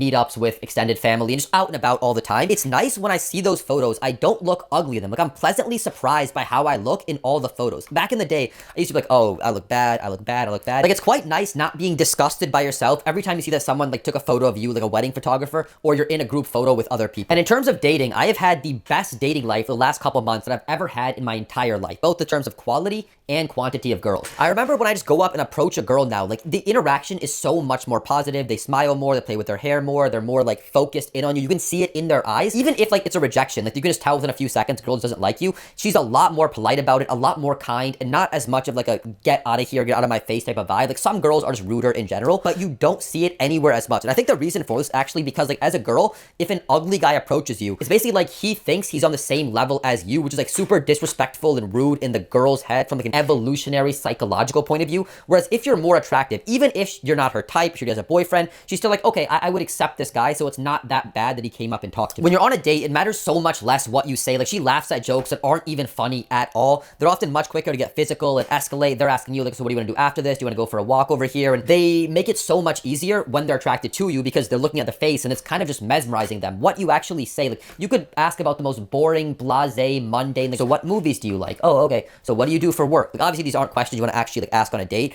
but you don't really need to bring an A-game level because you're leading with your looks. Whereas if you're an uglier guy, yeah, the girl does like you if she went on a date with you, but you have to work so much harder to keep her interest up or not have it drop. Whereas with looks, like, they do the speaking for you. And this ties into the best piece of advice I've ever learned from dating. I don't say this as some like bro science guy on the internet, what I think. I mean, I've literally done hundreds of hours of reading red pill content, watching red pill content, same thing with pickup artistry, and I've gone out and I've done cold approaches, I've watched dating coaches, I've done those approaches at the gym, on the street, coffee shop, campus, I've tried Instagram DMs, dating apps, I have a whole guide that I made. I can tell you the best piece of advice I've ever gotten when it comes to dating is this. And this is like a culmination of the best things that have learned, where it's basically a pyramid, and the very top is the most important, the very bottom is the least important. And at the very top is who you are. That's your face, your height, your physique, and your status. This makes up the top block of the pyramid. When somebody describes somebody they like, they will say, oh, he's a tall, good-looking Jack, ... Or they'll say, he's a celebrity, ... The second block is what you are. That's your career and your aura. Are you a surgeon, a construction worker, a janitor, a low-level taxi driver? Are you an educator or a teacher? And also, when I say your aura, I mean your confidence, your assertiveness, your presence.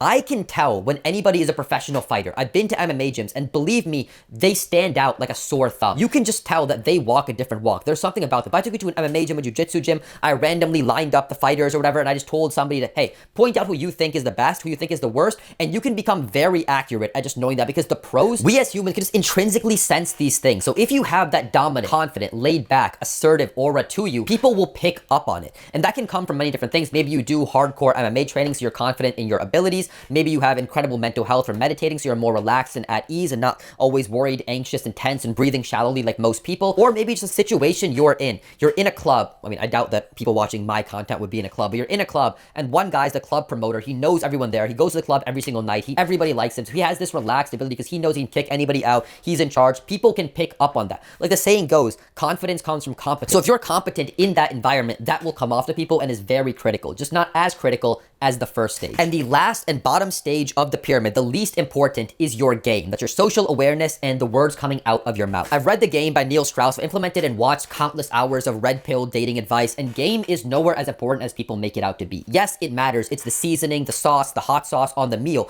and it can transform the meal to be much better. It can make a bland meal a lot better. But if the substance, the meal, the top two pillars, the who you are and what you are isn't there, like no one's gonna sit and just eat spoonfuls of hot sauce. All of these levels matter. That's why they're on this pyramid. Always be maxing them out, leveling them up, finding ways to do better, be better, overmax them, but prioritize them going down. Your status and your looks, and I mean looks here to include like physique and height as well, they matter the most. Also, there is one huge thing that I need to bring up. It's a massive conflict of interest that has to be talked about, and it's that even though the last couple of months, while I've had the greatest dating life ever, I haven't been living in the United States. I've been in Florianopolis, Brazil. And this place is very different compared to the rest of the world. It's obviously a poorer country, so people revert back to traditional gender roles. The women want to be more attractive, not as feminized. They want to be lovely and kind and polite to men. Also, being a massive like beach island, people want to look good. And in general, on that island, there is a huge health and fitness culture. And Brazil in general is a very sexually promiscuous country. I'm also a foreigner, which gives me a higher sex appeal and like SMV rating. So I wish I could give you a more accurate comparison of how my dating life has transformed by comparing it to America before and after,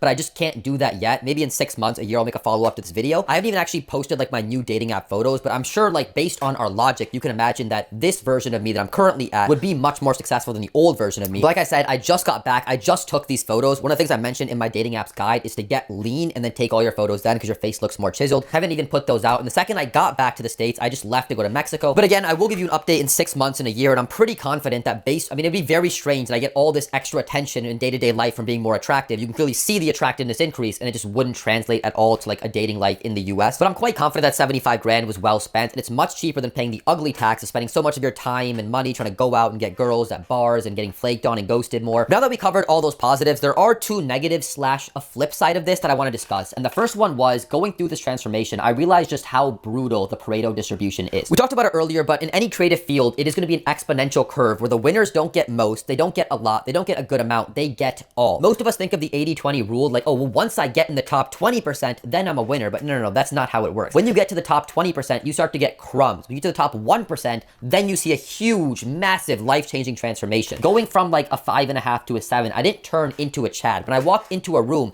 people don't look twice at me. It's not like I'm getting handed modeling contracts. The girls are coming up to me, DMing me like, oh my God, you're so handsome. It's not like I can just crash my car to somebody. They're so mad and furious, but they see me and, oh, well, it's actually, don't worry about it. These things happen. I can't like kill somebody and I'm being court like, oh, but he's so handsome. It doesn't matter if he's a serial killer, just let him loose. I'm reminded that it is a winner-take-all world in any creative field. And while you should always be leveling up, maximizing, getting to that genetic peak that you're limited by, understand that most people's genetic peak, even if they do everything right, every surgery, every LooksMaxx technique, it won't be a 10 out of 10 or a 9 out of 10 or 8.5 out of 10, where you get the insane, crazy benefits of the Pareto distribution. For pretty much all of us, it just will not be possible to reach that extreme end. We are limited by by our genetics and our craniofacial structure. Like I mentioned earlier, the best mindset to have as you reach your limit and you max out this skill is, okay, now I'm switching more to a maintenance mode, preserving my good looks for as long as I can, and I'm now gonna start to work on, or preferably work on this while you're working on looks, other areas of life. Entrepreneurship to make more money, status, physique, and things of that sort. Because maybe you might be limited to a 6.5 out of 10 or an 8 out of 10, but you can be an 8 out of 10 who's also stupidly rich, who has a crazy, exotic, fun lifestyle, a life that you want to have because you're not limited by money. You might be a 6 out of 10, that's your max, you reached it, that's only a little above average, but you're a high networked celebrity with photos on your Instagram with The Rock and Jeff Bezos and Alex Hormozy. You might get to a point where you've maxed out on looks, money, status, physique, height, and now you say, you know what, I need to get to a point where I'm leveling up my presence. I'm gonna sign up for kickboxing, MMA fights, so I can have this confident aura around me and be at ease in any situation because people do pick up on me, and so on and so on. And of course, not all of this is for girls. I mentioned in the beginning of my video, I did this to build the life that I want for myself, but I'd be lying and crazy if I didn't act like dating and the person you spend the rest of your life with, or a lot of your time with, isn't a huge part of your life. Being more attractive will let you spend more time, more attractive, higher quality, better people and girls around you. And the last thing that I learned after this hardmaxxing transformation is that I am glad I grew up / was born being a bit of an ugly duckling. And I think you should be glad of that as well. I know this sounds super contradictory. This whole video is on how to like get more good looking and how the benefits of being good looking, but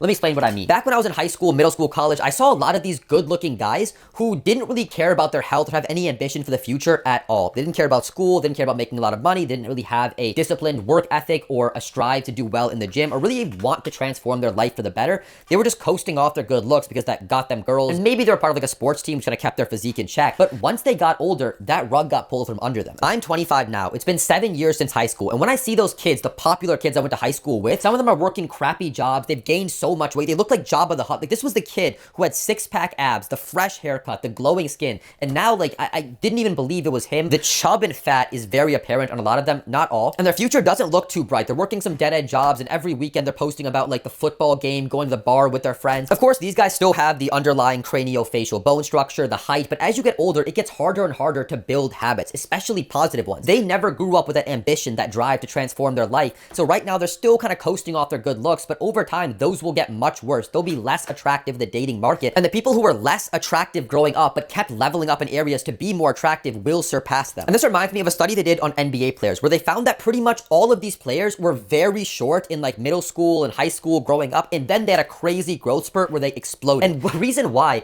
is because when they were shorter being younger, they were forced to learn how to cut angles, be more dynamic, get around other players. Whereas the guys who were just naturally tall at a younger age, they could just grab the ball, put it up here, and throw it up. They wouldn't have to work on those skills. Those shorter kids had to work on those skills. And then when they got the height, combined that with the skills they already had, they were top tier. Now, of course, the best case scenario is that you were born super good looking and you also hardmaxed and softmaxed and leveled up in all these areas in the pillar. But honestly, ask yourself, if you were born in a mansion in Beverly Hills and you had all these supercars in the drive, take them any time you wanted, your house is so big that even if you live with your parents, like you barely even see them, you have to like go out of your way and you don't really interact with them, so it's kind of like you're living on your own. Your dad gives you an allowance of 10, 20K per month. Would you have that same entrepreneurial career drive that you have now?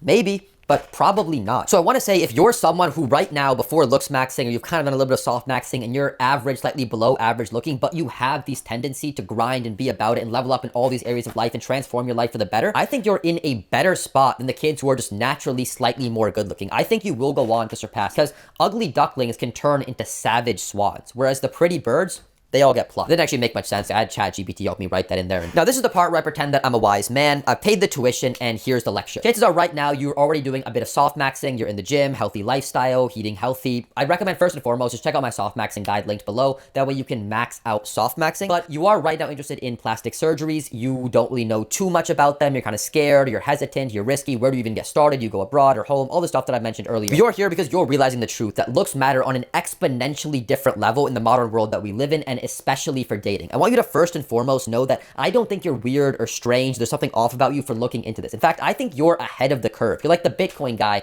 but in like 2005. Because right now in 2026, there is a lot of plastic surgery happening. Millions of women and some men, it's about 92% of the market belongs to women, are getting procedures done. For women, it's liposuction, breast implants, rhinoplasties, blepharoplasties, neck lifts. Like, women got this stuff down. Like, I've met girls who have a cracked windshield. They haven't fixed it for months because they're saving up for implants. But the market market for men is growing at an unprecedented rate, mostly for hair transplants, chin implants, blepharoplasty, gynecomastic removal surgery thing, liposuction, and rhinoplasty. And this ain't even counting the millions of men and women who are getting non-invasive procedures done, like Botox, laser resurfacing, chemical peels, filler, hair removal. And even when I'm sitting in the waiting rooms in these clinics, there's a lot of people passing through, not just women, but plenty of men too. Old, young, black, Asian. Even right now, if you just Google like plastic surgery offices near me, you will see a ton if you live near any major city at all. And these aren't like some hole in the wall shacked up places, because they're pretty expensive and quite nice with a lot of staff, because if there's a buyer, there'll be a seller. And I bring this up so you can firstly realize that millions of people all around you are getting this done. You just don't notice that because it's meant to be a subtle, nice change. If it looks cartoonish and looks like they got plastic surgery done,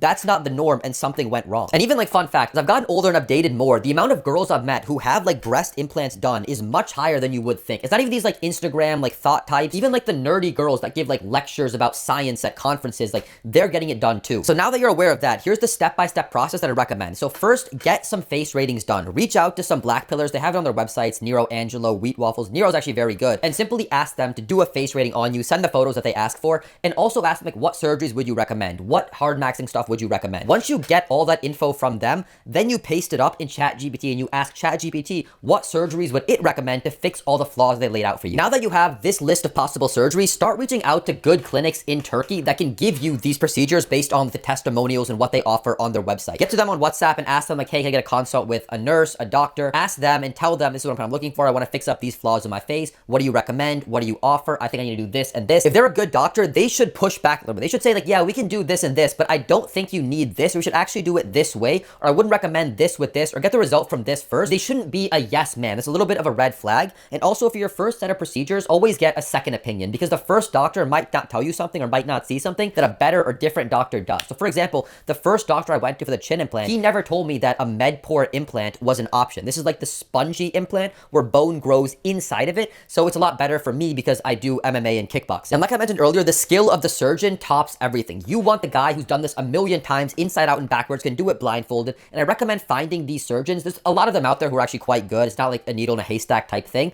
but I normally go on Reddit, YouTube, and also search up on Google. And you could also ask ChatGPT because it pulls its information from different sources all across the internet. Now at this point, make your decision with which surgeon you want to go with, what set of procedures you'll do during that process. They'll likely already send you a quote on how much it'll cost, ask you to pay an X amount deposit, and now you're gonna try to make this surgery work into your schedule. Now maybe you already have a trip planned in the next few months, or maybe if you live with your parents, you want to just plan a trip, gonna give you an excuse to get this done. Or if you don't, just set up a trip to happen. So you'll say, you know what, I have a 4-day weekend coming up in July because I get Monday off for some holiday, and then my work gave us Friday off. Now if I have 3 days of PTO, or it's spring break from college, so I have that week off, and if I leave a day early because I finish my final, just find a way to fit this into your schedule. It'll take a little bit of, and of course this should be obvious, but just be aware and do your research of the recovery, the swelling, etc. Like if you're going to a trip to Turkey to get an otoplasty done and buccal fat removal, like I talked about, those are the fastest procedures to look normal again. After 3 days, nobody would even notice you had anything done. So you can plan that over a short trip, come back, maybe your parents, your friends, I doubt they'd even notice. But let's say it's a surgery where you'll be inflamed and swollen up for a good amount of time, then maybe do that trip to Turkey before your trip somewhere else. If that trip's with friends, and tell your friends like, look, I'm getting this like procedure done, just keep it on the low key.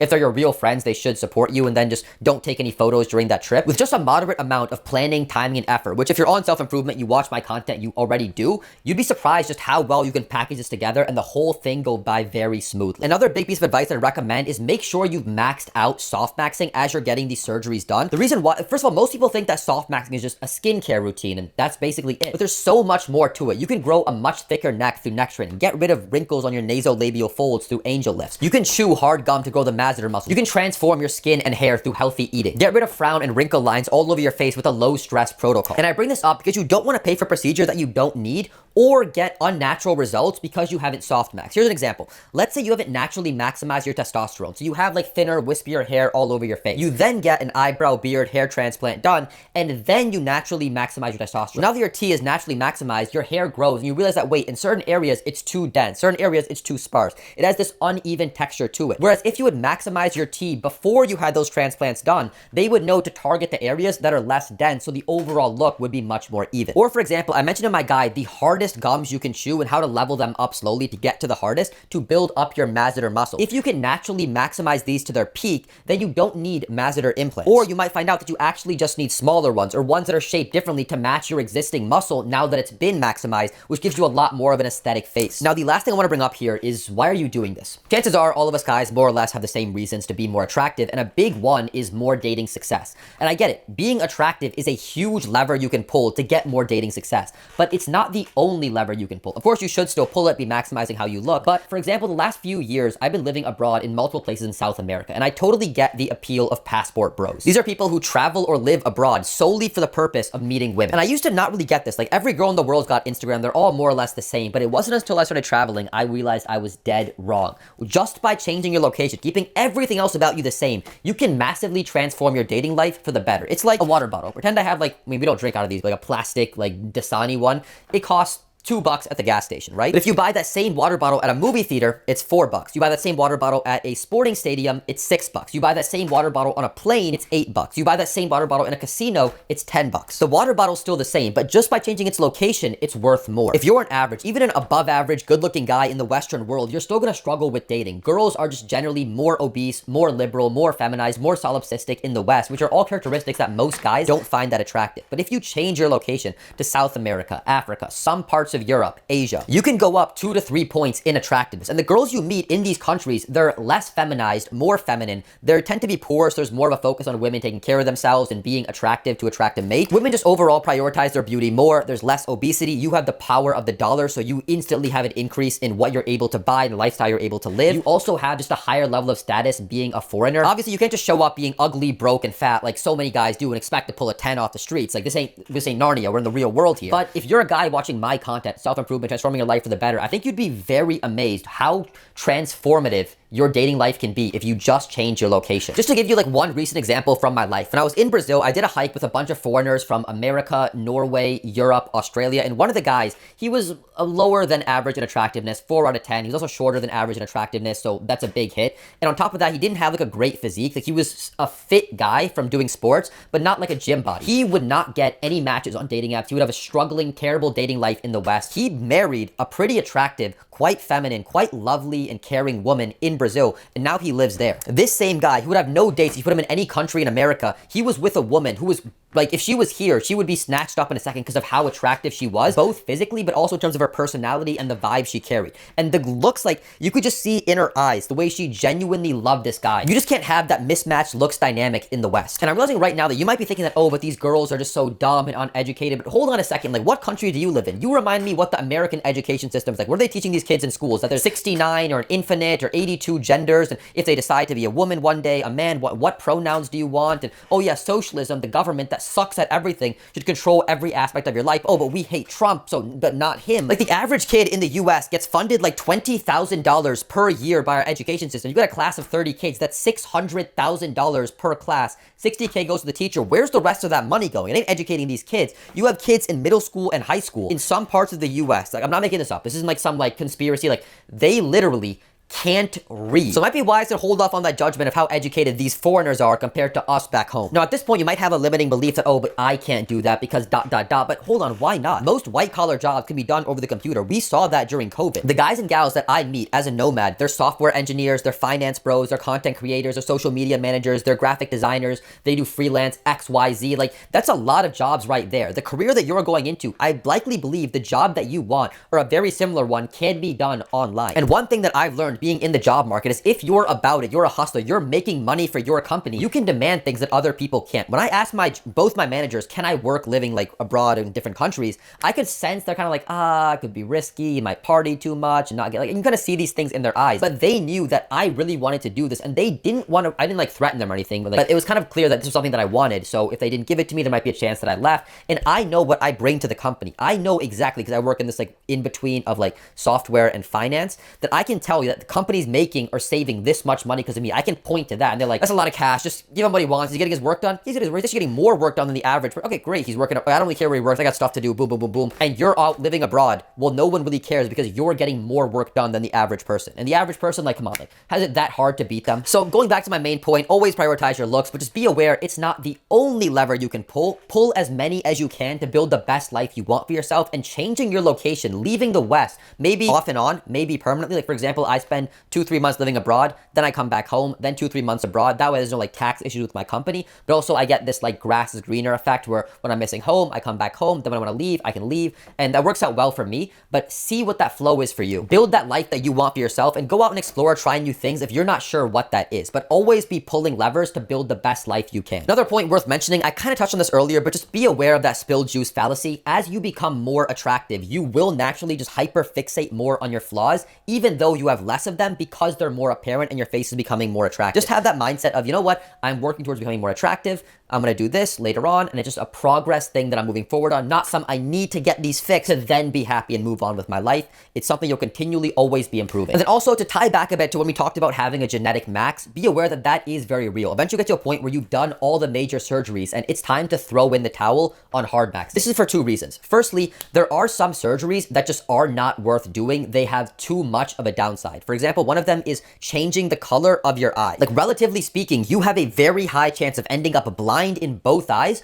or dealing with severe dry eyes and eye-related issues like chafing for the rest of your life. The able-bodied pill is very real. If you think girls don't like you because you're ugly, wait until you have some serious disability, then see how much girls like you. So some surgeries out there I wouldn't recommend. I believe like there's limb lengthening ones out right now. I haven't done too much research into those, but try to understand that eventually you're going to hit that peak and it's time to say nothing else. Let's move forward in other areas of life while, you know, maintaining your looks. And secondly, because some surgeries are so minor, they're just not worth doing. And you likely will hear this from your surgeon. But for example, one of my flaws was the depth my eyes are into my skull. It's about like a 4.5 out of 5. So really good, but not perfect. But am I actually going to risk ripping the bone out from behind my eyeball to move in a tiny amount? Chances are the doctor would overdo it. And then at that point, my eyes are too deep. And now I have a 4 out of 5 in terms of like the perfect eye depthness. So you have to learn to throw in the towel for those as well. That's not quitting. That's just accepting that the risk is not worth the reward. Another example of this that just popped into my head is the infraorbital rim implant. So remember I mentioned I hate this under eye hollowness. Dr. Taban did not recommend me for the implant. Maybe I went off to some other surgeon and I said, look, I really want this done. I really want to get it done. And he puts the implant in and now they protrude out of my under eyes too much. I've seen somebody on Reddit who has this. So now I went from a bad feature, them being sunken too much, giving me a 2 or a 3 out of 5 in that area, to now going to a 1 out of 5 because they stick out. Another huge tip I'd give you here is don't go on this journey alone. Here's what I mean by this. When I was learning how to edit photos in Photoshop, I actually do talk about this in my dating apps guide because making a few small edits to your photos makes a huge difference in how you appear. But when I was learning Photoshop in high school, one of the things my teacher taught me was when you're close to finishing up a photo, stop, close the laptop, do something else for a few hours, and then come back to it. And the reason why you don't want to like do all the editing in one session is because when your brain just fixates, stares at one thing for so long, your brain starts to adapt to it and lie to you. Kind of like when you stare at like a red light for a long time, then you look away and then everything looks red for a couple seconds. You would look at that image and over sharpen it too much and not realize it. It's way too saturated, you don't realize it. It has way too much distortion in the background and you don't realize it. But when you close the laptop and you kind of go out into the real world, your normal meter resets. So you then look at the image again, you realize, I messed this and this up. Let me reverse that, fix that, make the final changes, and then I'm good. I still follow that piece of advice to this day. So I recommend you in the same way, be part of a community, have a friend group, at least one friend, a family member, someone you can go to and be honest about what you're trying to do and get back and forth info from them. Ideally, it's not somebody who always say, yeah, you look fine, don't do that. Someone who really understands where you're coming from. So it would likely be a community of LooksMaxxing self-improvement guys or a group of friends that you have that are on self-improvement doing something similar. Maybe they're not at the HardMaxxing level yet, or they don't want to go down that path, but someone who has the same values and goals as you. That way you'll get some help with being accurately judged and getting feedback and recommendations so you don't overcorrect yourself, because isolation can sometimes amplify your insecurities. And overall, when it comes to LooksMaxxing, including HardMaxxing, this should be an upgrade to your life. It should make your life better, not be a hindrance or a hassle that weighs you down. You always think about it. You're upset that you can't get the surgery done and this bums you out. It should be like the gym. You're a little bit antsy and nervous for a heavy leg day. You got to hit a PR. You go to the gym. You're in a bit of pain. It was tough. It was hard. Then after, you're feeling quite good and you see yourself get better with time. Try to have that exact same mindset when it comes to LooksMaxxing. Now, the last, but one of the most important pieces of advice that I have to give you is don't go public with this. Do not tell people reveal that you've hardmaxxed / gotten plastic surgery done, or you're interested in it. And the reason for this is pretty simple. People have negative perceptions of other people who've gotten plastic surgery done. I remember there was a study done where they asked participants to come in and then rate women on their beauty and a few other characteristics. So of course, the women who had plastic surgery done were seen as more attractive because obviously that's the whole point of it. And because of the halo effect, they're rated more highly on characteristics like agreeableness, social skills, femininity, fertility, etc. But when they then told the participants that these of the women who had plastic surgery done now rate them again, or they told the participants before a different group of them, they found that those same women, while they were still rated higher for attractiveness, they were rated lower for qualities like warmth, compassion, and humanity. Because in a sense, when you get plastic surgery done, you are manipulating other people. It's like some serial killer, you wear the mask of somebody else on your face. So this is not a group chat announcement. To be fair, in the world we live in, the world we've always lived in, everyone is always manipulating everybody. That guy buys that car he doesn't really care about, can't really afford, to manipulate others, thinks he's actually more rich than he is. The girls wear makeup to manipulate everyone to think they're more attractive and feminine and younger than they actually are. This is just the world. We all do think that I get jacked, in a sense, to manipulate others to believe I have more positive qualities. Everyone's always manipulating everybody. That's just how it is. Most people want to go out and just blab their mouth to everybody about everything going on in their life. This is like rule 3 or rule 5 of the 48 laws of power. Always speak less than necessary. I was reading about in one of the stories, there's like some guy who rebelled against the English monarchy, but he had served them for a very long time as a prestigious general. So the queen's like, you know, he's a good guy. He did some bad stuff, but let's not kill him. Just exile him to like Ireland. Like he'll eat some fish and chips out there. I mean, it's Ireland, so it sucks, but is what it is. But of course, right before he left to go to Ireland, he has to tell the queen, you're fat. She's like, you know what? Execute him. If he had just kept his mouth shut, he would be fine. But so many people in history have to, it's like, there was even a saying in the book, it's worse for someone to say stupid things than to actually do stupid things. There was one other guy in the story. He literally was about to get hanged. At the last moment, the rope somehow snapped. It was very poorly made. He lifted it up and said, see, in Russia, they can't even build ropes properly. Now, normally this was seen as an act of God. God came in and saved the man's life by cutting the rope. This was like a very like spiritual, religious thing where in most cases, people would get pardoned instantly to not upset God. But when the ruler was about to pardon him, he asked, okay, wait, did the guy after the rope snapped, did he say anything? And the messenger's like, oh yeah, he said in Russia, they can't even build rope right. The Tsar tore up the paper and said, let's show him. They went to hang him a second time, and this time the rope didn't snap. If he had just kept his mouth shut, he would have not only been pardoned, he would have been seen as this religious, special, spiritual fellow who God deemed worth saving,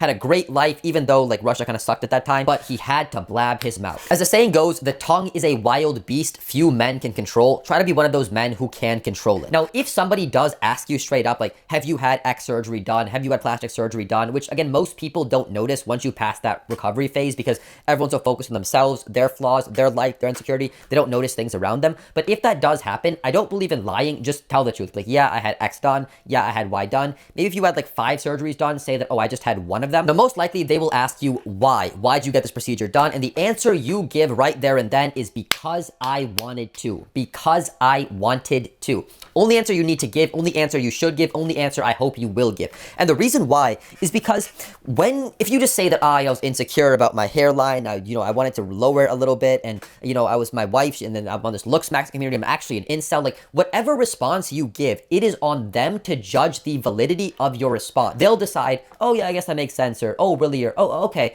But if you say, because I wanted to, that is something in your head. Nobody can ever guess or tell what's going on in your head except you. So how can they think or say that doesn't make any sense? I'll give you an example of this. So a while back in Minneapolis, there was an ICE officer who shot a woman who was driving into him or around him in a car. I don't know all the details. I know it's political. I don't want to get involved in all that. But what you'll see is that ICE officer will walk off scot-free. I guarantee it. And the reason why is because he'll sit with his lawyer, and his lawyer will say, when you go on the stand, when you testify, you only say this: I believe that my life and my safety was in danger. That's all you say. And the reason why is because nobody else can objectively judge what's going on in your head. If you say that, oh, I thought she would hit me, I thought it was a terrorist, I thought there was a gun in the car, whatever the case might be, those people in the jury will look at the evidence and say, well, I wouldn't think that, or maybe I would think that, or I actually think in my position, if I was there, I would think that. But if you say, I thought my life was, those are thoughts going on in your head. Nobody can judge you on those. So to bring this point back, if somebody asks you why, you just say, because I wanted to. And this can apply to a bunch of contexts. If you think someone's ever asking you a question in a bit of a crude, rude, insincere way where you sense hostility or negativity from them,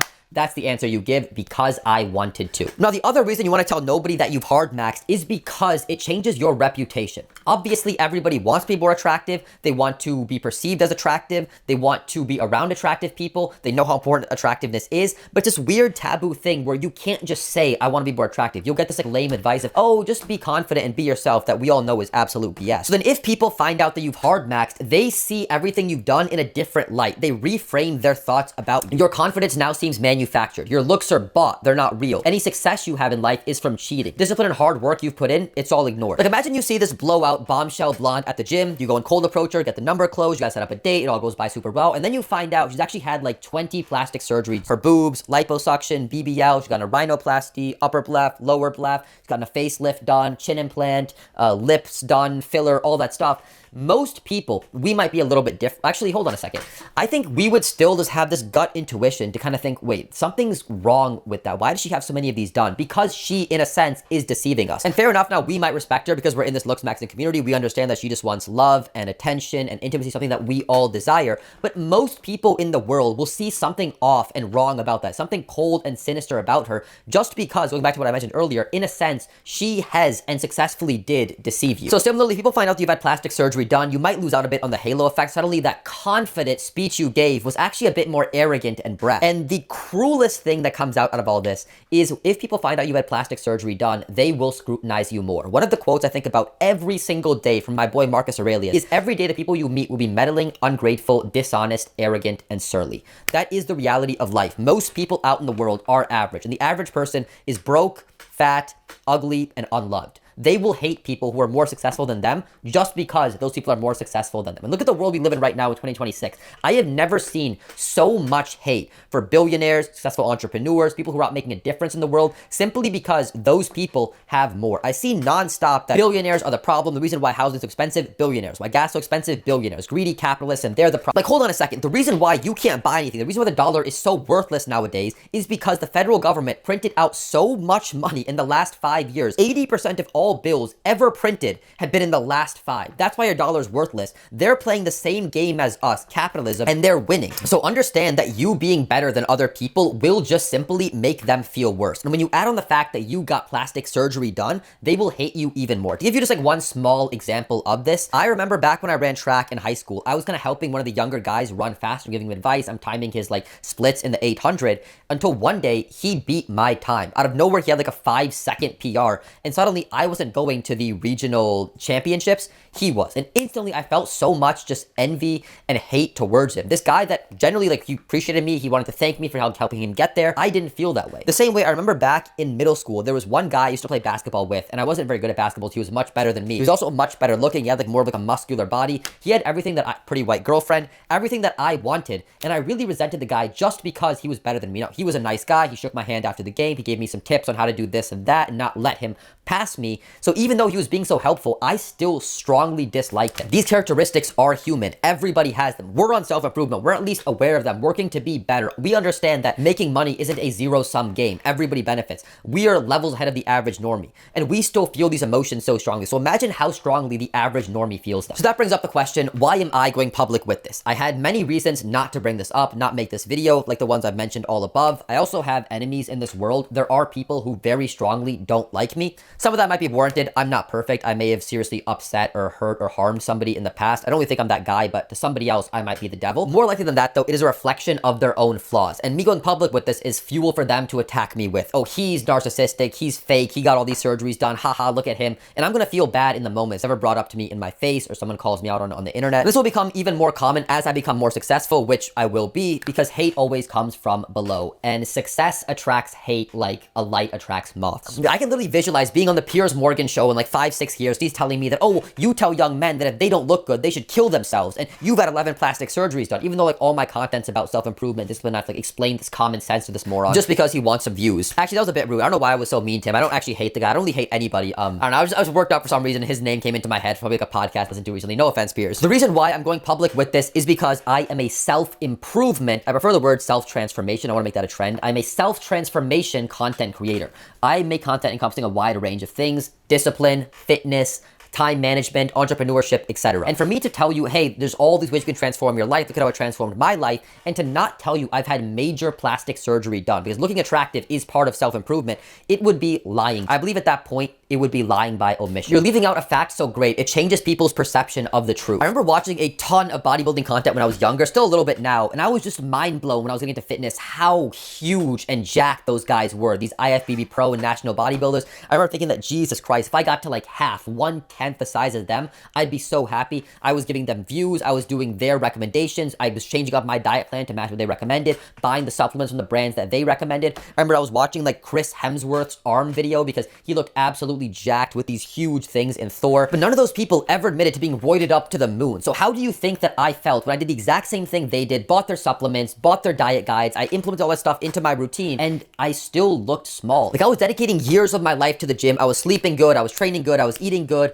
but I wasn't making anywhere to the same level of progress that they were making. And I felt, like, this might be obvious to you, like, oh yeah, they're on roids, but when you're younger, you just don't realize that. You don't know who's on it, who's not on it, who's natural. So going through all that left a very bad taste in my mouth, and not from their like crappy pre-workout. And for them just to not have a disclaimer in every single video they made saying, hey, I'm on steroids, you won't get results like this, I thought that was pretty pathetic. I never wanted to do anything like that to my audience, where like, imagine someone's telling you that, yeah guys, you need to get this much protein per day, that's not able to maintain this physique. Oh, by the way, I took huge amounts of testosterone and steroids 5 years ago and I exploded in size. That was just so utterly disgusting. And I never wanted to ever lie to my audience like they did, because I'm just not like, and imagine if you found out, imagine if one day I blow up to like 1 million subscribers and it comes out that, hey, by the way, this guy's been telling you the reason why his face looks so good is because he bone smashes or he has a good sleep and he recommended buying these lights or this head wrap to help you sleep better, to help make your jaw pop out more. He also had 11 plastic surgeries done. And I come out saying, oh yeah, but I never said I didn't have them done. Like, come on, give me a break. Like, do you see how disgusting that looks? How that would kill my own brand? So I can see how that's a very self-interested thing for me, and that was a part of it. But more than anything, again, I just didn't want to lie to you. And it wouldn't even be hard for anyone to even find out I got this stuff done. I have older YouTube channels that exist where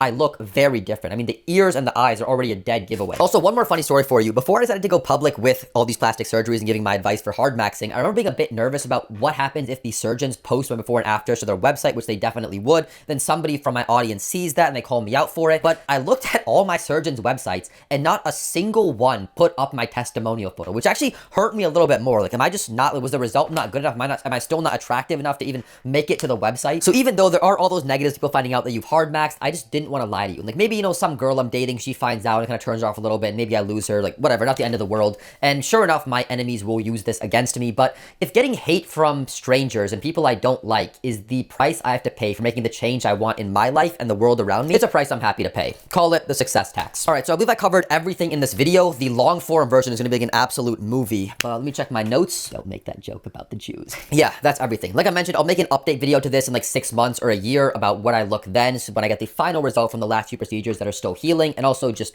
what my dating life is like in the United States. Also a video coming out soon on my full soft maxing protocol. If you want a sneak peek, the guide is linked below in the description. I'm excited for that one because I think people are quite confused about what to do in terms of lasers and Botox and skin resurfacing, and they're also quite turned off by the price tag, but there is a way to make that price drastically drop with a little bit of planning. And also people are quite unaware of just what transformations you can make for just 20 bucks, 40 bucks, and a little bit of time every single month. So I'm really hyped for that one. And then also a ton of more resources linked below. I have my Hardmaxxing guide on the surgeons I went to, the places I stayed at, my tips and tricks, and the advice I'd give. I also have my What Might Eat guide for optimizing testosterone, energy, focus, aesthetics. And then I also have my full guide to dominate dating apps. There's a ton of guides down below. Check them out if you're interested. I think you will get immense value from them. Anyway, I hope you enjoyed this video, and I'll see you soon. Stay straight, bro.